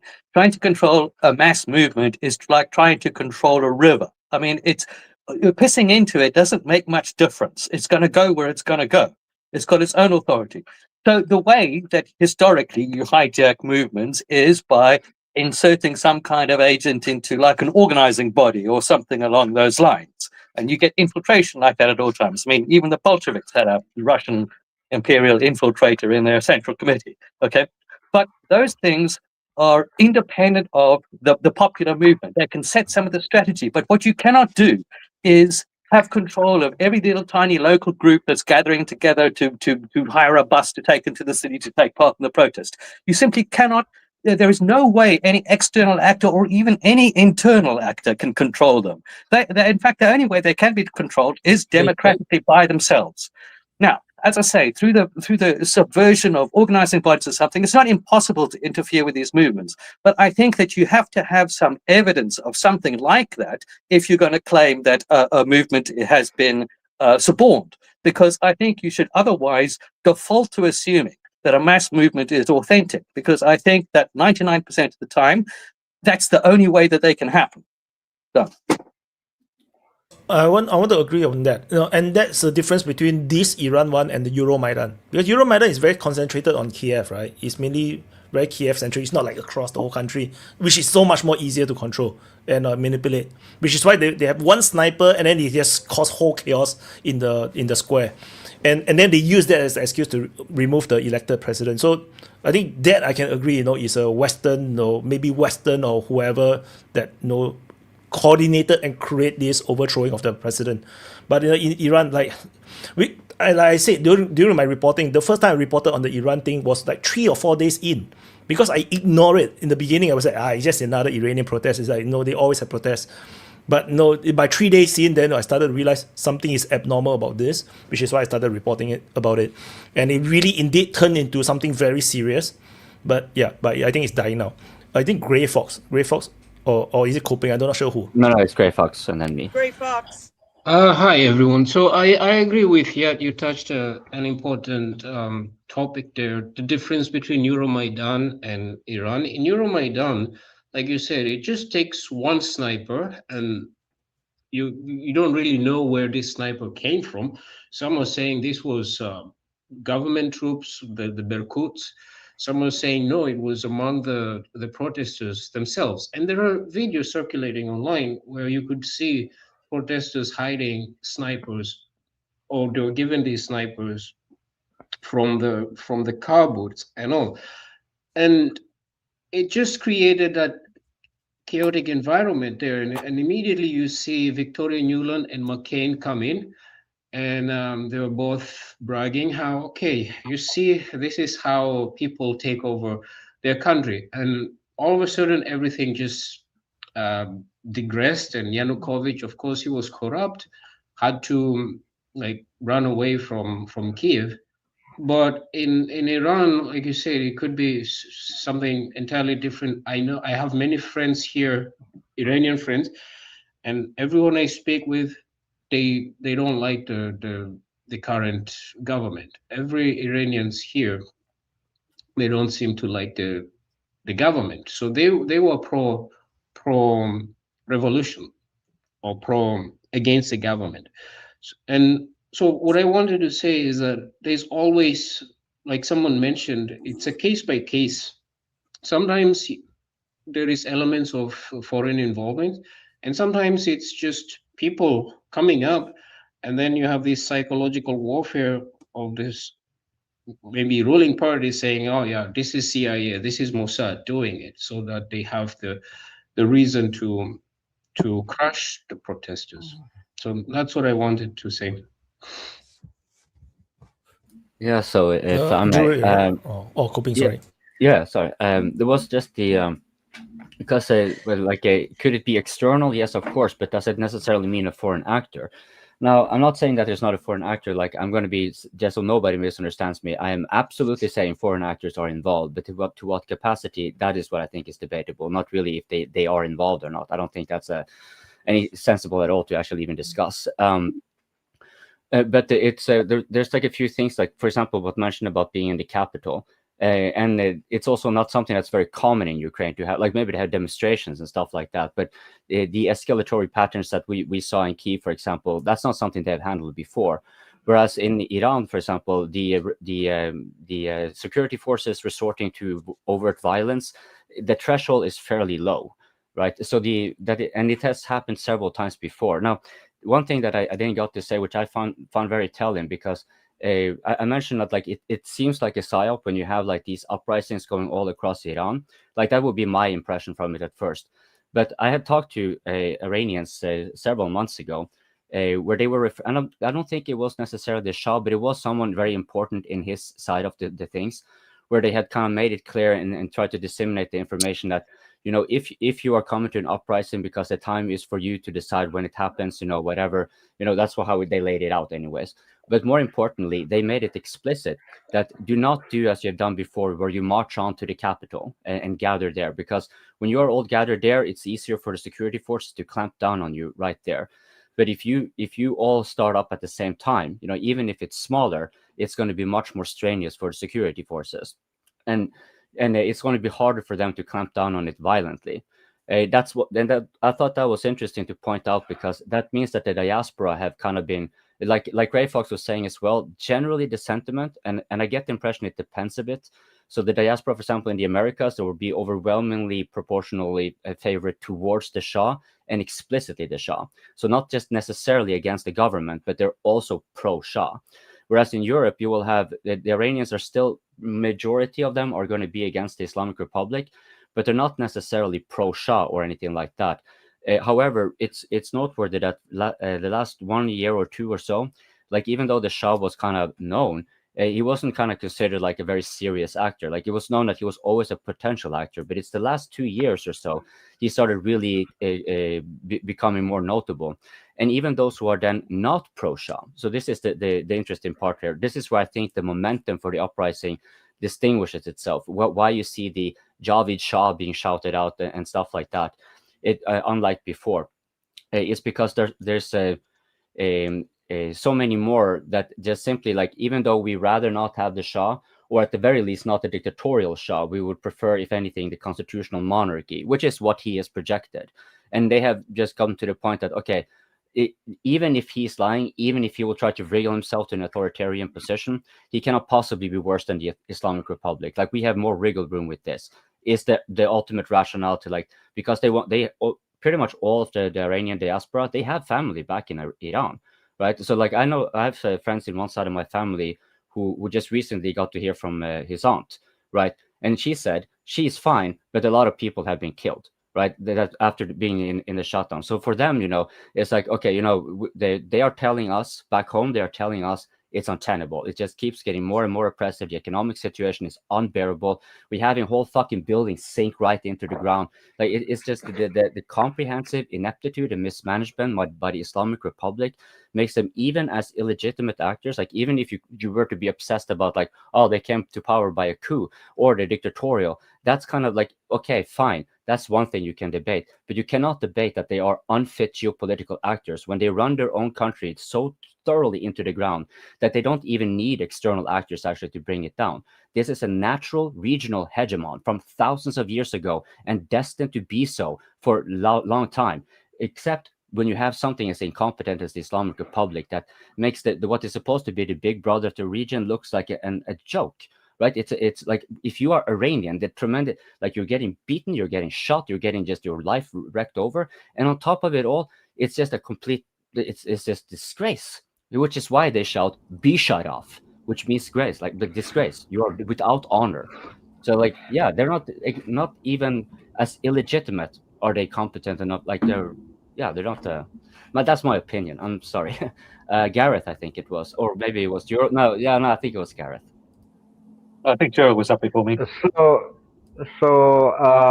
it was at least 9 snipers in Kiev, and when Saakashvili brought them in, right? He was leading them, and there was a video after this guy was shot in Odessa. There was the Russians released the video where he was standing by the door when the snipers with the guns in the pouches are coming out. Right? They were saying that he was one of the controllers of the snipers. I mean, controllers. He was deciding where to position them, right? And 2 years ago, the Ukrainian court released the guilt of the Berkut from sniper, right? The Ukrainian court, no matter how it is, they decided that Berkut did not shoot as snipers at Maidan. You should know that this is very important information for anyone who is interested in Ukrainian-Russian war. Another thing, I was reading today one of those analyses of the hijacking or color by making it in color revolution. They pretty much always allude museums. They always loot museums. Okay, and what's the outcome of color revolution? It's always worse than few shooting by of the innocents, of the proper demonstrators by the government. It's much smaller number of victims than if, because in this analysis today, it was the questioning one of the Berkut officers who was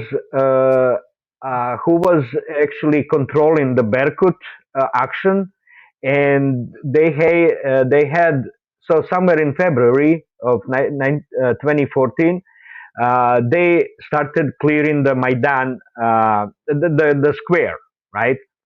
And they said they cleared most of it. It was only the main square around the post that was still occupied. Majority of demonstrators left because they were successful in clearing it without too much victims, too many casualties. And this guy, this reporter asked him, so why are you not finishing it off?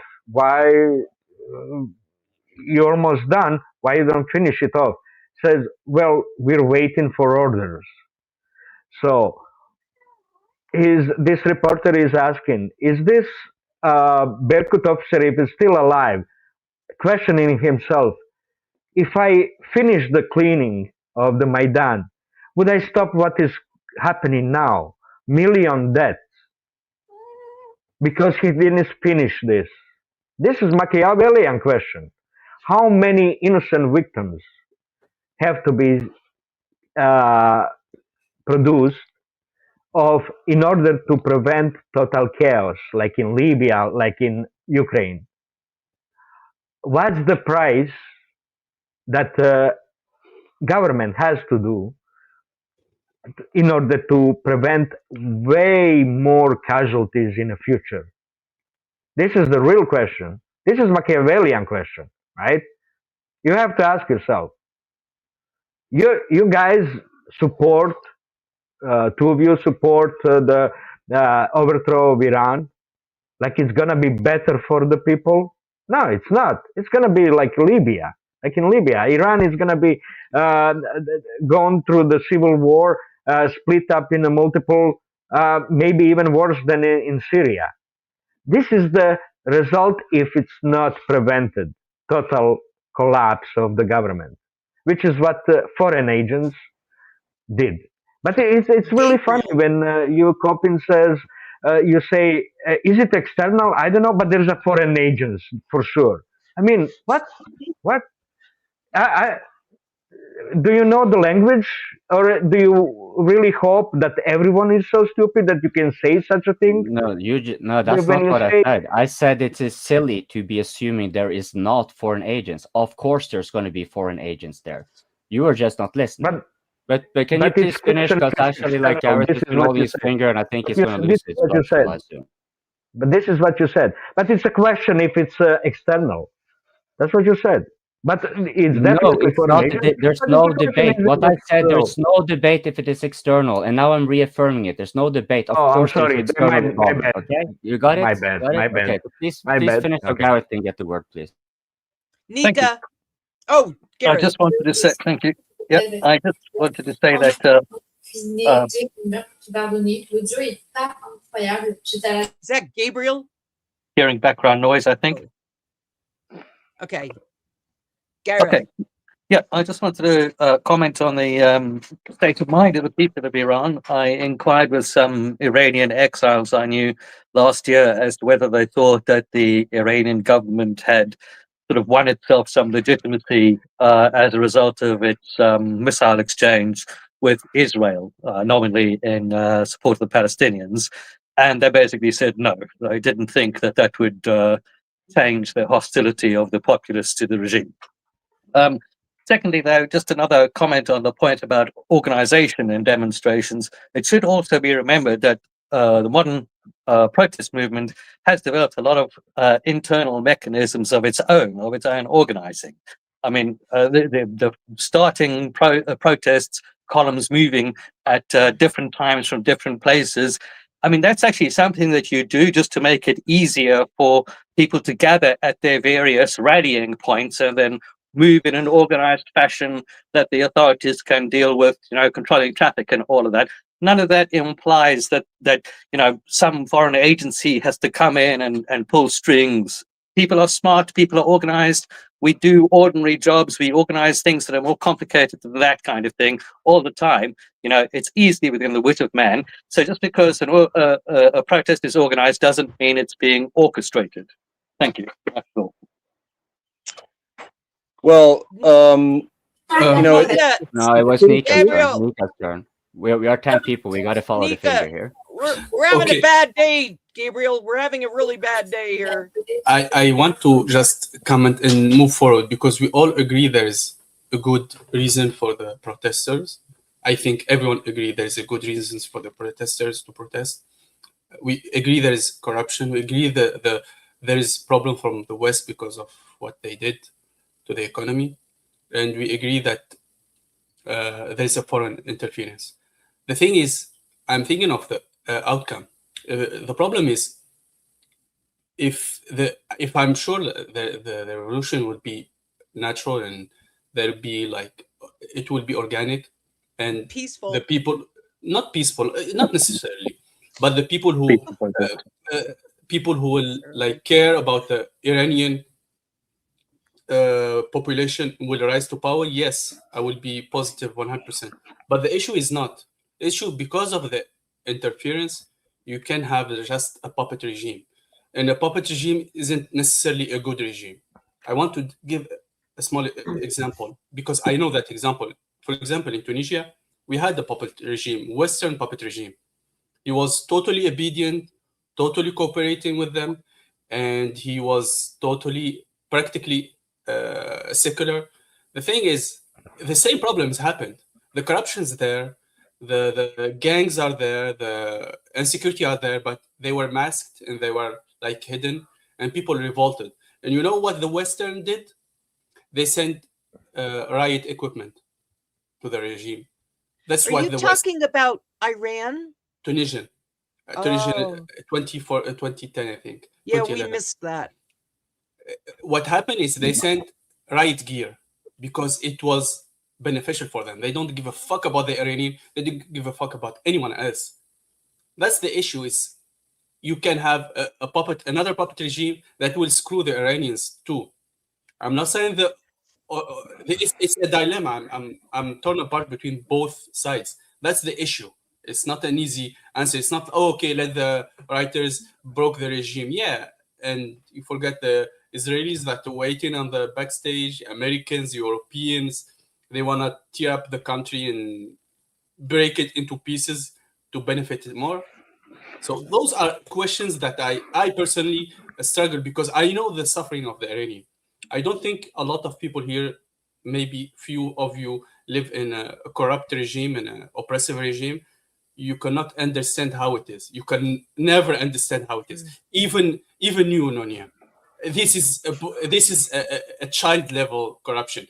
When you are afraid to speak the truth inside your own house with your brother and sister, like your own family, this is you're afraid just to say the truth inside your own home. Lol, Britain. So like that's being why a QB. This is why I wanted to advance. It's not even in the public space or in the internet. Or forget about it. I said it. You cannot even trust sometimes your own family, because of the amount of corruption of the. Sometimes I'm walking in the streets and I'm praying to God that the policeman is not in the bad mood, so he can corrupt my whole entire life because he's in the bad. No, South America.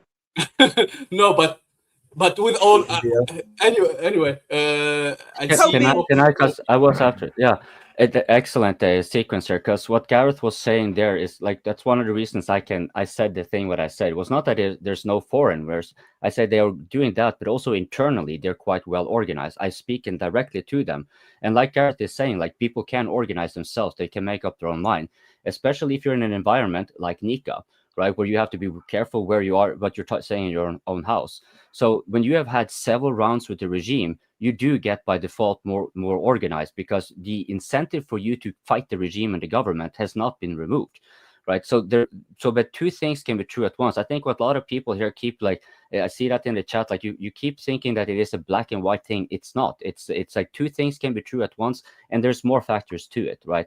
And like Nika is saying, it's like, yes, it will probably be better if you can remove the Islamic Republic and you get something better.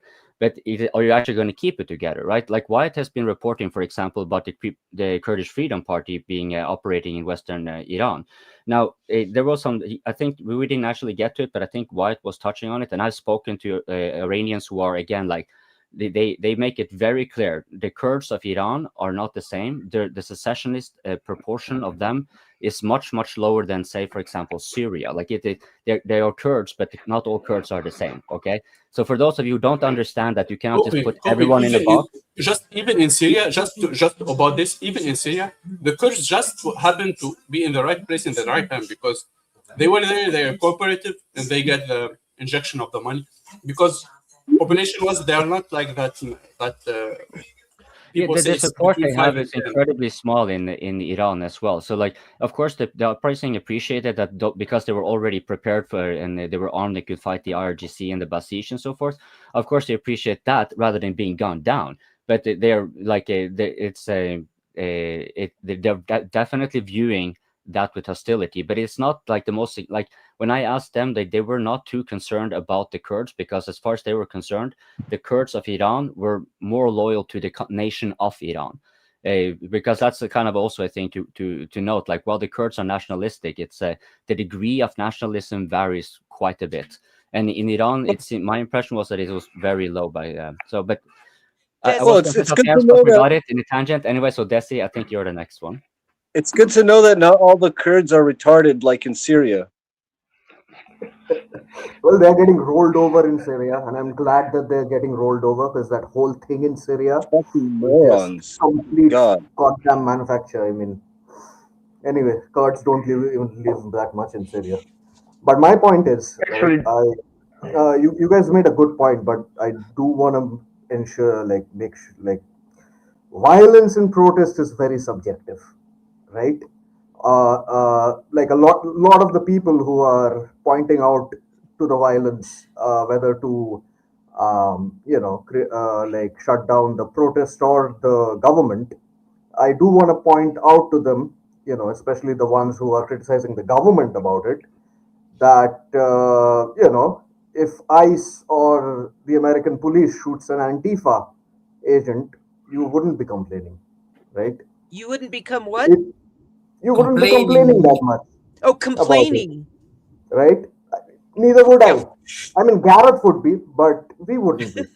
So it's all subjective. So and at the end of the day, I kind of agree with Nika. It's all about what's the result, and the result is clear. These protests have failed completely. It failed as soon as they burned down the mosque. It failed as soon as they burned down the hospitals. Right? And whether or not it was organic or not, it doesn't really matter. And also, in terms of what Coping was saying, this is something I completely disagree. The Shah is not going to be, categorically, is not going to be better. It's going to be way worse. The Shah is not going to last. It's going to be an unstable regime. I never made that assertion. Iran is gonna collapse and shatter, And why will it shatter? Is because a stable, cohesive Iran, whether it has the Shah or the Ayatollah, regardless of who is leading it, is not in Israel's interests.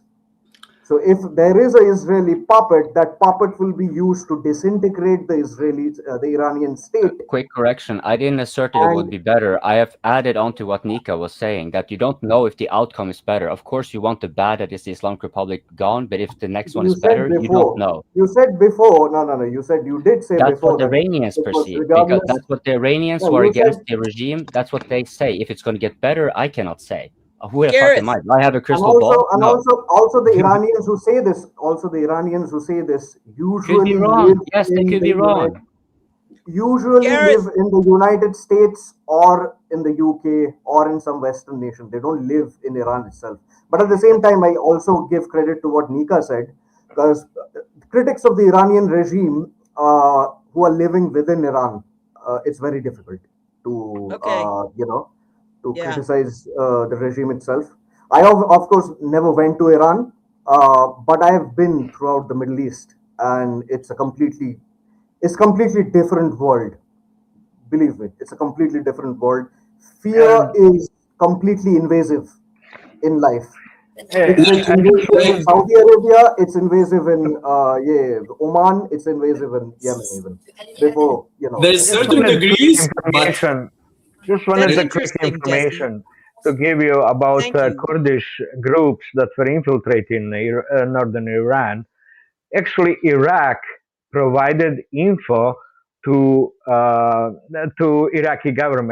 Irani government about these Kurdish groups that were being sent by, of course, whom from Iraq into Iran to organize and keep spreading the weapons, because they were bringing in the weapons. And who are you talking about? So I have no idea who you're talking about. Keep coming back, Gareth. It's Kurdish group. Yeah, Gareth is holding the in finger. northern Iran. I agree with Pamela. So it's a quick one. No, let Gabriel. As you see, quickly finished with those groups. They didn't last quickly because this information from Iraq. Just wanted to let you know this. Oh, okay. No, that's a good point, Gareth.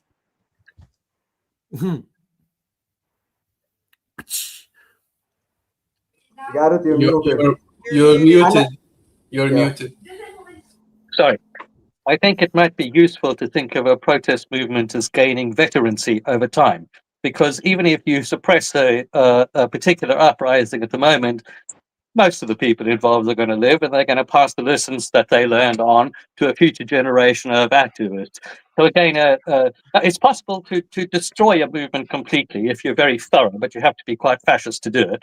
But without that kind of intervention, then it's normal to expect to see a protest movement sort of sharpen its methods and develop new techniques and so on. Again, as long as it's allowed. As long as it's allowed, because you see, this is the thing, that you always need an organized minority. Every protest, it can be like a student council, or it can be the Gestapo or the brown shirts, but you always need an organized minority that actually motivates, it spreads the information, it proselytizes on behalf of the protest, and so it rallies people to the protest. Conversation too late. The majority of people in a protest, they're absolutely indifferent. Okay, they're there because of peer pressure or because of mass psychology, and they don't give a fuck about what happens. And if you shut the fuck up, dude, you spoke for a while. Language. Anyways, gentlemen. Anyways, I love how Pamela is acting as her mom, man. The protesters, Pamela, you are like so the sweet. professional You are protesters, so sweet. they can actually, learn lessons and be motivated and have determination. The mass majority, the great majority of people that are marching in any rally, they'll run away at the first bullet shot, they'll hide at the first tear gas, and they'll disperse in the wind whenever fear is instilled in them. But at the same time, they'll be rallied, they'll be filled with courage and valor if they see that they're winning. Okay, so like if you have 10 people in a protest, you have thousands of people. Okay, and then the police come and tries to disperse them, and you have 10 people who can push back the police, then that police force is going to be overrun by the thousands of people that are protesting. But if you don't have those 10 people that can hold the line, those people are going to disperse in the wind like smoke. Okay, people don't spontaneously organize. People don't have intelligent collective action. You need some form of organization. And all the students groups that are in the protest, it can even be high school students, it can be NGOs, it can be like professors or syndicates. There's always someone who organizes it. And according to the results you see is what happens in the aftermath. Like is who is actually organizing it. And in many cases, this is very common actually in South America, that you actually get infiltrators from the police in a protest that are going to do all forms of vandalism and disturbance as so to justify the violent crackdown on the protest. And then film it and then produce it as an evidence to the public. Yeah, that's extremely common. So not only do the protests need organization to exist per se, it also is extremely easy to infiltrate them and to maneuver them to whatever end you have. Anyone who has a minimal of organization, like say 10, 20 people, can actually stir the protest to a whole panoply of directions that are like completely against the will of the people that were actually protesting originally. And that I got is a extremely question. I want to come back on that. Gareth, yeah, but this is a question. Did you know that the Iranian police were trained by Germany, and Schwarzkopf, remember him from the Gulf War? Schwarzkopf spoke German. His dad spoke German, and Schwarzkopf was sent to Iraq. I did German in school. What the fuck does that mean? Because he got along with the Iranians because a lot of them speak German. Yeah. Iran sounds like. Do you know that a whole bunch of the Middle Eastern countries were allied with Nazi Germany during the war in order to fight against Britain? This is not news. Yes. I'm just saying, that's their root of their military. Okay. So we got to replace the military. That's what Trump's going to do. He's going to replace the Iranian military. There is not the slightest chance in hell of that. Okay, if I could actually get back to the topic, or at least what we were most recently discussing, I thoroughly disagree with Gabriel. He makes one point that is correct and four that are wrong in a spiel. Okay, it is the one thing that he is correct about is that you can actually like stiffen a protest by having a band of young hellions who are willing to fight with the police. Yes, that definitely does buy you the weight of the crowd, right? And that is sort of like pretty advanced demonstrating tactics. That's the kind of thing that the Black Bloc do, and anarchists and so forth. But the idea that 20 people could manipulate an even nominally an even mid-sized demonstration is sheer fantasy. I mean, you can't stop them organizing themselves. There are multitudes of groups with 20 people in those organizations. I specifically in those movements, I specifically addressed the topic of external infiltration earlier before you were here. And in where there are organizing bodies, they can be infiltrated, but even that is not a very reliable process. And so, as I mentioned, the Bolsheviks had an infiltrator in their central committee that didn't prevent the revolution from going forward. It's not an unsolvable problem. Neither are the Asian provocateurs and so forth. And in fact, in a properly organized demonstration, there will be legal observers and others who will expel Asian provocateurs or any other person who's getting out of hand and so forth. That's easily organized, okay? Again, people can, in fact, organize themselves. We do so every day. We do that in our jobs. It's definitely not beyond the wit of man. And as I also said earlier, a demonstration or a mass movement of that kind is like a river, and pissing into it doesn't change its flow. you have to have a very important or capable power to influence that body, which either means that you have a large number of sympathizers that you've already won over by political argument, or it means something like you've managed to manipulate control of an organizing body. But these movements can easily overthrow their own organizing bodies. And in fact, the way that the protest movement in the West developed between the 2000s and 2010s, 2015 or so, is toward a kind of mass organization that was done immediately and didn't use any kind of organizing bodies that could be infiltrated at all. It's a real innovation in practical democracy. You're talking about the Western protests that have never achieved something in their entire history, like how you stopped the war in Iraq, or how you stopped globalization, or how you stopped.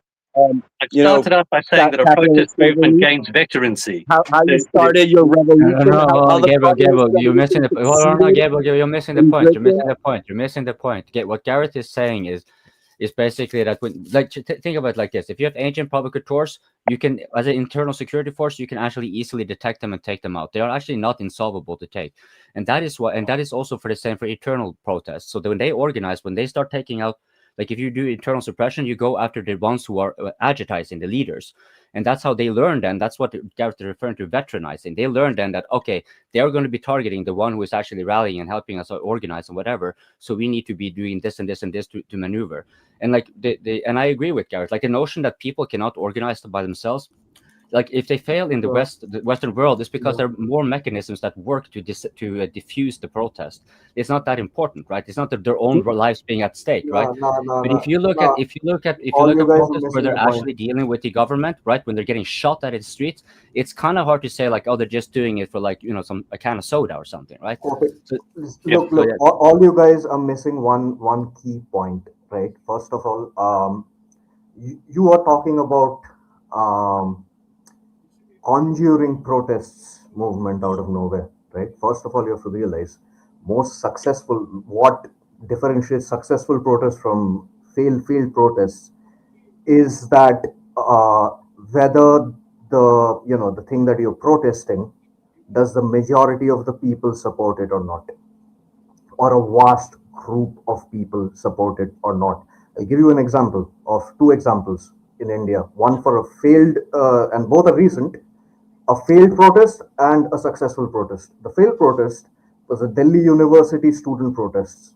No one gave a fuck about what the Delhi University students were protesting about. No one even knows now what they're protesting very about. Stupid. Right? And the thing is, they did the protest for months. They harassed the people of Delhi, and it just broke down. It was infiltrated. They even had celebrities, Bollywood actors, actresses going and supporting them, and it still failed, right?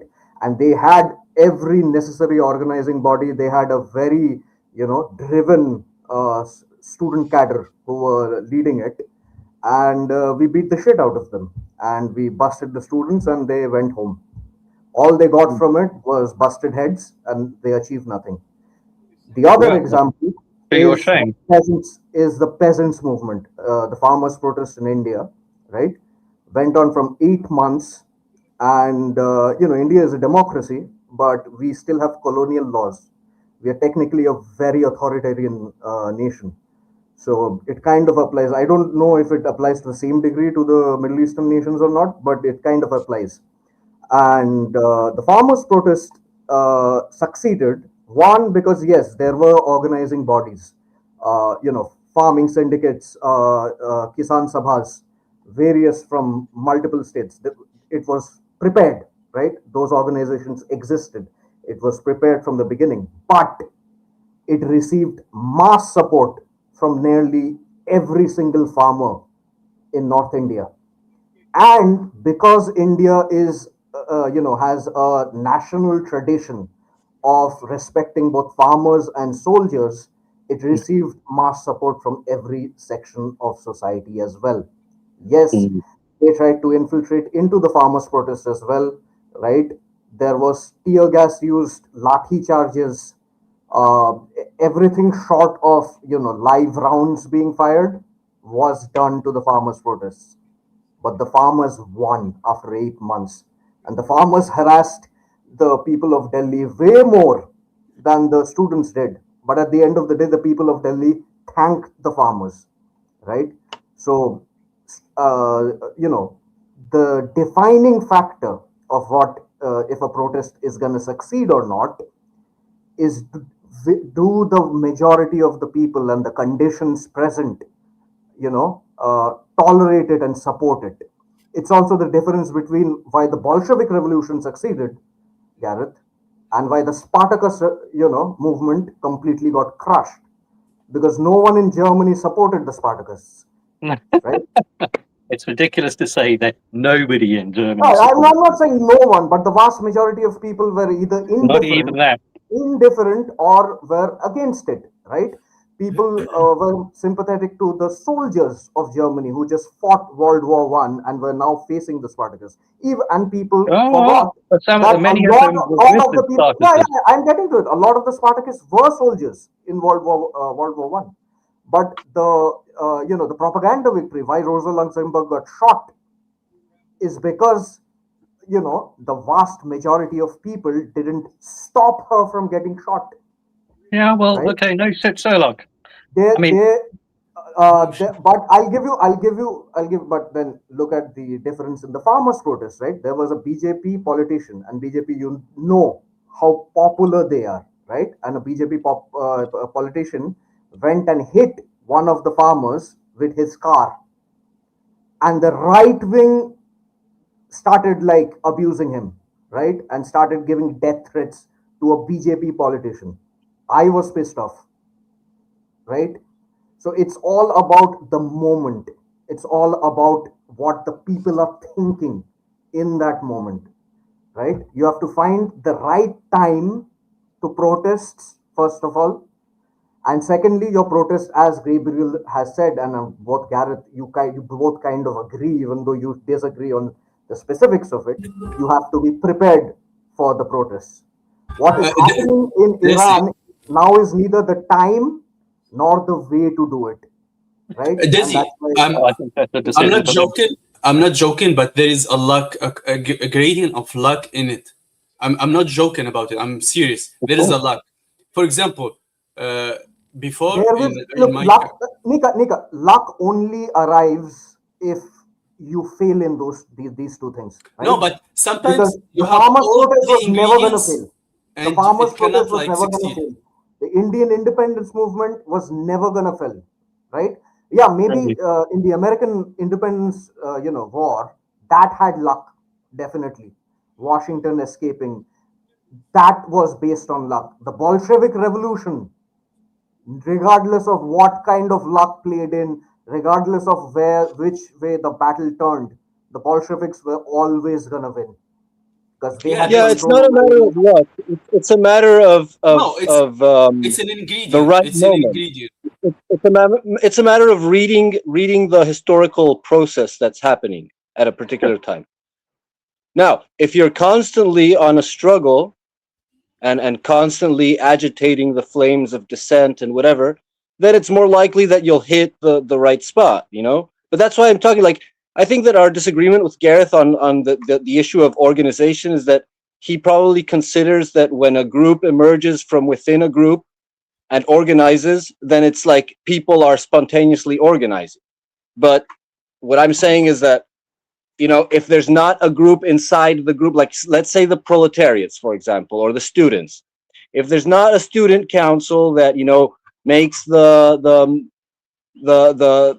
placards and spreads the pamphlets and things like that, then you'll never get a convocation for a rally. Like you need someone inside a group or outside the group to actually do the hard work, and it's not everyone, and organize. And according to the efficiency, the quality of that organization is how successful it is or not. Like people can organize, sure, yeah. Your football gang, after their team lost, they all sort of agree that they have to bash the heads of the other fan club, right? But that's not organization. That's just mob psychology. So organization is when a small group plans, makes charts a direction, and they work to spread that plan amongst a group, and then the group can actually do something. Like what you say, Gareth, is magical thinking. It's magical thinking, and it's never happened in I've history. actually lived through. Yeah. I can see the communist revolution thriving, bro. No, at the same time, Gabriel, I kind of disagree in that regard. Like you're giving primary emphasis on the student protests or like whatever the organization of whoever it is. You have to realize like these pressure groups at the end of the day, they are adopting the movement. They're adopting the people's what the people demands. They are not manifesting what the people demands, right? So they have to yes, one is the moment for sure, but another thing is they must realize what the people want, right? If these student groups or whoever is trying to organize the protest, if the organizers do not get the mood of the people, right? If the people want, say like reform rather than a revolution, and they go for a revolution instead of a reform, then they'll get crushed because the people won't support them, right? Okay, that's an extremely naive way of looking at any of this.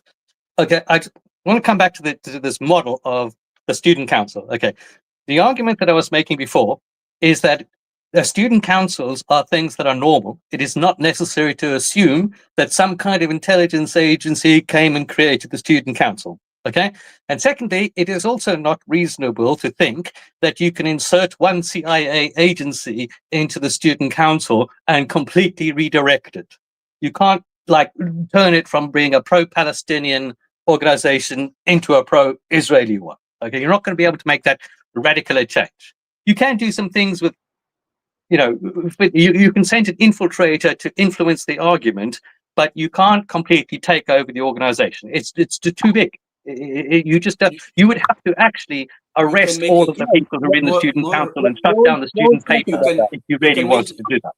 You can make it more radical. You can make it more radical. Yeah, no one's talking about that. It's when you shift the conversation from like an actual political plan of action and let's assassinate people or let's burn down this or that. And it's history is littered with all sorts of reports. Actual FBI, actual CIA reports of like this member of the Black Panthers, he was a CIA asset and he did incite assassinations or looting it's full of those examples, and they actually but hold on.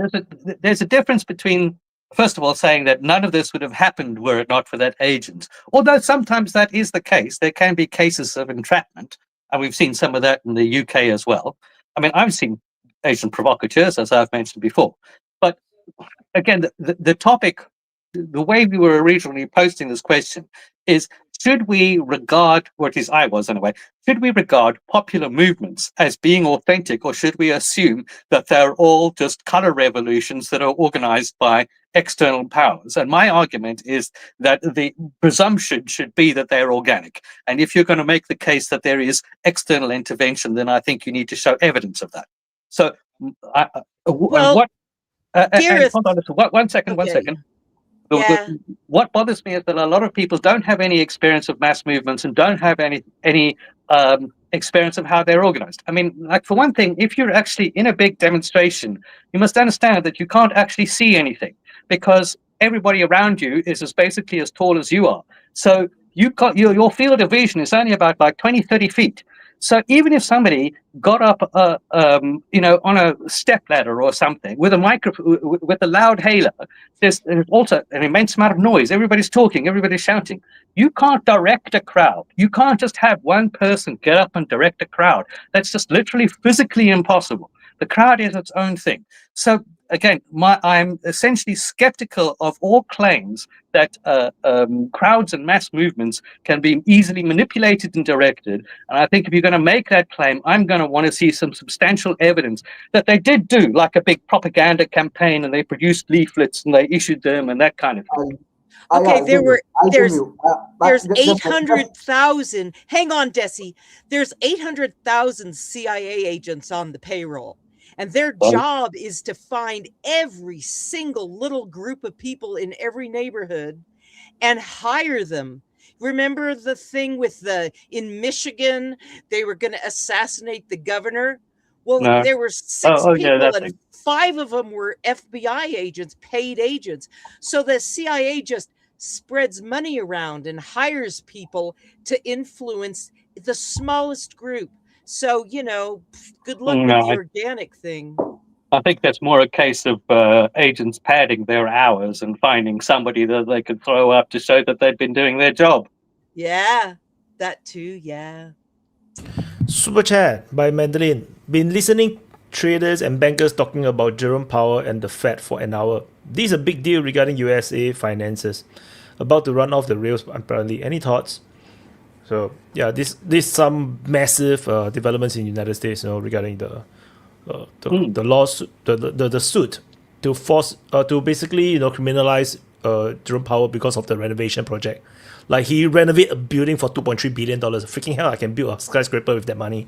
So and then also they are pressuring the Fed to reduce the interest rate. So well, why don't we let Desi finish this, because he's been holding the finger. Then we change the topic, because we've been on this with demonstrations for a while. I think we've kind of covered a lot of ground. So did actually the ICE demonstrations because before I was coming on, or was Mr. Lambo, Desi was the one having the finger. You can just asking a fucking question, Coping.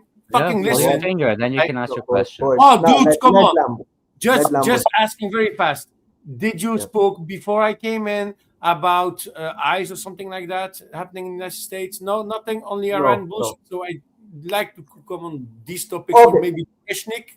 Yeah. Like after we finish, we can start with the ICE protest, right? Because it's kind of related also. But in terms of what I wanted to respond to Mr. Garrett.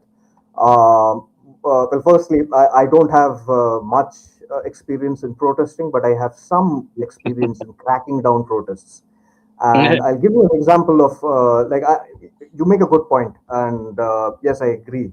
For one, it's very especially if you are getting you're a crowd of 1,000, 2,000 people, and then you're getting water cannoned. It's not easy organizing, and that happened with the farming protests. But it can still be infiltrated. And I give you an example. The example is when during the farmers' protests, agent provocateurs. Provocateurs. They led the farmers to storm the Red Fort, right? And the Red Fort is like it's a government security building, and storming it is basically treason. And the effort was to essentially discredit the farmers and call them traitors, and a lot of the media did, but no one bought it. But they did storm the Red Fort, which is like one of the most guarded places in India, right? No one can storm the Red Fort. You'll get shot down immediately. There are always security present, everything. But the but you're making a mistake of thinking that the law will be applied to conservatives. And at the same time, a lot of those protests were conservatives, man. I mean, they were leftists, and it was a farmers' protest. It was most political left. Which a farmers' protest is necessarily a protest to property owners. Not just property owners, because it was also both like property owners as well as labor. The people that they employ. Labor. Yes. Right. Because India is a agrarian society, man. So if your boss asks you to get on a bus and go to a protest, you of course are free to say no, right? Well, that's a good point. That's a good point. But you have to realize I'm not for the protests, specifically for the organizers. I only want to point out that is why I think. But at the same time, I'm just saying, like, even in a crowd of 20,000 were able to be manipulated, not by the CIA, but by Indians. I'm not going to say who, but it was Indians who did it, right? And they stormed the Red Fort. These are like random farmers who, like, most of them can't even speak English, and they were driving around in tractors, and they stormed the Red Fort. And the security in the Red Fort magically vanished on that particular day, right? So it's not impossible. That's what I'm saying. You are speaking from the other side of the, barrier. I'm speaking from this side of the barrier, from what I know. That's what I'm telling you, Gareth, right? It can be done. Even large crowds can be provoked into doing something that they, is not good for a particular protest. That's all I'm saying. I'm not saying that cannot happen. As I've said, Asian provocateurs are real, and I've seen them operating myself, trying to incite crowds. And in fact, the last time I was on here, I made the specific point that it's the police who decide whether a protest is peaceful. It's not up to the demonstrators. Because if the police go in with batons, the demonstrators will fight back, and then the media will say violent protest. Okay, and the police You will. mean like on J6? Fuck off. The police and and the media will also believe what the police say and not the protesters. Okay, so the police are always free to lie. Like on J6. Well, I think Pamela made a good point. If I can give a relatable example to what we've been talking about, like we're talking about, is it legit? Like Wyatt has been talking about when you start shooting, right? Because that is an extreme measure for something that is like a counter protest. It's not like an armed uprising, right? And that's where it's sort of like if you have been handcuffed, right? Why should the police have hold his weight with his knee on the back of your head into the asphalt, for example? There's absolutely no reason to do that. But when you see that, right, then you're just like, wait, hold on. Okay, maybe I don't agree with these folks who are blocking the street, but that's not exactly a way I want to be treated if I am disagreeing on something either, right? That's an illegitimate, like right? It's just an illegitimate use of force because you simply don't have to. If you have to use excessive force, like shooting, for example, into the protest, that is because your legitimacy is now reliant entirely on fear. Right, anyone who is violent in any protest, what Gareth is saying here is not that protests cannot be violent. I get what people are saying, that yeah, you have violent people, and that's a bad thing. That does escalate, but the onus is on the authorities because they have the means to select and take out, and just let the whole protest die out. In the West, when they don't have to use excessive force, it's not because we're necessarily all that nicer. It's because they have more means to use it. The stakes are not as high, and they also have more means to kind of like, look, if we get this guy out of it, right, this thing is gradually going to die because he's one of the main motivators. But people have their lives; they're going to do other stuff, right? There are many more means. But when you have something like Iran, like you don't, it's a completely different world. Okay, like this is. I think I understand that people cannot get it. It's on the other side of the world, but it's a very different society. So I'm sorry for holding up, but okay, if we're going to move topic. I just remind Lambo, actually the super chat wanted to address a Fed cuts and stuff like that as well with Jerome Powell, and that this is like a pretty big thing. It's not a local thing like ICE, even though ICE is more relevant. So I'm not sure which should we go straight for the Fed since it's economical, or should we finish it off with the ICE? No, dude, come on. We're going to do something that other people knows also. Yeah, Lambo, go Lambo. Go ahead, Lambo. Do you want Orishnik or ICE first? No, Orishnik behind you already. No, just talk Orishnik. There's not much to talk about, so it's very fast. Let's talk about Orishnik. Yeah, it's very fast. You just want to say that that Putin about it just showed again that he has a weapon that nobody can touch for the air defense. But the big question was, what did they hit the second time that they used the Orishnik? First, they said it was a gas installation, but that's bullshit. Apparently, in Lviv, they have an air base where they did repairs for MiG-29s, for example. They've been hit in the past, and now, if I need to believe people like AMK mapping, it's that place been completely destroyed. Apparently, I think Russia knew about thing there. And but it's fantastic to say from point of view of the cameras. It's an amazing image, amazing footage to see. You don't look real, right? It's fucking yeah. It's crazy. The thing is, the damage we're never going to really see because Ukraine is going to do everything to hide it. They did it for the first one also. But yeah, it's a scary weapon, and Russia is going to still using it. And it's not like to show or to do. It's just to say, like, we have a special target and we're going to destroy it and we're going to use it. And it's also to show power, of course. But it was again a very a point of view, a very beautiful one to see.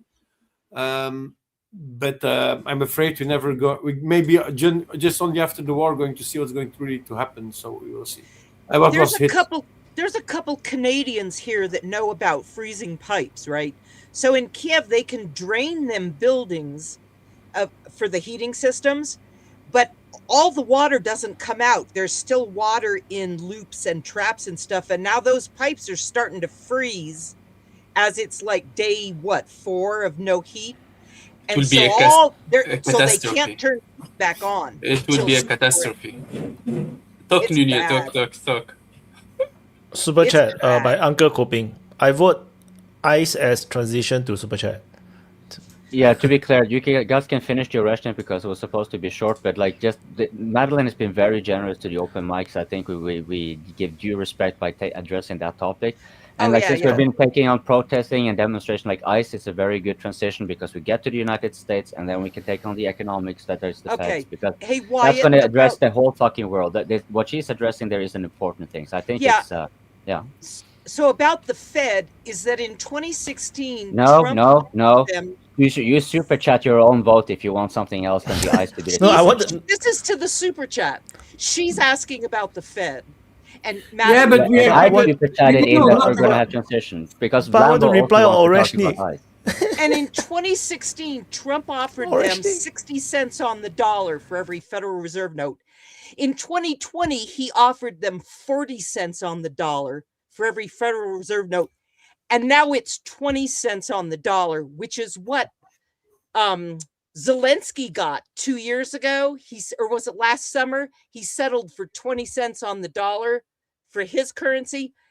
That's the new standard. So they'll exchange the notes. They'll still accept them, but they're only going to be worth 20 cents on the dollar. But it's going to work out. It's all going to be good. Nothing's going to crash or burn. It's not going to be scary. It's going to be a gradual, nice transition. I wanted to talk about. I want to reply about the rationing from Lambo thing. No, I think one of the reasons you cannot see the damage is because I think the rationing is used exclusively to hit deep underground targets.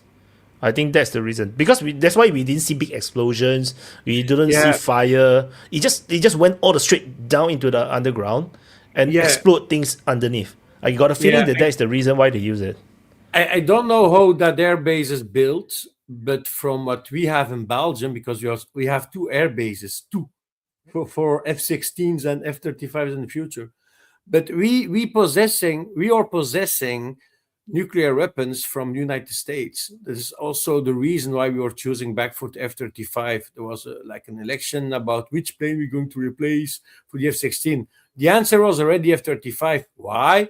Because we are possessing bombs that can be dropped by F-16s, nuclear bombs. If the United States is going to ask us to do it, we're going to do it. But where are they stored? These bombs are stored underneath the bunkers of the F-16s. So the hangars, so the bunker hangars where the F-16s are stored, they have also a lower level, and apparently they are stored there. And that makes sense because you have a few layers of protection. You have already your upper protection for your F-16. Then you have, I think, a very heavy floor, and then you have the space where you have these bombs. So it makes sense.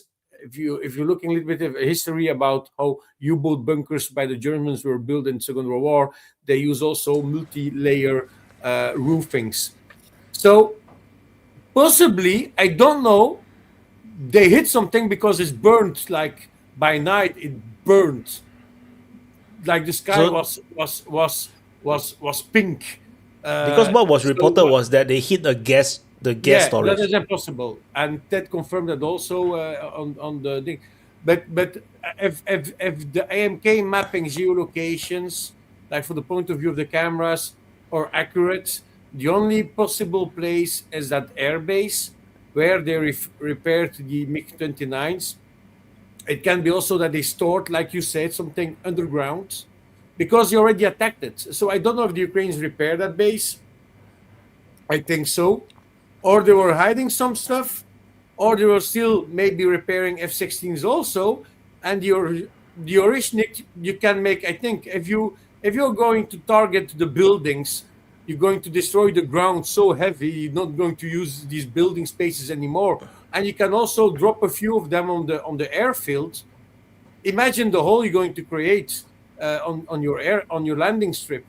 You're not going to put a truck of dirt over it and a little bit of concrete to repair it. So you can have a lot of possibilities. But what you're saying, something about underground, can make sense because these air bases were built in the Soviet era. Like a lot of factories, they have underground spaces also. And they cannot repair it because underground takes a lot of construction work. So I think once it's destroyed, it's gone. And just to follow up on that, on this news, is that Macron was asking the Europeans that they need to find a solution on their own regarding the Oreshnik. So this announcement, I never managed to report it. I didn't manage to slot it in anywhere. So, but what Macron was calling for a solution, a European solution to Oreshnik. Yeah, it was reported on Ukrainian media about it. Just to say, Wyatt, in the comments, you have Rosomak that's saying there was a command center under the airport that got hit. Yeah, maybe NATO. So maybe NATO. Yeah, it commanders can be or something whatnot, like that. But it was legitimate. They're going to use a missile to hit really something that need to be bye-bye. Otherwise, you're going to use cruise missiles or drones. But there, Putin said, we found something. We use Oreshnik because that thing need to be bye-bye now. That is the thing. That is my point of view of why using Oreshnik is to have something bye-bye directly. We found it, trace it, we prove it, we're going to launch it, destroy it. And we go to the Federal Reserve. No, let me the ICE thing as a transition, but the Federal Reserve is important because that's huge. But I haven't been able to pay attention to the ICE thing. So may I just get a summary, like what should I get from this? So the ICE thing. So the ICE is now concentrating in Minnesota. They have almost 3,000 officers. They outnumber the local police 5 times. By 5 times, and I think they're going to send in the soldiers. According to the last rumor I saw, is that Trump has ordered troops to be raided. I think they are the airborne troops to go in. So maybe the Insurrection Act might be caught. So the ICE agents are now catching people all around Minnesota, and they have been loading them up on buses, send them to the airport, and fly them out. So I think they are instantly getting deported, and the governor of Minnesota is Tim Walz, the former vice president candidate, and he is now he got indicted, and then he also got now summoned for investigation because of all the not indicted, impeachment, and then after that he got caught for criminal investigation is now opened against him. The guy is most. But it's not for the corruption, but for calling for the people to go against ICE. So it's like a separate thing. So the impeachment is regarding the corruption, and then the investigation is regarding him. Sedition. It's not sedition. Yeah. So they haven't charged him yet. That's sedition. So they haven't charged him yet. About it, and the thing is, I'm going to read it. It's not long. ICE is removing some of the most violent criminals in the world from our country and bring them back home where they belong. Why is Minnesota fighting this? Do they really want to murderers and drug dealers to be ensconced in their community? The thugs that are protesting include many highly paid professionals, agitators, and anarchists. Is this really what Minnesota wants? The crooked governor and Congresswoman Omar, who married her brother, don't mind because it keeps the focus of attention of the $18 billion plus frauds that has taken place in the state. Don't worry, we are on it. And it's a good message. The way you're speaking, but it's a good way of fine. Hey, Super chat by Madeline. Nunya, the conversation I have been listening to from people with real money, recon ad is going to be cataclysmic in the next few months. So yeah, Madeline, you don't have to tell me twice. I've been saying that for a while, so there's three I don't things. disagree. There's three things the federal government does. They regulate the currency, they run the courts, and they protect the borders. Those are the three things that the United States government does. And regulating the currency means there will not be any kind of crisis at all that's going to interfere with international trade. It's under control. It's going to be okay. You can worry all you want, but it's going to be okay. I promise you, Sugar. Thanks, Wyatt. You really insist on flicking your American bean, don't you? Well, hey, we're the great melting pot. Hold on. Okay, we're all here, all mixed up. Let's enter the topic. Look. If I can give I want to give a more like concrete here. Depravity. So okay, good. Rock Now, and I roll. hope you're all feeling better. Now it's I'm ice. sure you're feeling Ice better. cubes. Ice, baby. Yeah. So the special state is in I full think flow. here's the thing that is important to note, in my opinion, when it comes to the Fed cuts, is that Trump has been wanting those cuts for quite a while. And the thing is that it's meant to deal with inflation, but they're also having a problem with it. Like they're kind of in a debt spiral, right? And so the gambit seems to be that because the only way you're eventually going to get out of it, you're going to have to reduce the interest so you can gain more debt to pay the debt. That's the spiral that they've gotten in, right? So when they're cutting the debts now, that's of course one of the problems. But this is compounded with an increased military spending at the same time, a very sizable one. And so the gambit seems to be, because the only way you can get out of it, and that seems to be like what Trump has been trying to insist against Powell, is that, yeah, but then we have to break out of it. We have to get that exponential growth that we need to kind of break out of this debt chain, which is like very, very, very ambitious, to put it mildly. But nonetheless, if the thing is that with this happening now, the interest going down, which is meant to cut inflation, and then you have increased military spending, among other stuff, which is increasing of course, the inflation pressure. And so that's why we're going to be having a double whammy coming pretty soon down the line. There's more things to it also, like, for example, the thing about corruption and just as an aside, right, it's worth noting that the way Trump operates is by double downing on speed to the point that you forget what's going on. So now, for example, he's trying to tackle corruption, right? And who remembers this plane given by Qatar? I mean, that's 400 million. That's something a billionaire doesn't even have. He just get it straight out in the open. I have never seen such unabashed corruption by any U.S. administration. Yet here, of course, because of the anti-corruption campaign, and again, here's the thing I want to remind people who think it's like that two things can be true at once, right? Like it can actually be true that, I'm going to give it to Gareth. Shit, I don't want to be all talking of it. too much. I feel like I'm going on a monologue, so I'm just going to. Gareth. Yeah, exactly.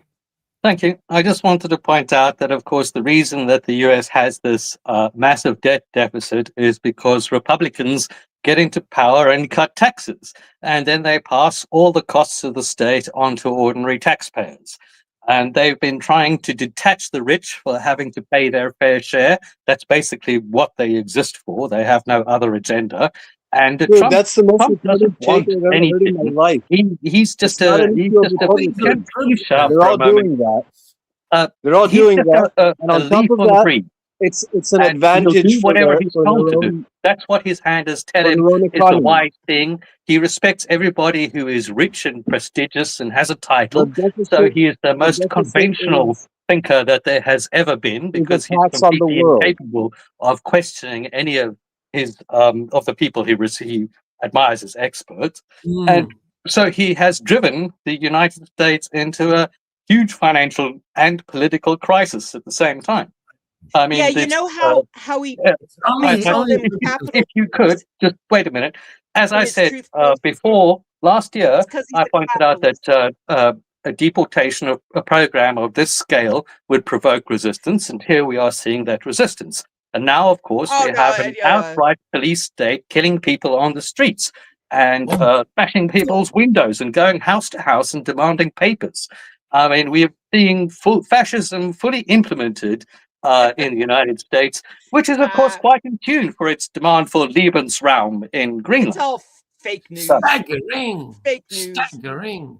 It's only the Hey, Republicans. you know how You know how Trump puts capital letters in his language in the posts he does? That there's all these weird capitals. It's because he's a capitalist. No, it's because he's thick. Capitalists don't do that. He's just stupid, I'm afraid.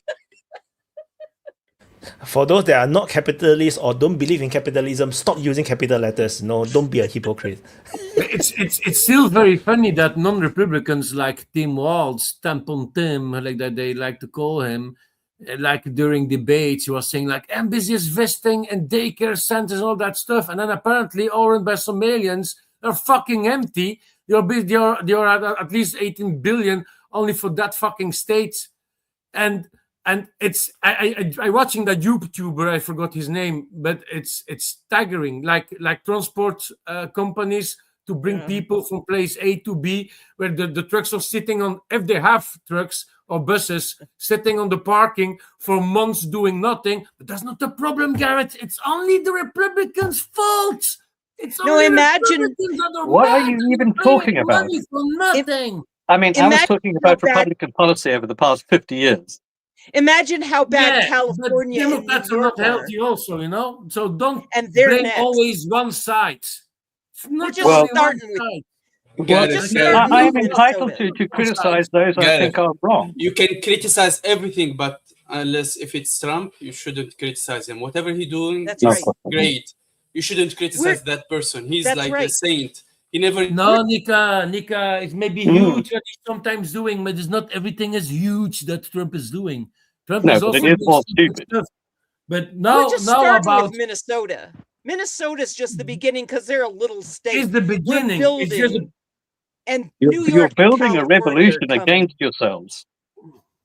And then look, you'll Gareth, say you might hate capitalists. It's not good. You might hate capitalists with your guts, Gareth, but always remember that capitalists always love a good Trotskyite. It's not good. Nothing could be further from the truth, you ignorant dipshit. It's not about good election fraud. It's not good to use excessive force unless if it's your party who's doing it. If your people who are doing it, it's okay. But using excessive force is bad unless you are doing the excessive force. What a hypocrite. Well, let's look at the comparison between the way that the Republicans are now excusing this murderous ICE officer and the way that they excused the J6 rioters who killed 5 people and stormed the Capitol, used great violence against police protesters, and they were all against police officers. Sorry, and they were all pardoned. But apparently, just driving your car near an ICE officer means you could be shot in the head. Hey, it's about election fraud. He's cleaning up the elections. Trump wants a fair election. He doesn't. Fraud. That's the last thing he wants. But Garrett, do you think it's normal that the United States you can vote without showing your passports? Do you think that is normal? That has been normal my whole life. So yes, I think that's normal. I mean, you can go from city to city and vote 10 times in one day if you want to. Nobody going to know it because you don't need to show your passport in certain states. Wow! So you're going to blame Trump? No, Lambo. No. You're wrong. The correct thing they are doing. What they're doing is that it's illegal for them to even look at your ID. Yeah. When you want to vote. It's illegal. You give the voter want to give them the ID. They no, don't give me. That's the law. That's something that need to be fixed. 2026, Garrett. That need to be fixed. That is something that is completely wrong. If America wants to do that, fine. But that doesn't justify in any way the claims that there was a stolen election or anything of that kind. It is Trump who wants to steal the election and always has done. I mean, look, Trump claimed that the Republican primary was rigged against him, and he claimed that the 2016 election would be rigged against him, and that the 2020 election was rigged against him, and that the 2024 rigged election would be rigged against him, even though he won it. And he has claimed everything would be rigged against him through his entire life. He's a fucking lying loser. So I can push back on this because you never watched my video. I reported on this. So Oregon has admitted 27% of its voters are actually illegal. They actually removed 800,000 from this voter registry. And what and that exactly is the basically source for changes this? everything if you think about how much What is the source 27% for of Oregon. No, Yeah, source. I go The judicial to watch vote. is a lawsuit. It's a lawsuit. The lawsuit succeeded, Yeah. and the Oregon state have to remove, and more of this is going to come this year. This is just the beginning. So When I I'm vote- reporting this news, so that's why I know. Yeah, when I vote, they put my ballot in a box and they ship the box off to Denver. And 2 weeks Mhm. later, you get an email that said your vote counted. Or you Yeah, could but vote okay, but by that's your own mail. fault, isn't it? I mean, here in Britain, we count all the votes right there in the polling station on the same night. The fact that you're too lazy to do that, I mean, Is that's that not where my you're problem. from, Gareth? You That's know, where I'm I live part now. Welsh. I'm part Welsh and part sorry to German. hear I'm that. half German and half English, so I'm always at war with myself. For fuck's sake. But there Why is is that? Is there that because really a is that problem because with you're it, angry and about the traditional German alliance between the English with the English? What? You don't know anything about history or The reality. English tried to get Hitler to conquer Germany. Hitler That's was the what the chancellor of Chamberlain. Germany. He did not have to conquer Germany. The Chamberlain Pact was to allow Germans to build up a military so they could conquer Russia for Britain. Britain's always wanted Russia. So again, this is no news to everybody. The whole world turned a blind eye to German rearmament because they were afraid of the Soviets. Okay, this is not news. Nobody's afraid of the Soviets but the Brits. British have Oh, dear. always wanted Russia. Crimean War, Afghanistan, 1883. No, that completely misunderstands British politics. They want to prevent a unified power emerging on the European continent. That's They it. killed the Tsar. Sure. To be honest, I think we will all agree that the British wants everything. So no, it's not a surprise that the British want anything they had a lot at all. of ships to conquer some stuff. The During British those days. killed the Tsar. Yeah, The Holy they did. Family. Yeah. Possibly more than one. Super chat by Madeleine. They Well, didn't- I but think you not folks in the have Russian covered Revolution, if that's advanced. what you're talking about. So well, I think you Brits folks sent have Lenin covered into advanced Russia. economic theory. To No, be you honest, I want to idiot, that pass was your the toss Germans. on to Andrew Bailey. He's drunk already. So by to the Andrew super chat, who is Andrew Bailey? Andrew Bailey is Callas said the it's time to drink. deputy director of the FBI since 2025. He served Director alongside of the Dan FBI. Bongino. Kaya Callas quit drinking a while ago, but this week she said it's time to start again.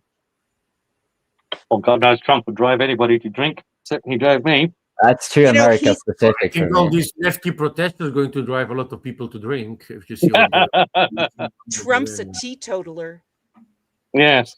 How His pitiful. brother died of alcoholism. Yeah, I know. He doesn't smoke, doesn't drink. And that's the Golden strategy child. also. That's the strategy of Trump, right? He don't drink, but he make you drink so that you make poor decisions, then he can game you. It's He just Speaking drive you of crazy style, and then he'll game you. alcoholic it's style. staggering that just speaking about the ICE protests to stay on topic, it's staggering that there are people that are protesting for, because the main goal of ICE is the main goal. So I'm not going to say everybody, but the main goal is to take illegal immigrants that are dangerous and put them back to their country. Yeah, but that's not true. Wait, No, That's why people wait, protesting. They're not doing their job adequately. wait. I'm still busy. And then you have all these protesters. You have that fraud thing in Minnesota, and in Minnesota now it's completely ICE protesting Just the disorder, cities. and it's yeah, where most people live, yeah. Huh? Just the So you little have that sti- problem. Yeah, just But where they most have people are. Yeah. nobody of these ICE protesters. No, of the there's left it's that a going, big place. wait. You have nobody of these ICE protesters that going to go on the streets to protest against these criminals that are killing innocent people for nothing. Like, for example, that Ukrainian immigrant that was just stabbed in the neck and that train, bus, That's tram, metro, I don't care. But they're going to protect Harucha. these illegals that already did one thing bad, that came illegally in a country, and a lot of No, them did no, legal no, no, no, stuff. no, no, no, no, that's not true. Somali Remember are that legal. they have the legal. right under the 1951 Convention on Refugees to cross borders. Yeah. The Somalis are not illegal. They are refugees. They have a special status, protected status. And most of the people who cross borders are not illegal because they have that right under the 1951 Convention. Yeah, but the protection. But yeah, still, the protection is now removed. Somebody made a remark on a YouTube video during a protest, and they said, "Yeah, imagine they arrest the car, they stop the car, and the driver is searched by the state. He's legal, but also searched by the state because he robbed the bank, for example." And the guy that was telling the story said, "But the passenger was also illegal." Yes, the passenger was legal and did nothing wrong. No, and he lived already for 40 years in the United States. Yes, and what? You had 40 years of time to get legally. Are you guys allowed to defy the police in your countries? We aren't allowed to even talk back. No, because you're bootlickers and cowards. In Norway, No, because in you're Norway, respecting law of order. We're respecting these people, actually. If the police officer says to you, you get wouldn't out even of have your the car, virtue right you if it fucking weren't get for out breaking of the your law. car. You're not going to drive away. And then you're going to maybe save your own life, for example, with that woman. None of If you the would law have the virtue right has the right unless to the arrest law were you, broken. say, get out of the car, you stop the car, you open your door, and you get the fuck out your car. No discussion. That is how it works. Because, And no, that's not you're how it works. trying That's to leave how a a- cowardly bootlicker wants it to work, but that's No. not reality.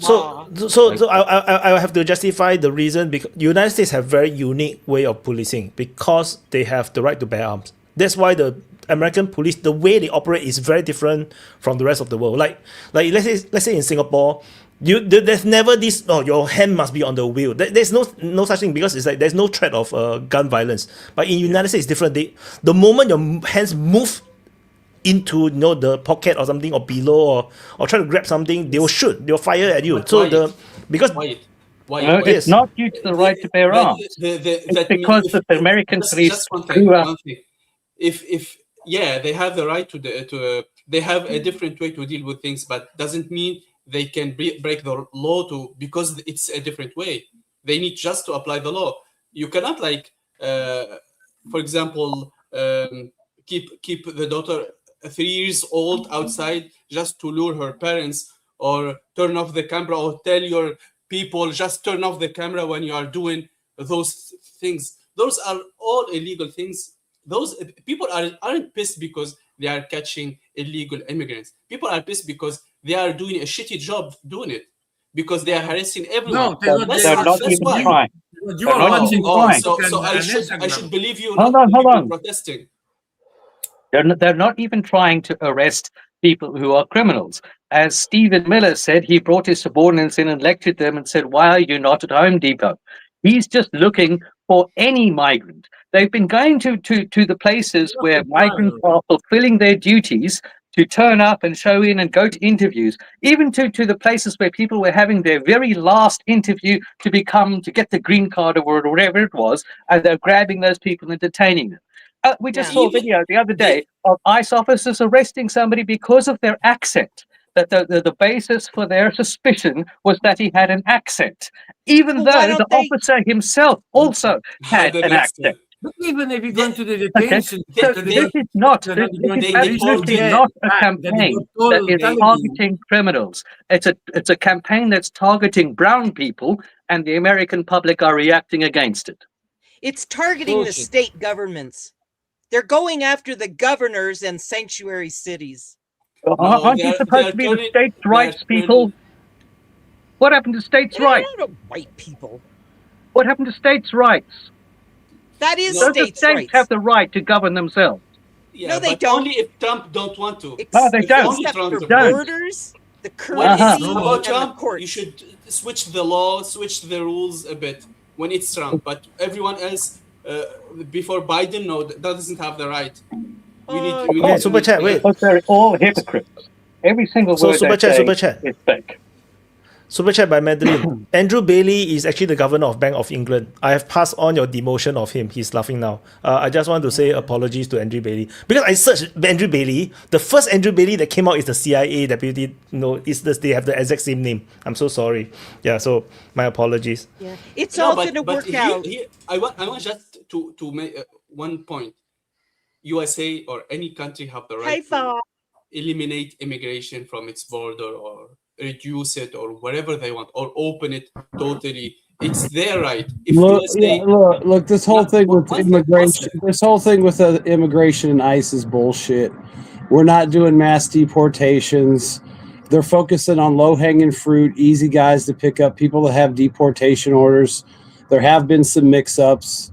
There have been, but most of it is just theater because Trump is failing in his promise to deport mass deportations. I mean, we had 2.5 million people come in the final year of Trump or of Biden, and this motherfucker's bragging. This motherfucker's bragging about 300,000 people. That ain't shit, and half the shit they're counting is fucking from a bullshit survey.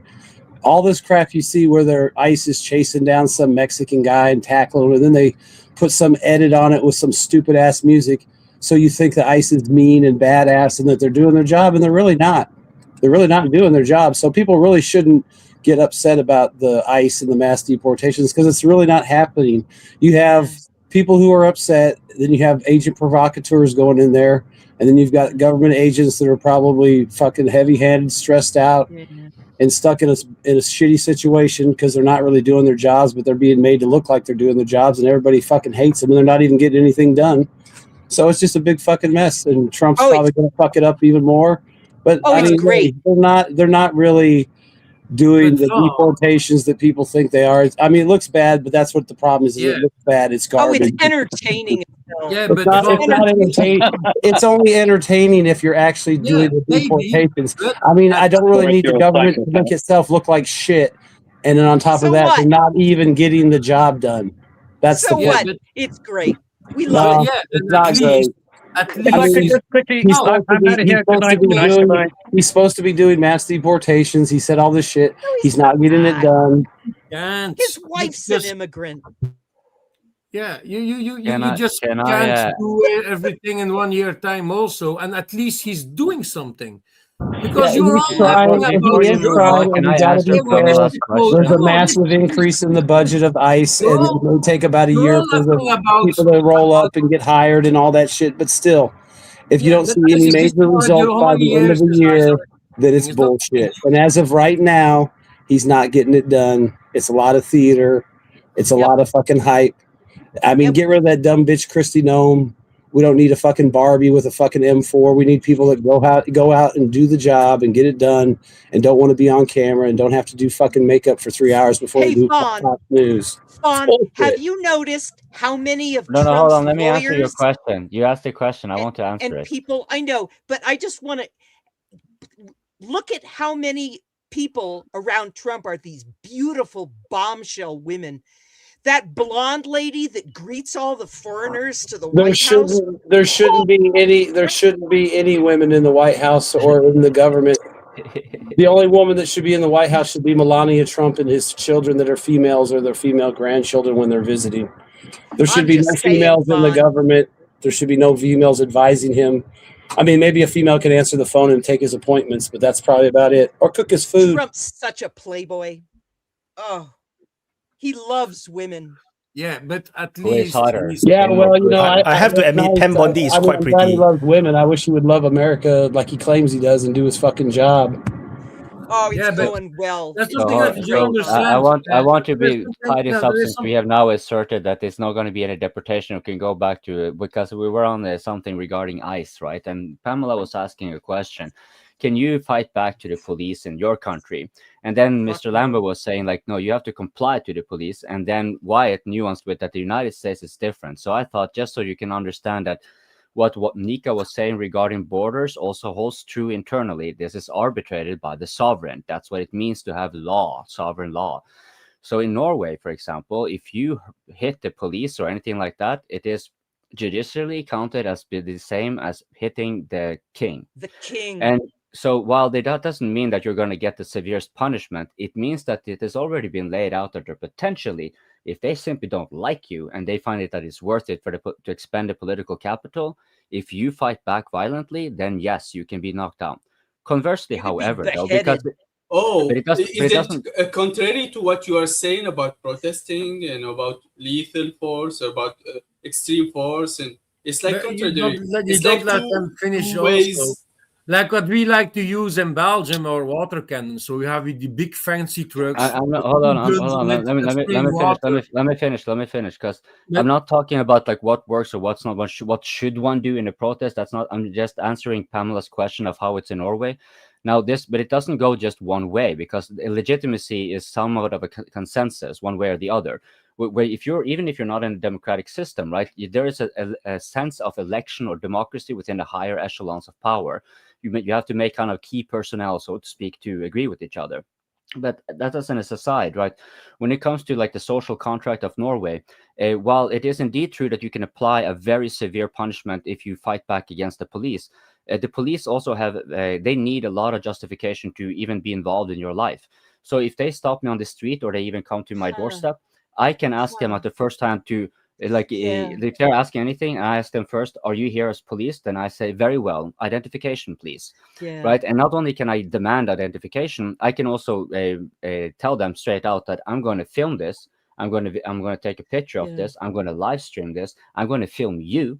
And I'm going to also, because I have the right to have not only your name, because you're a public servant, but I also have the right for your identification numbers, because you have to be able because you have to be able to, if you're claiming to be the authorities, you have to actually be able to legitimize your authority. And that we call that call it probable cause, and you can challenge it in court, but while you're on the street, you Johnny on the spot better behave and be nice about it. Now we're getting into more what Nico was referring to. Like Nico was referring to more of the extreme cases of the Islamic Republic, but of course here in Norway, even though that's what's written on the law, it doesn't pan out like that. So there are people who, of course, who are, like usually what happens if you just stick to your rights, the police will be at the very least, they will be more cautious with you, because they know that they cannot play around with you. If you're on, I'm not saying all cops are bad, but if you have unsavory actors, just simply that you have the right to do so will keep them more apprehensive. However, of course, the police are tied up to a whole lot of institutions, and like you can easily be rendered into a nobody, and then they can do, like, we have a lot of issues with, like, I have sometimes had to handle that our police state is better than yours, because our police institutions are so intertwined to so many other it's a police state in a sense.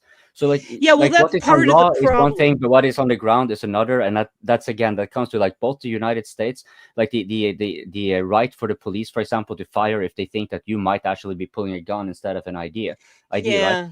So that's a dilemma, right?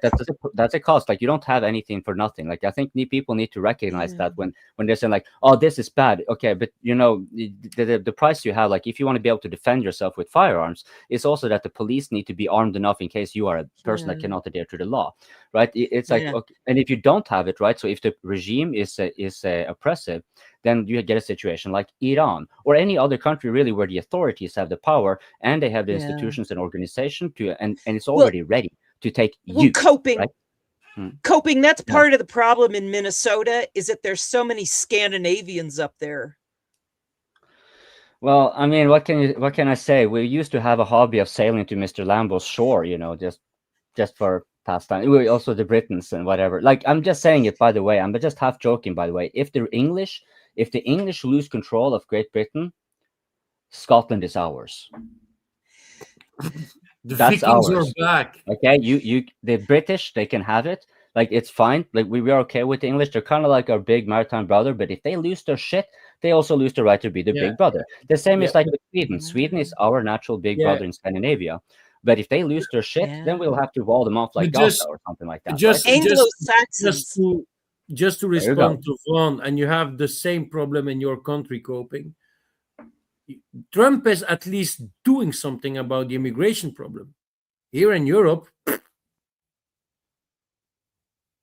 it's getting worse every year. Von, the whole premise of what Von says is he appeared to he's showing that he's doing something, but he's not doing something. He's not doing enough. He overpromised and he's under-delivering in areas. Yeah, but do you really think? No, things are going the right way. The momentum is going the right way. And I am open to it improving, but as of right now, it is not what he said it would be. Great. Yeah, but Vaughn, do you really think it's so easy to find somebody that is searched by law? Dude, here's a point that someone else made, and I'm not going to take credit for it. They were able to identify 1,600 people through phones and metadata and then prosecute them for January 6th and throw them in prison, but they can't find these people. What the fuck ever. For showing up? It doesn't matter why they're not going to jail. It's the fact that they can be found and tracked and prosecuted.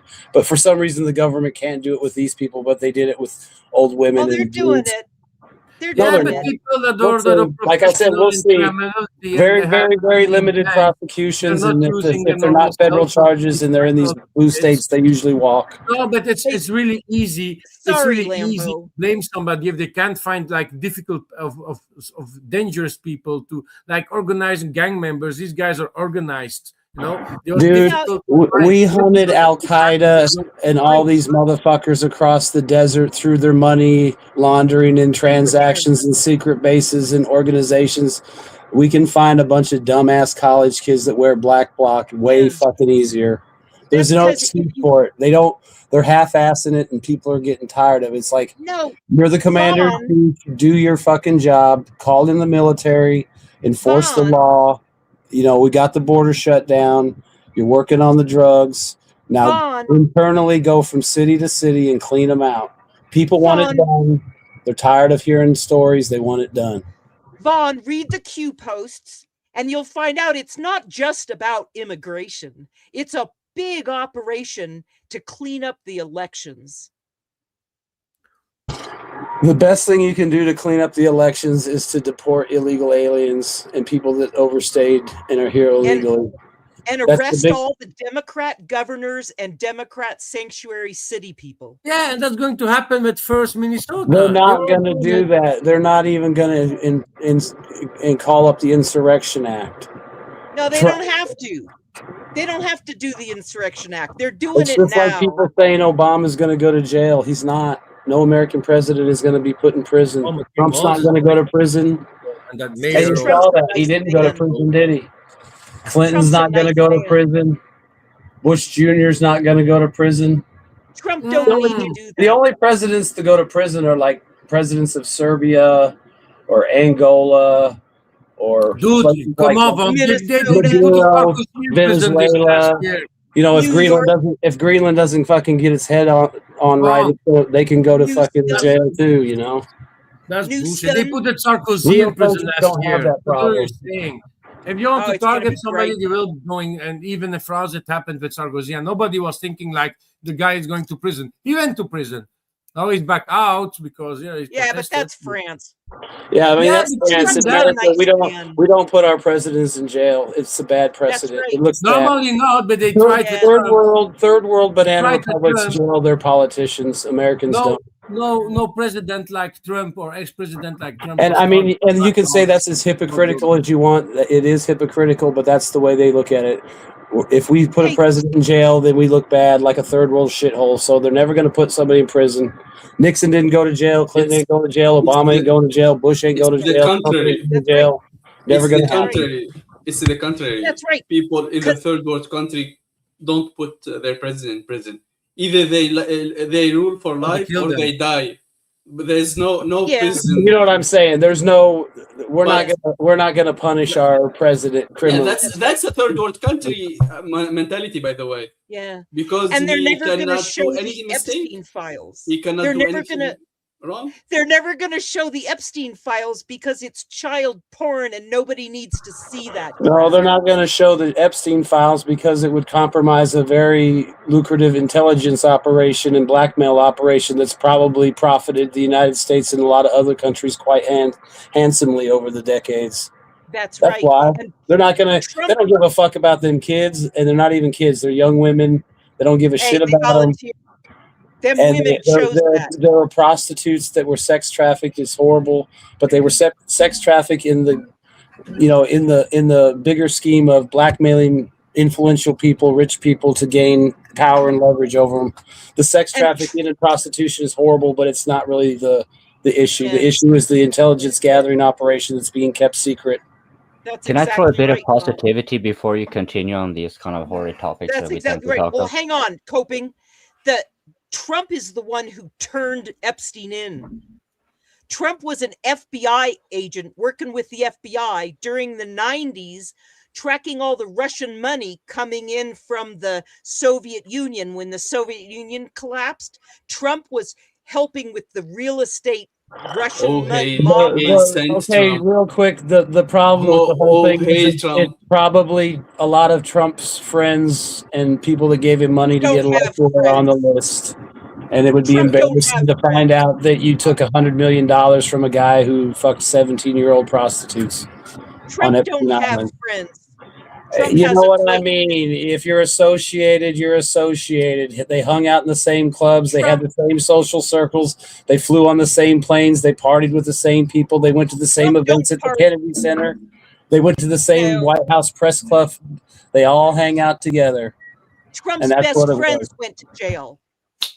Trump's best friends a were lot of the people that went to jail for Trump were cowards who buckled and took a deal and didn't wait it out like Trump did, and then they won. I mean, look at the lawyers that took the deals in Georgia and shit. They were all acquitted, and if they would have held out, but they sold themselves out, they betrayed Trump, so they're persona non grata. Today, fuck themselves. Trump is rehabilitating Michael Cohen today. That's not even worth the trouble. Michael Cohen's a snake. Michael Cohen's a snake. He'll say whatever he has to say to get out of jail. He's Jewish, for Christ's sake. Trump learned from Roy Cohn. Roy Cohn was that guy who helped the mob. He was a homosexual journalist. What? He was a degenerate, too. Yes, he was, and he died of AIDS. Yeah, that's not really a role model I'm going to fucking brag about if I'm Trump. Hey, he was a damn good lawyer. Can I just throw in a bit of positivity here? Like, just the fact that we're all sitting here. Right? So, because I think both Nika and Vaughn were making some pretty relevant point to what we're talking about here. Namely, Nika was like, yeah, that's third world and so forth. And I'm from a little country, so I also want to use another little country as an example. I'll use Ghana. So you might think, you Americans might be thinking, and it seems even hopeless, right? That they are almost blatantly breaking the laws, like they're making them immunizing themselves in all these mischievous ways, right? But then you have countries like Ghana, for example, where they have made it by law forbidden to prosecute a prime minister 10 years after he leaves office, right? So you can't even do something legally in that regard. Now, when you come to the things with the United States, and even to the point of Epstein and Trump, like very powerful people, the fact is that you are still in the ability, you may not be able to do it now, but insofar as you keep the pressure on them, you keep the worst excesses of power spilling over to the general population and the world over. And, you may not achieve the idea, because probably, the worst part of it is Vaughn is right? The powerful people are probably not going to be held to the account of all the shit that they have done. Right, even though they absolutely deserve it, right? But if you can at the very least make them cautious, have to spend effort to even hide it, right? That they have to make an effort to try to distract it and all that kind of stuff. You keep undermining their legitimacy, because when they have to lie, when they have to distract and put on all this, this is a part of the propaganda model, generally speaking, right? Because especially when you are in a so-called free society that we have, where you have a fair amount of transparency, at least compared to most other countries, right? Then you cannot censorship will have the opposite effect, because it attracts attention, and then you're going to have people on the inside who are going to be uncovering it, because you are not shielding this shit if it's not bad, right? So that's why this invariably tends to pop out, right?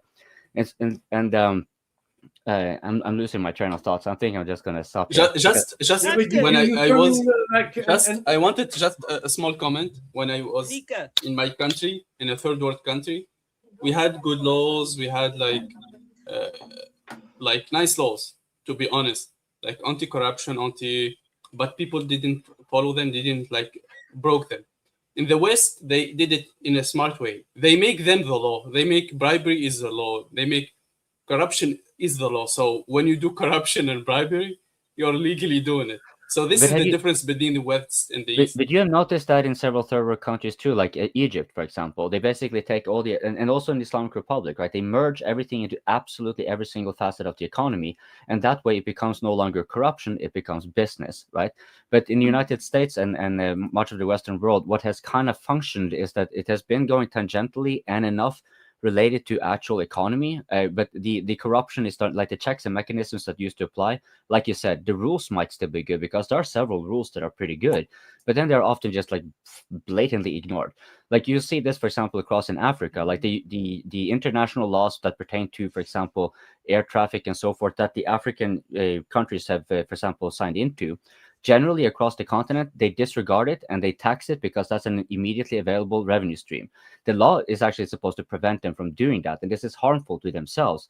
Yet, of course, if you are in the position that you are in, even if you're not like intentionally corrupt, you are going to be in a position where, like, okay, if I'm going to actually balance the budget or whatever it is, or manage this debt, then maybe like I'll have to just let tourism take a punch for this moment here, so I can get through the election cycle, and maybe next time we can get something. Like like it doesn't even have to be malignant intent. Sometimes you can just be dealing with a pretty shitty system.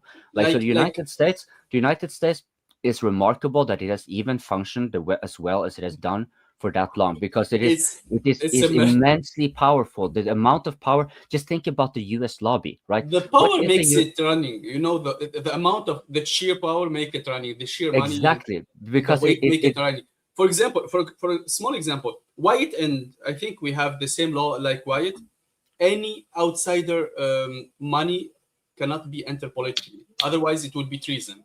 Blatantly treason. If you have any I know where this is political going.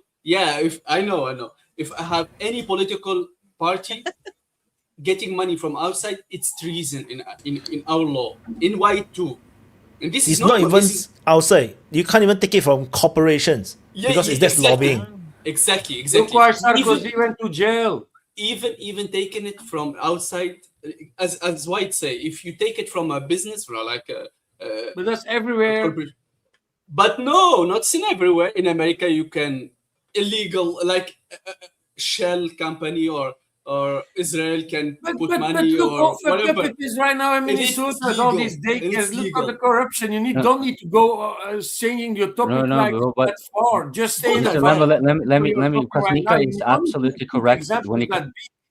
But hold on, Nika, Mr. Lambo, you want to listen. Trust me, you want to listen to understand how does this corruption even manage to keep itself afoot? How do you even keep a society when corruption is so susceptible? Every government, every corporation, every big institution is susceptible to bad actors, and they generate networks, right? Now, the thing with the United States that's kind of remarkable is that the period it managed to keep together managed to accumulate enough power that you can have such unique things like the US lobby. Because what is the US lobby? It's basically come here and pay for policy. That is an absurd thing for any country to have, especially when you consider that you're opening it for foreign actors, including corporations. Now, how could it be that something like that, because for the self-interest of any mobster, you would never be wanting to accept such an influence. But that's the thing. The power structure that is the United States, it got such a comprehensive preponderance of power across the board, industrially, commodity, culturally, financially, every single thing tied. So everyone managed for long enough for every single country around the world, most countries, with barring a few exceptions that prove the rule, namely that the system is mutually beneficial in so many ways. Like China, for example, it is actually dependent on the U.S. financial system. It depends on U.S. inflation to run its own industrial base, because if not, its currency appreciate and its industrial exports will collapse, basically. Right, and so there you can see that the codependency, it's not just on a geopolitical level, like an stark example with China and the United States. This trickles down to that is the police state in Norway. That is what you get in the United States as well. It will manifest itself differently. But again, I remind you folks, let's be appreciative that we are living in societies where we can actually discuss these things, even if we cannot do anything, and that we have a person like Wyatt who actually enables this platform, and Madeleine who make it tenable. Thank you so much for all your generous super chats. I'm going to end my rant right now. But yeah. No, you made a very good point regarding how United States is so unique that it just allows anyone to lobby to throw money at the political system.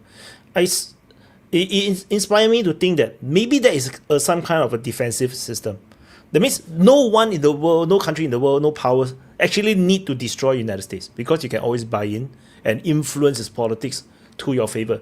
So no one needs to destroy it. Like if you look at, like, say, Iran or Russia, you cannot penetrate, you cannot change it, so you have to destroy it. Try to find ways to espionage and destroy it. There is difference, right? For example, outside financing, you should like report it as outside financing. That's the issue. But for example, the only exclusion to that is Israel. That's the issue. If it was playing feed to everyone, yeah, everyone will do it. But Israel can influence the American politics without labeling to be outside influence. You know what I mean? So I have no idea what that means. I'll put it differently. Like basically, where you would otherwise, as the empire, you would go to your would-be clients, vassals, or whatever you have it. The United States, because you cannot deny its mere sheer presence anymore. You are reliant on its services, just simply using the dollar to trade with other countries, because it's just, even if you don't like the United States, it's easier than all the other people you're dealing with, right? So like fuck, I'm losing my train of thought because I'm getting brain dead. You're spinning so much around that it's not difficult that you're losing it. Yeah, probably. We have a super chat. Super chat by Madeline. John Bebe Bokassa was sent to prison in the CAR. Admittedly, he did feed the American ambassador and other assembled ambassadors mince CIA agents. Yep. It's not. No talking about. That's a new term. I don't think I've heard that before. No talking about people getting in prison in the future. Is Tim Walz going in the prison? No, they'll get you. You know, when I graduated college my last year, they sent the CIA to all of our classes, and if we wanted to join, because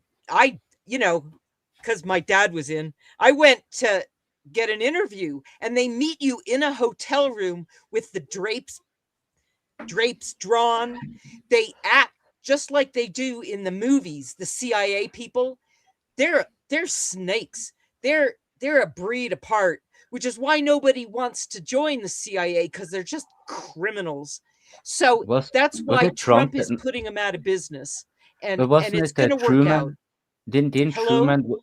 Wasn't it Truman when he because he created the CIA, but he said he did so with apprehension, because he said straight out that the CIA, the way it's structured and whatever purpose it has, makes it an inherently hostile and dangerous fascistic organization that is liable to be turned against the United States, and thus can never be permitted to operate on U.S. soil, which is what Kennedy was like starting to notice, right? And now we're having like Trump trying now again to get rid of this, because what are these people do? They are trained explicitly, and it's self-reinforcing. Like any other institution, it's self-referencing and self-reinforcing. So they will be doing exactly what they have been doing, and when it takes its own life upon itself, like it has right now, then you have the deep state. You have very like. During the war, they were all in with the Brits. The British and American problem during Hitler's war was severe. The British wanted to march on Berlin, and the Americans said, no, we're not marching on Berlin. We agreed that the Russians could have Berlin. And it was bad up until the very last moment that the CIA was infiltrated with the Anglophiles, people who loved Britain and shit. My father wrote a poem to Sire, King of England. I read that. I was horrified. I mean, he's an Air Force officer, and his fealty is to England over America. We were born and raised in Colorado because he taught at the Air Force Academy.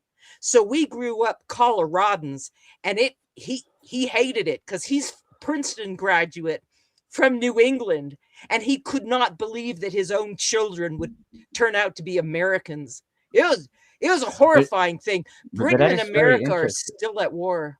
But it's very interesting as a non-American, non-British to observe. Like there is kind of like a kinship love relationship because Britain is the motherland, right? Hell But then at the same no. time, but hold on. At the same time, there's also like this deep like now, of course, there is it's better, but we can't even understand their language. So hold on. So like for example, taking World War II again.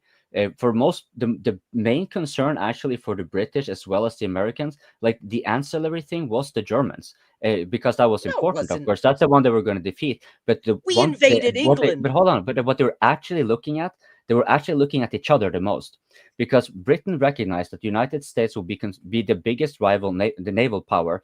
And the United States knew that they had to get rid of Britain to get there. So in this process of being allies, they had a whole lot of like tit for tats with each other in between. We invaded and also when you think about like what you said about Germany, right? They are frenemies. Because there is some truth to. I forgot who it was said about the Germans and the English having some. It's not exactly like alliance. The way the British and the Europeans have been operating. So, for example, during World War II, the royal family of England was very sympathetic to Germany because they have been having ties with the royal family there, right? Right.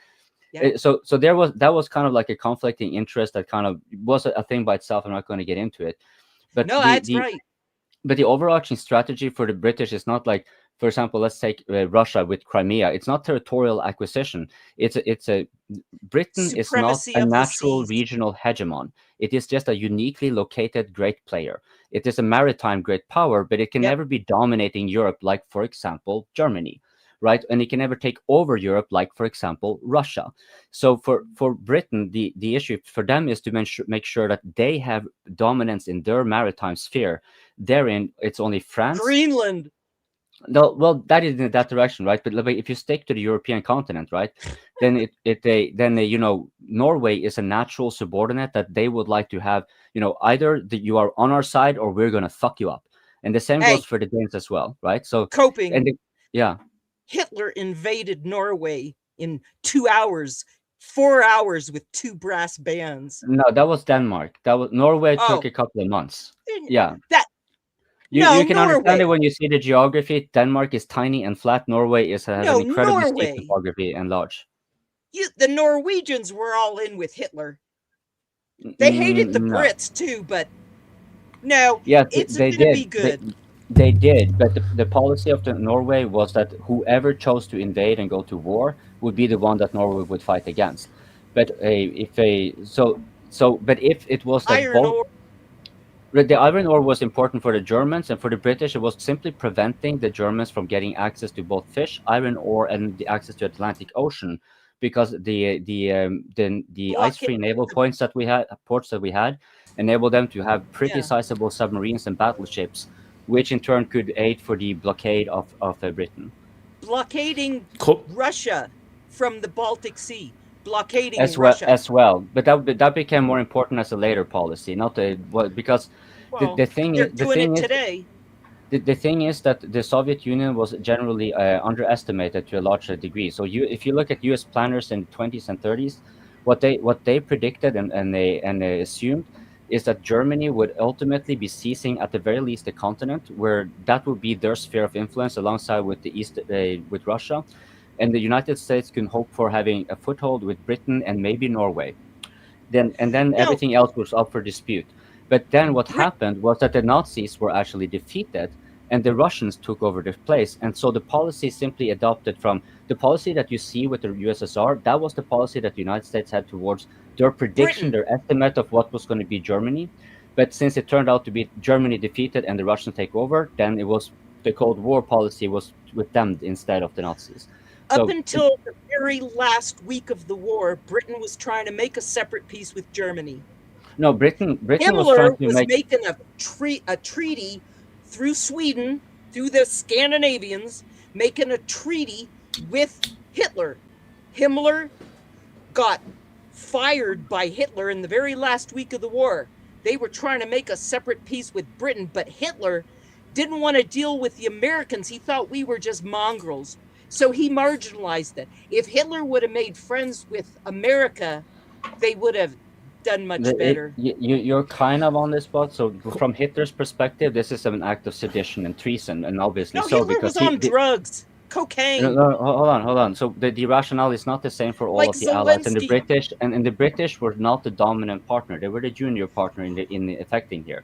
Not They at were the the ones beginning. who. It is true what you're saying that they are the ones who wanted to have a gear towards the war with the USSR. Absolutely true. I'm not denying that part. Okay, so like Hitler, no, so Churchill, he was hell bent on that long before the war was over. That he said like, once we're done with Germany, the next one is the USSR. We have to defeat them. We have to finish what we failed to do in the White Revolution, right? Yeah. Churchill But the US did not want that because they recognized that if you let Himmler take over, what they would do is they simply reform it to something temporarily more tenable, but they are going to be seeking to achieve dominance again in Europe. What they needed was to get a type of government in play which they could control. And anything pertaining to the Nazis was out of the question for good reasons. The ideology would simply not be in any way, shape. It would be implacable, basically. So that's why the British would be willing to use the Nazis because they did not give a fuck. They just wanted to have the Russians also taken out as well. But the Americans wanted control. They needed to seize the natural regional hegemon, and that was not Britain. That was Germany. So getting Germany under control. Empire. So you see the U.S. bases are concentrated around Germany. Okay, we bought bases from Britain.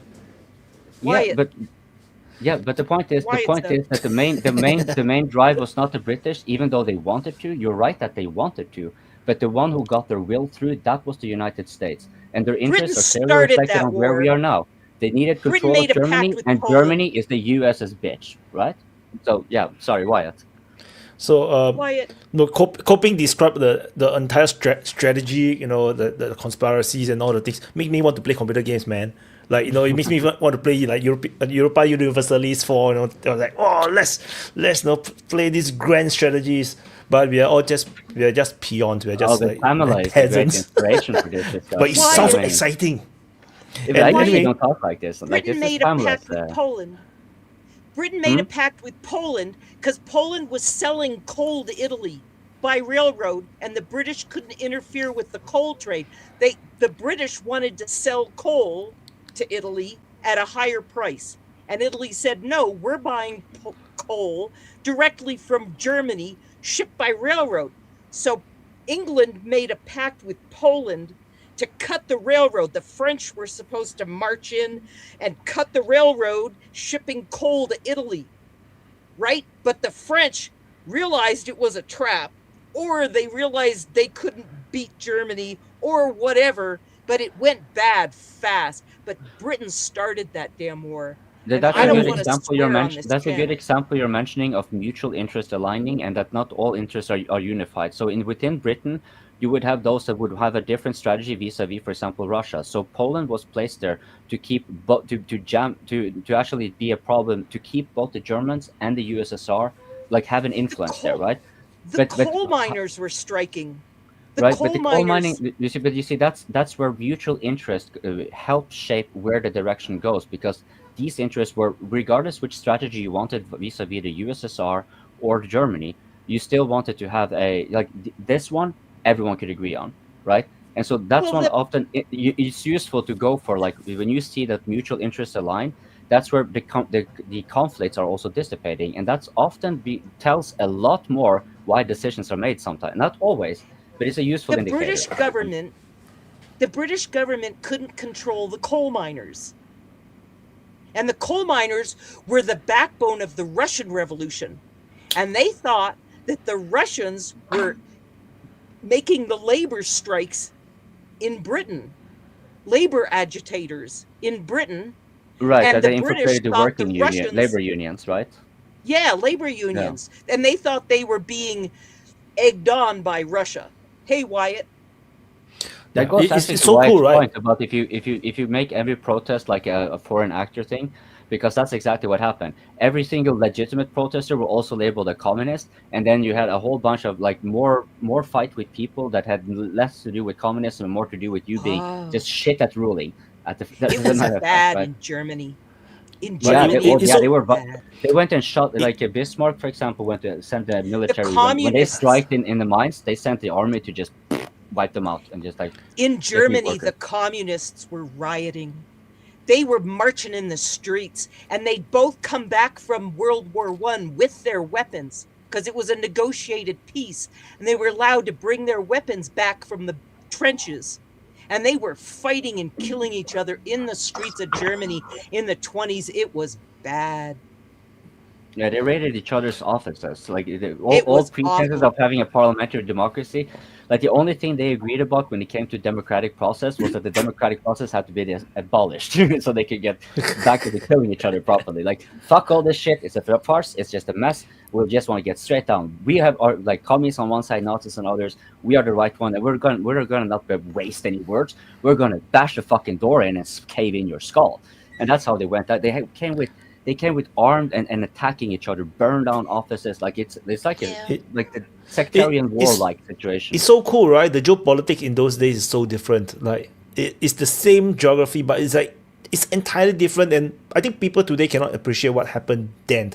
Like we can't even appreciate the things happened 20 years ago. People like because so many of the folks are just babies, 20 years ago, and then they are arguing with us, with the missing information, and yeah. So it's like the more you read, the more it's like Wyatt is the best. Wyatt beats all the other podcasters. Military Summary, Alexander Mercouris, especially Alex Cristoforo. Wyatt beats them all. Wyatt's the only one who knows all of it. You need to read my comment section. People like to say that I know nothing. So maybe we just align in. I'm going to be doubling down on all the praise that Pamela is giving. I 100% agree. Wyatt is the best. And apropos, Pamela, have you remembered to become a member of the DPA Open Mic? I don't have a phone. I never got around to getting a phone. My you banker. Don't need a phone. You just need a credit card or something. Now, see, you need to use your credit card. You need a phone. I can't even buy anything from Walmart online anymore. Wait, so what? we have a use super a credit chat. Card, you Madeline. need a phone? Yeah, super I chat. Never got, I'm 68 years old. I never got one. No, so wait, Madeline. But you're saying you need to have a phone in order to use a credit card online. Because they were had to do verification. Yeah. So when you buy things, Oh wait, you cannot do it without a phone. Who cares? Madeline says Britain is America. Oh no. America, we'll lead them people on. We'll give them enough rope to hang themselves, and then we yank it hard. Don't worry, America is its own country. And that silly belief that is you aren't English. You've heard of the British East India Company? They had a board of 4 people, and they had this logo, and the British East India Company went all over the world, and they set up colonies. And then the British Army would come to protect them because those colonies would pay taxes to the crown. But the BEIC became more powerful than the British government, and they took over India. And so the British had to start the Crimean War to come kick the BEIC out of India, and then the Queen became the Queen of India. But the British East India Company was to curtail the Russian Empire. The British East India Company was it. They went all over the world, and they brought civilization to all these terrible shithole countries. And so the British East India Company had to be put back a notch. A lot of notches, and that's what the Crimean War was for. I'm serious. They got French. Okay, now I get you, right? In order to regain the authority. Remember the Carnatic Wars where Britain fought France in India? Oh yeah, the Carnatic Wars. We all remember that. But the British East India Company was doing business with America, and that's whose tea we dumped in the harbor. Was the British East India Company. Because the British had taken them over. Our flag, Madeline, American flag is actually the British East India Company flag, but we put stars where they had their logo. So we learned business from the British East India Company, who the British we're trying to squash. Had The EIC is known as pretty evil. You know, from Singaporean history, like when we read the British East India Company is like fucking evil. It's like it's insane. When I was learning history those days, I was like, what the fuck? How can this, like, you know? And it gets very confusing because our textbook do not explain the differences between the EIC and the British Empire. So that was very confusing for me until like recently when I have AI and I can talk to it. Like, holy shit! It's like it is way more complicated. But it's like this seems so evil, man. The EIC is like insane. Oh yeah. It's like the. So Lucas, what you're talking about here, just like quickly. I joined just to hit the British. No, wait. Wait. Let me read the full super chat in case there are people who don't watch the screen. Madeline said Britain is America, Australia, New Zealand, and Canada.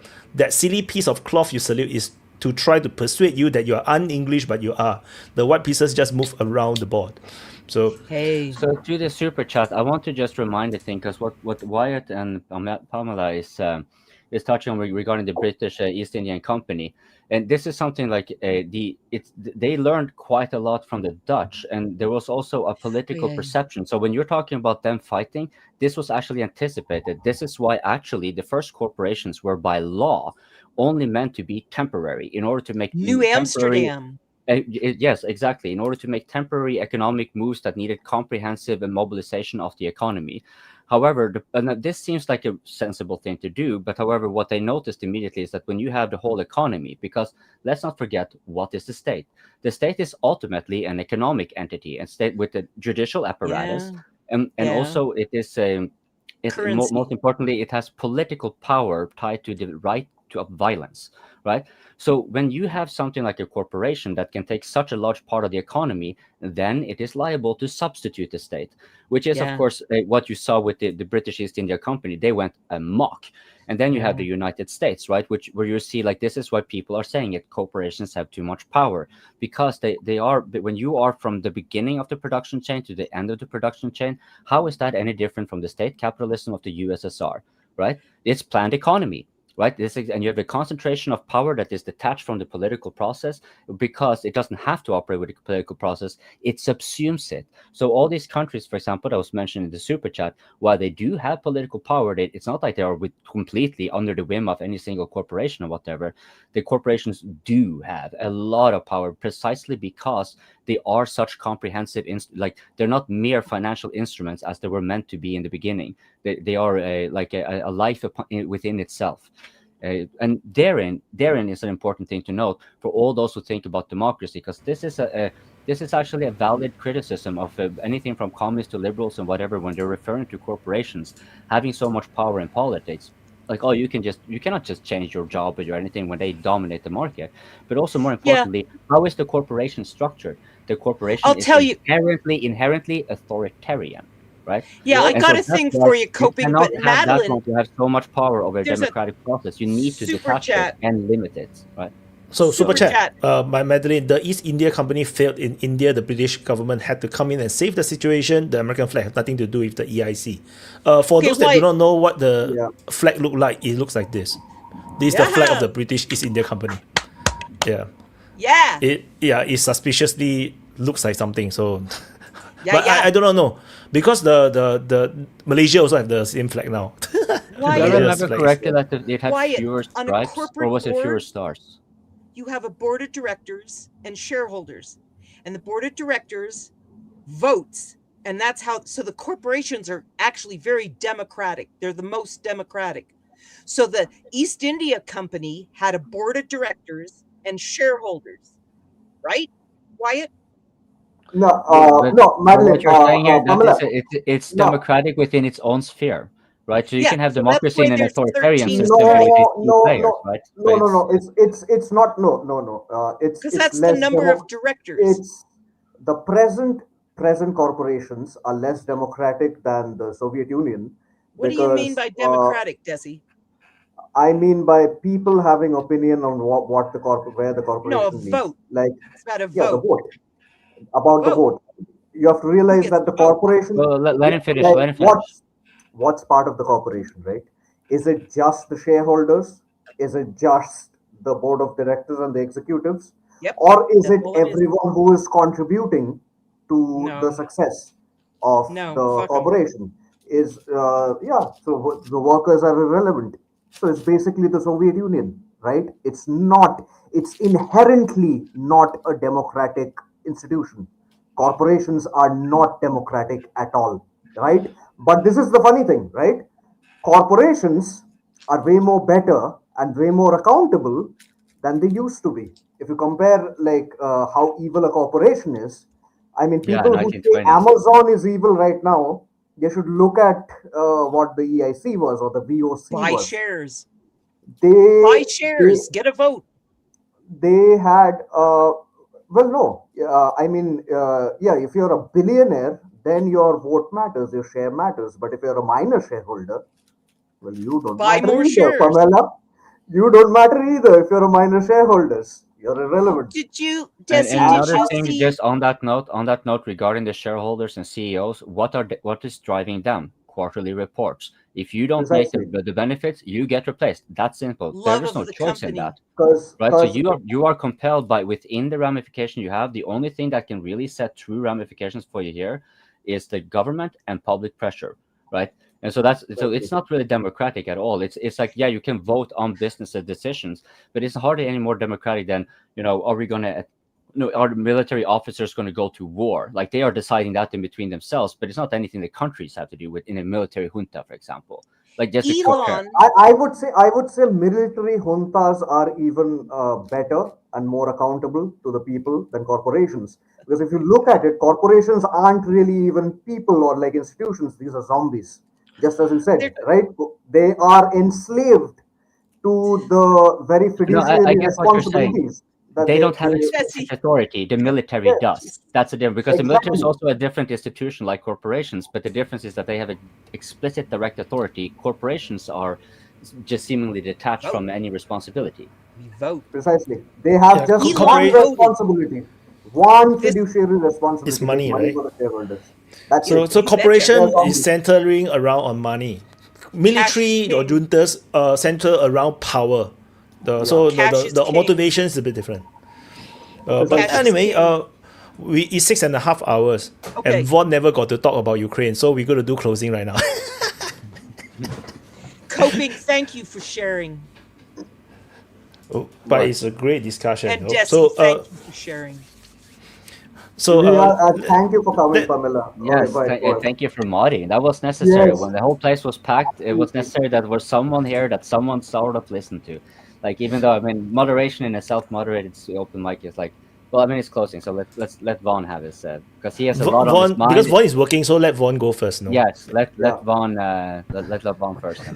Yeah, I just want to again thank Wyatt for providing the platform, and everybody needs to like, subscribe, and share, and support Wyatt on Patreon so he'll keep doing good reports. I mean, if you really want to know what's going on, I mean, he's a good mix of the reliable people and the reliable reports and the reliable maps, and you're going to get your best overall view of the war on the ground in Ukraine. Other stuff, not so much maybe, because it's harder to get intel, and we haven't covered it as in depth as we have 4 years of the Ukraine war. But Wyatt does try to find sources to find out what's going on in Iran or wherever, and we do try to keep it as realistic as a summary as possible. Like, we do like to talk about the what if stuff, but you know how it is. A bunch of guys get together and we all want to talk about the pew-pews and all that. But, I'm not really going to talk about the America stuff. I mean, Trump's got a job to do. Hopefully he'll do his job. That's all people expect him to do, and that's what he was elected to do, so he just needs to do his job. With Ukraine, you've got the Russians are now within, I think, 14 miles of Lyman to the northeast, and they're northwest above and beyond Sloviansk, about 13 miles from that. So they're between those two, and they could go either way. And you look at Konstantinivka, they're farther in there. They're pushing hard out of Hilolopoli. It looks like Kamyansky and down south around Zaporizhzhia's starting to open up a little bit more. Maybe Orkiv will finally give. But you can definitely see across the board from Sumy all the way down, the Russians are engaged in a massive pressure operation. Even if they're not advancing, they're engaging the Ukrainians, holding the Ukrainians, hitting their supply lines. making them stay in positions or support positions. And it's becoming more apparent every day. It's devastating the Ukrainian military. The attack on the power grid has severely hurt the Ukrainian military, and you can see the effects on the battlefield. Certain areas are starting to fall apart more and more. And like I said, I would really just continue to watch the southern area from, maybe Konstantinivka down to Zaporizhia. Maybe not so much Konstantinivka, but Pokrovsk all the way down to Zaporizhia. That's going to be the fluid area. Kupiansk looks like the Russians are taking that back. So the Ukrainians wasted all that combat power to basically push the Russians out of that city for a couple of weeks, but it looks like they've regained most of the woods around it, the north side, and they've gotten back in the city, and they've gotten back into encircling those troops on the eastern side, if there's still anybody there. So that's probably going to get worse for the Ukrainians. But yeah, I mean, keep an eye around Lehman. Obviously, looks like it's on the verge. Seversk went well, and they're really breaking out well from that area. And I think if the weather's cold and the ground's hard, they'll continue to, break out where they can, infiltrate with small units. When the weather's great, I'm sure that's when you'll see a lot of movement. If it's heavy snows and fogs, because it's easier to move guys then. And then after that stuff clears, you might see some pushes. But yeah, that's all I got on Ukraine. Y'all have a good week. Take easy. Thank you, Vaughn. Yeah. Thank you, Vaughn. Pamela, closing. Wyatt,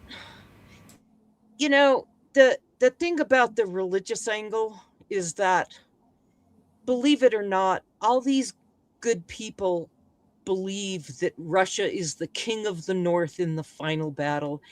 And you look at any Christian prophecy channel, and that's what they say. They want war with Persia, and they want war with Russia to bring the Messiah.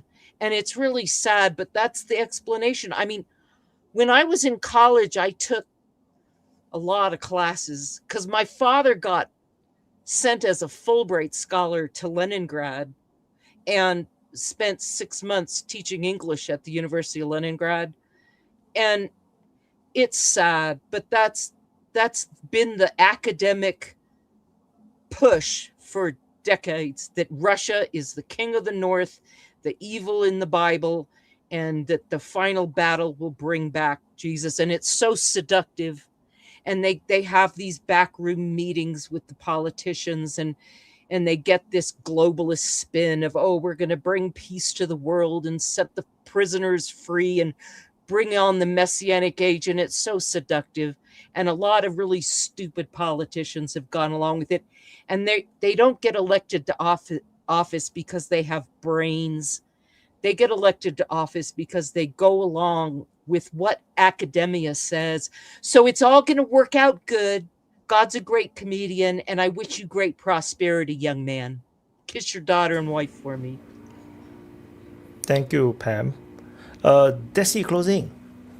Okay, so I kind of agree with what Pamela said at the very end. It is something that even we have heard over here in Kolkata. We have this place called AG Church, Pentecostal, and they preached the same thing to us.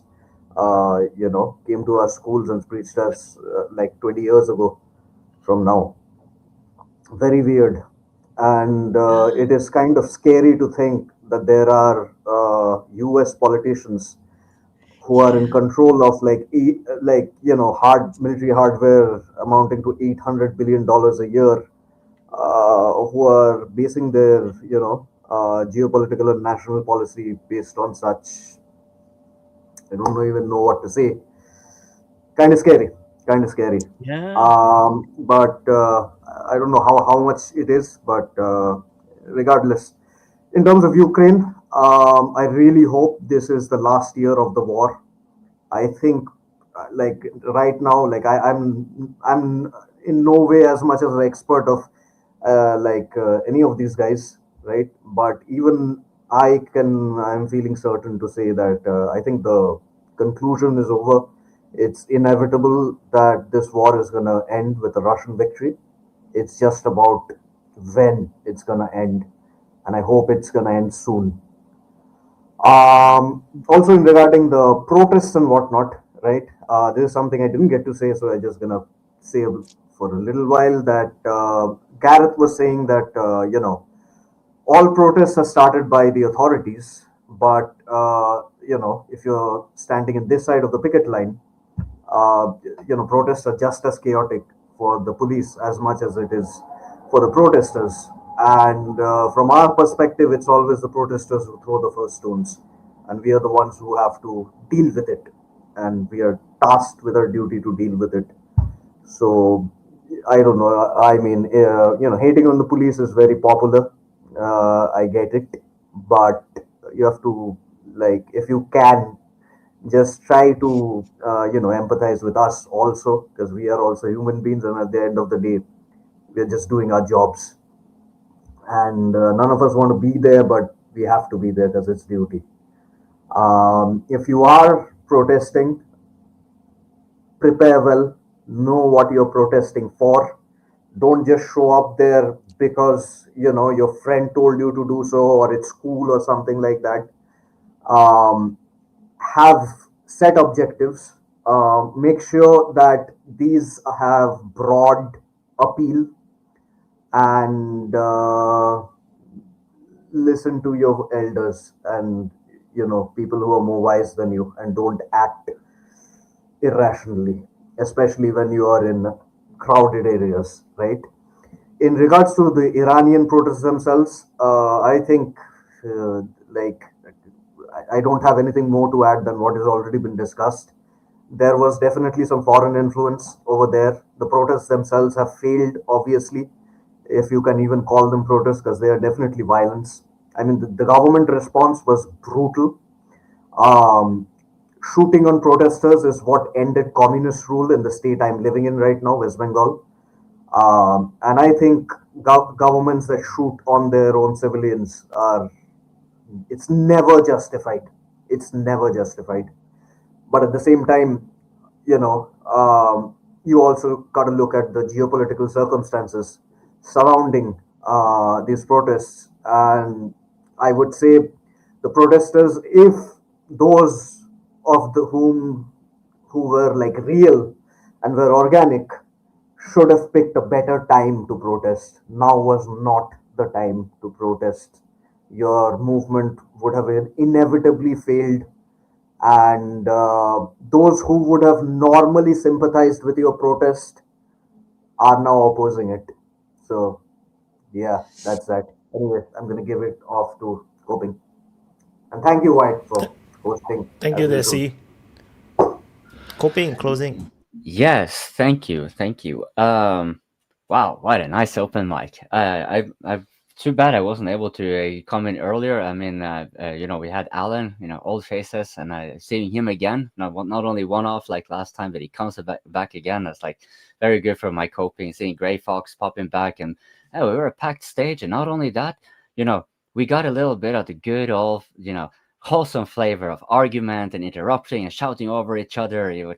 Which is necessary on occasion. If it's too much of it, I get it, a lot of you people, but just bear with us. It's self-moderated, and it's, there's sometimes going to happen. But do notice that the thing that we basically, us being on here, need to learn is that, and we generally make that go okay, more or less, that if we have agreed that this is how it is and we are disagreeing, then we move on. Because there's no point shouting. Like, none of us here are really going to be trying to change each other's opinions to any significant degree, or maybe shift it a little bit.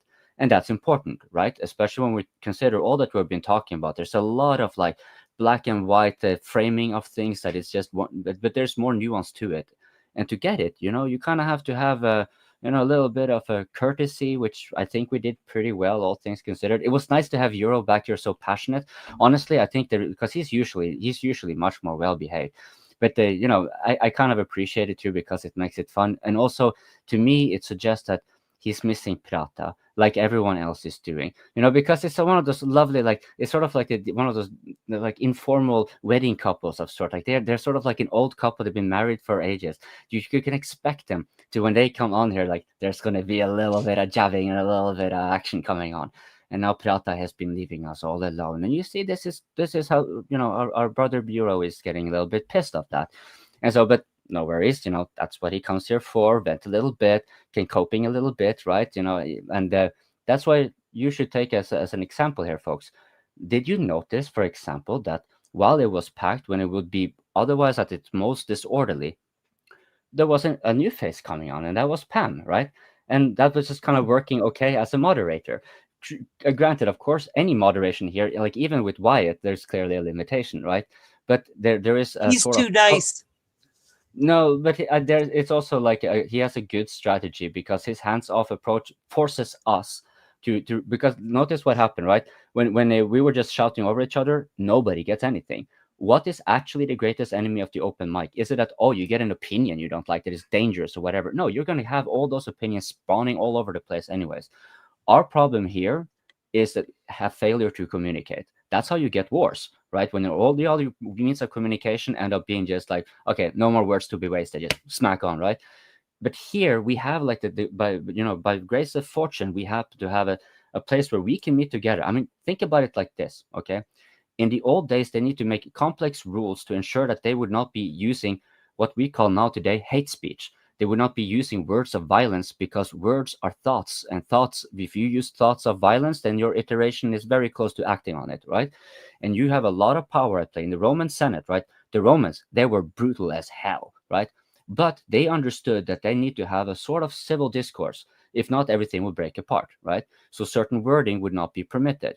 Now, when you bring that here, and we have a whole bunch of unwashed commoners such as ourselves, you can easily, what happens in real life, right? Have 10 people in the room, they will split off and they will start having their own little discussions. But here, we are not only forced to be here, but even when we want to kill each other, it's simply non-optional, thanks to the digital platform provided by Wyatt. So, with all that being said, my dear, you should all consider joining us here because you are the one who actually make this space, right? If you don't like what we're talking about, come here and whatever, right? That's how it works. If you want to insult us too, we encourage you to, we try to have decorum, all that speech of mine of decorum, just to remind you that in the beginning, one of the things I appreciate with this open mic was that we were so rowdy. So, we are humans, like Desi was saying. And, I don't think we should be trying to be shameful of that. It's like something this just is. So like and subscribe. And thank to Madeline in particular, but absolutely everyone who have been super chatting and who are financially supporting DPA. It's beyond words and description, but like, how they say a picture says more than 1,000 words? Something like that with the super chat. Like that's the wholesome coping that I get when people do that. You validate this present and why it is doing. And like Von was saying, do consider looking at the other channels. There are links in the description below. How you can also give money, but also to the other channels like War, for example. More if you want more of the Ukraine part or more of the coverage of the Iran protests and stuff going on. Like I personally prefer those geopolitical coverages, but you have to go there and encourage that, to skip the Ukraine war. I'm just saying my opinion. You should just skip that one and get Wyatt to do the geopolitical analysis because that's just so much more fun, in my opinion. But anyways, closing over, even though I could actually wait, I have something on my mind because it's my closing, my prerogative. I'm just joking. Okay. Thank you, Wyatt. Thank you so much. And thank everyone of you for watching. My fellow guests and all of those of you who are watching. Thank you. Thank you, everyone. And Pamela, I emailed you the link to join the Open Mic Speaker Lounge. So it's a Telegram group. I'm not sure if you are able to join because if you have no phone, I'm not sure you have Telegram at all. So sorry.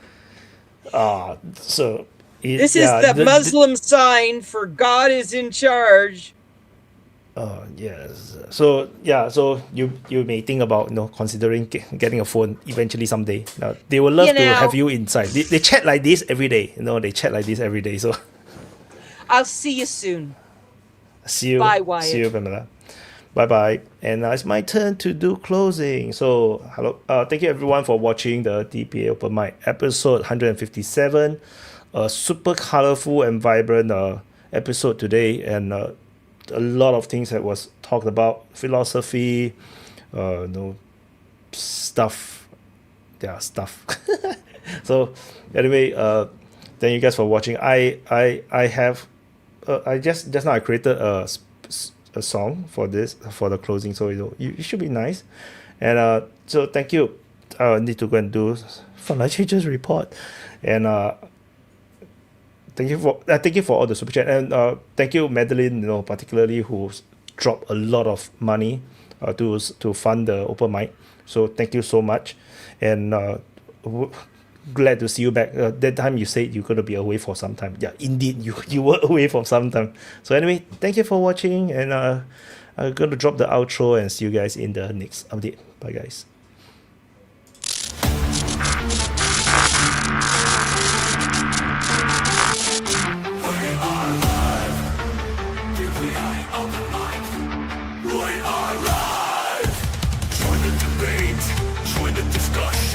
Share your voice, share your opinion. Swallow your ego, expand your mind. DPA Open Mic, free speech zone. DPA Open Mic, we are live. DPA Open Mic, we are live. Don't hold back, 'cause here we go. Let's go, let's go. We are live. This is space. Let's go, we are live. DPA Open Mic, DPA, we are live. We are live. We are live. Told us maps in grade school. Big white blob up top. Called it Greenland, that's cruel. Someone botched the prop. I packed my shorts in my mind. Palm trees on the pole. Turns out it's frostbite and ice. Feels like a global troll. Who signed off on that branding? Who approved that name? If truth had better be on, we'd all sue for the same. Greenland is not green, it's a scam, scam, scam. Snow on the scene with the suntan plan. Uncle Sam scrolling like I had the car. Gotta save the world from this false start. Greenland is not green, what a grand facade. Stars and stripes say leave it to a squad. We'll plant a flag on the frozen land just to fix the label on the Greenland scam. Imagine all the tourists, flip-flops in the storm, Hawaiian shirts and blizzards, thinking that's the norm. Cartoon globe on the textbook, pulled a little prank. World's worst travel brochure, someone changed the paint. If naming's just a feeling, then feeling's kinda light. Now every weather app screaming, turn the map right side. Greenland is not green, it's a scam, scam, scam. Snow on the scene with the suntan plan. Uncle Sam scrolling like I had the car. I gotta save the world from this false start. Greenland is not green, what a grand facade. Stars and stripes say leave it to a squad. We'll plant a flag on the frozen land just to fix the label on the Greenland scam. We come in peace, we rehearse in the mirror, just here to help make the marketing clearer. Freedom stamped on every ice cube we claim. Rebrand the birds, give the glaciers new names. Oh yeah, Greenland is not green, it's a scam, scam, scam, scam. Snow on the scene with the suntan plan. Uncle Sam scrolling like at the car. Gotta save the world from this false start. Greenland is not green, but we'll make it right. Spin a new story in red, blue, white. Saving every map from this frozen sham. One bold bid for the Greenland scam.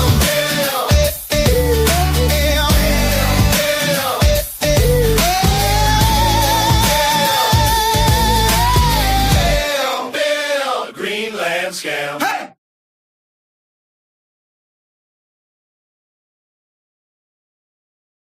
We're all here from far and wide, voices bright like morning tide. In this world of news and change, together we rearrange. Conversations sparking light, from the dark we'll take flight. Different lands and views combined, in our words, new worlds we'll find. Rise up, speak out, together in the open mic. DPA echoes through the night, guiding the world to what is right. United not by where we stand, but by heart and open hand.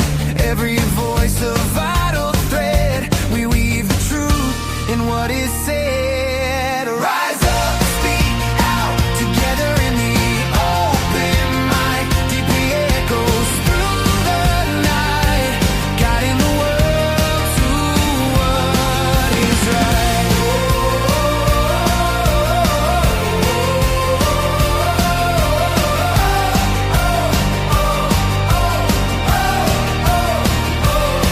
When the world seems out of sync, it's our words that make us think. From random thought to crazy speech, here we are to build that bridge.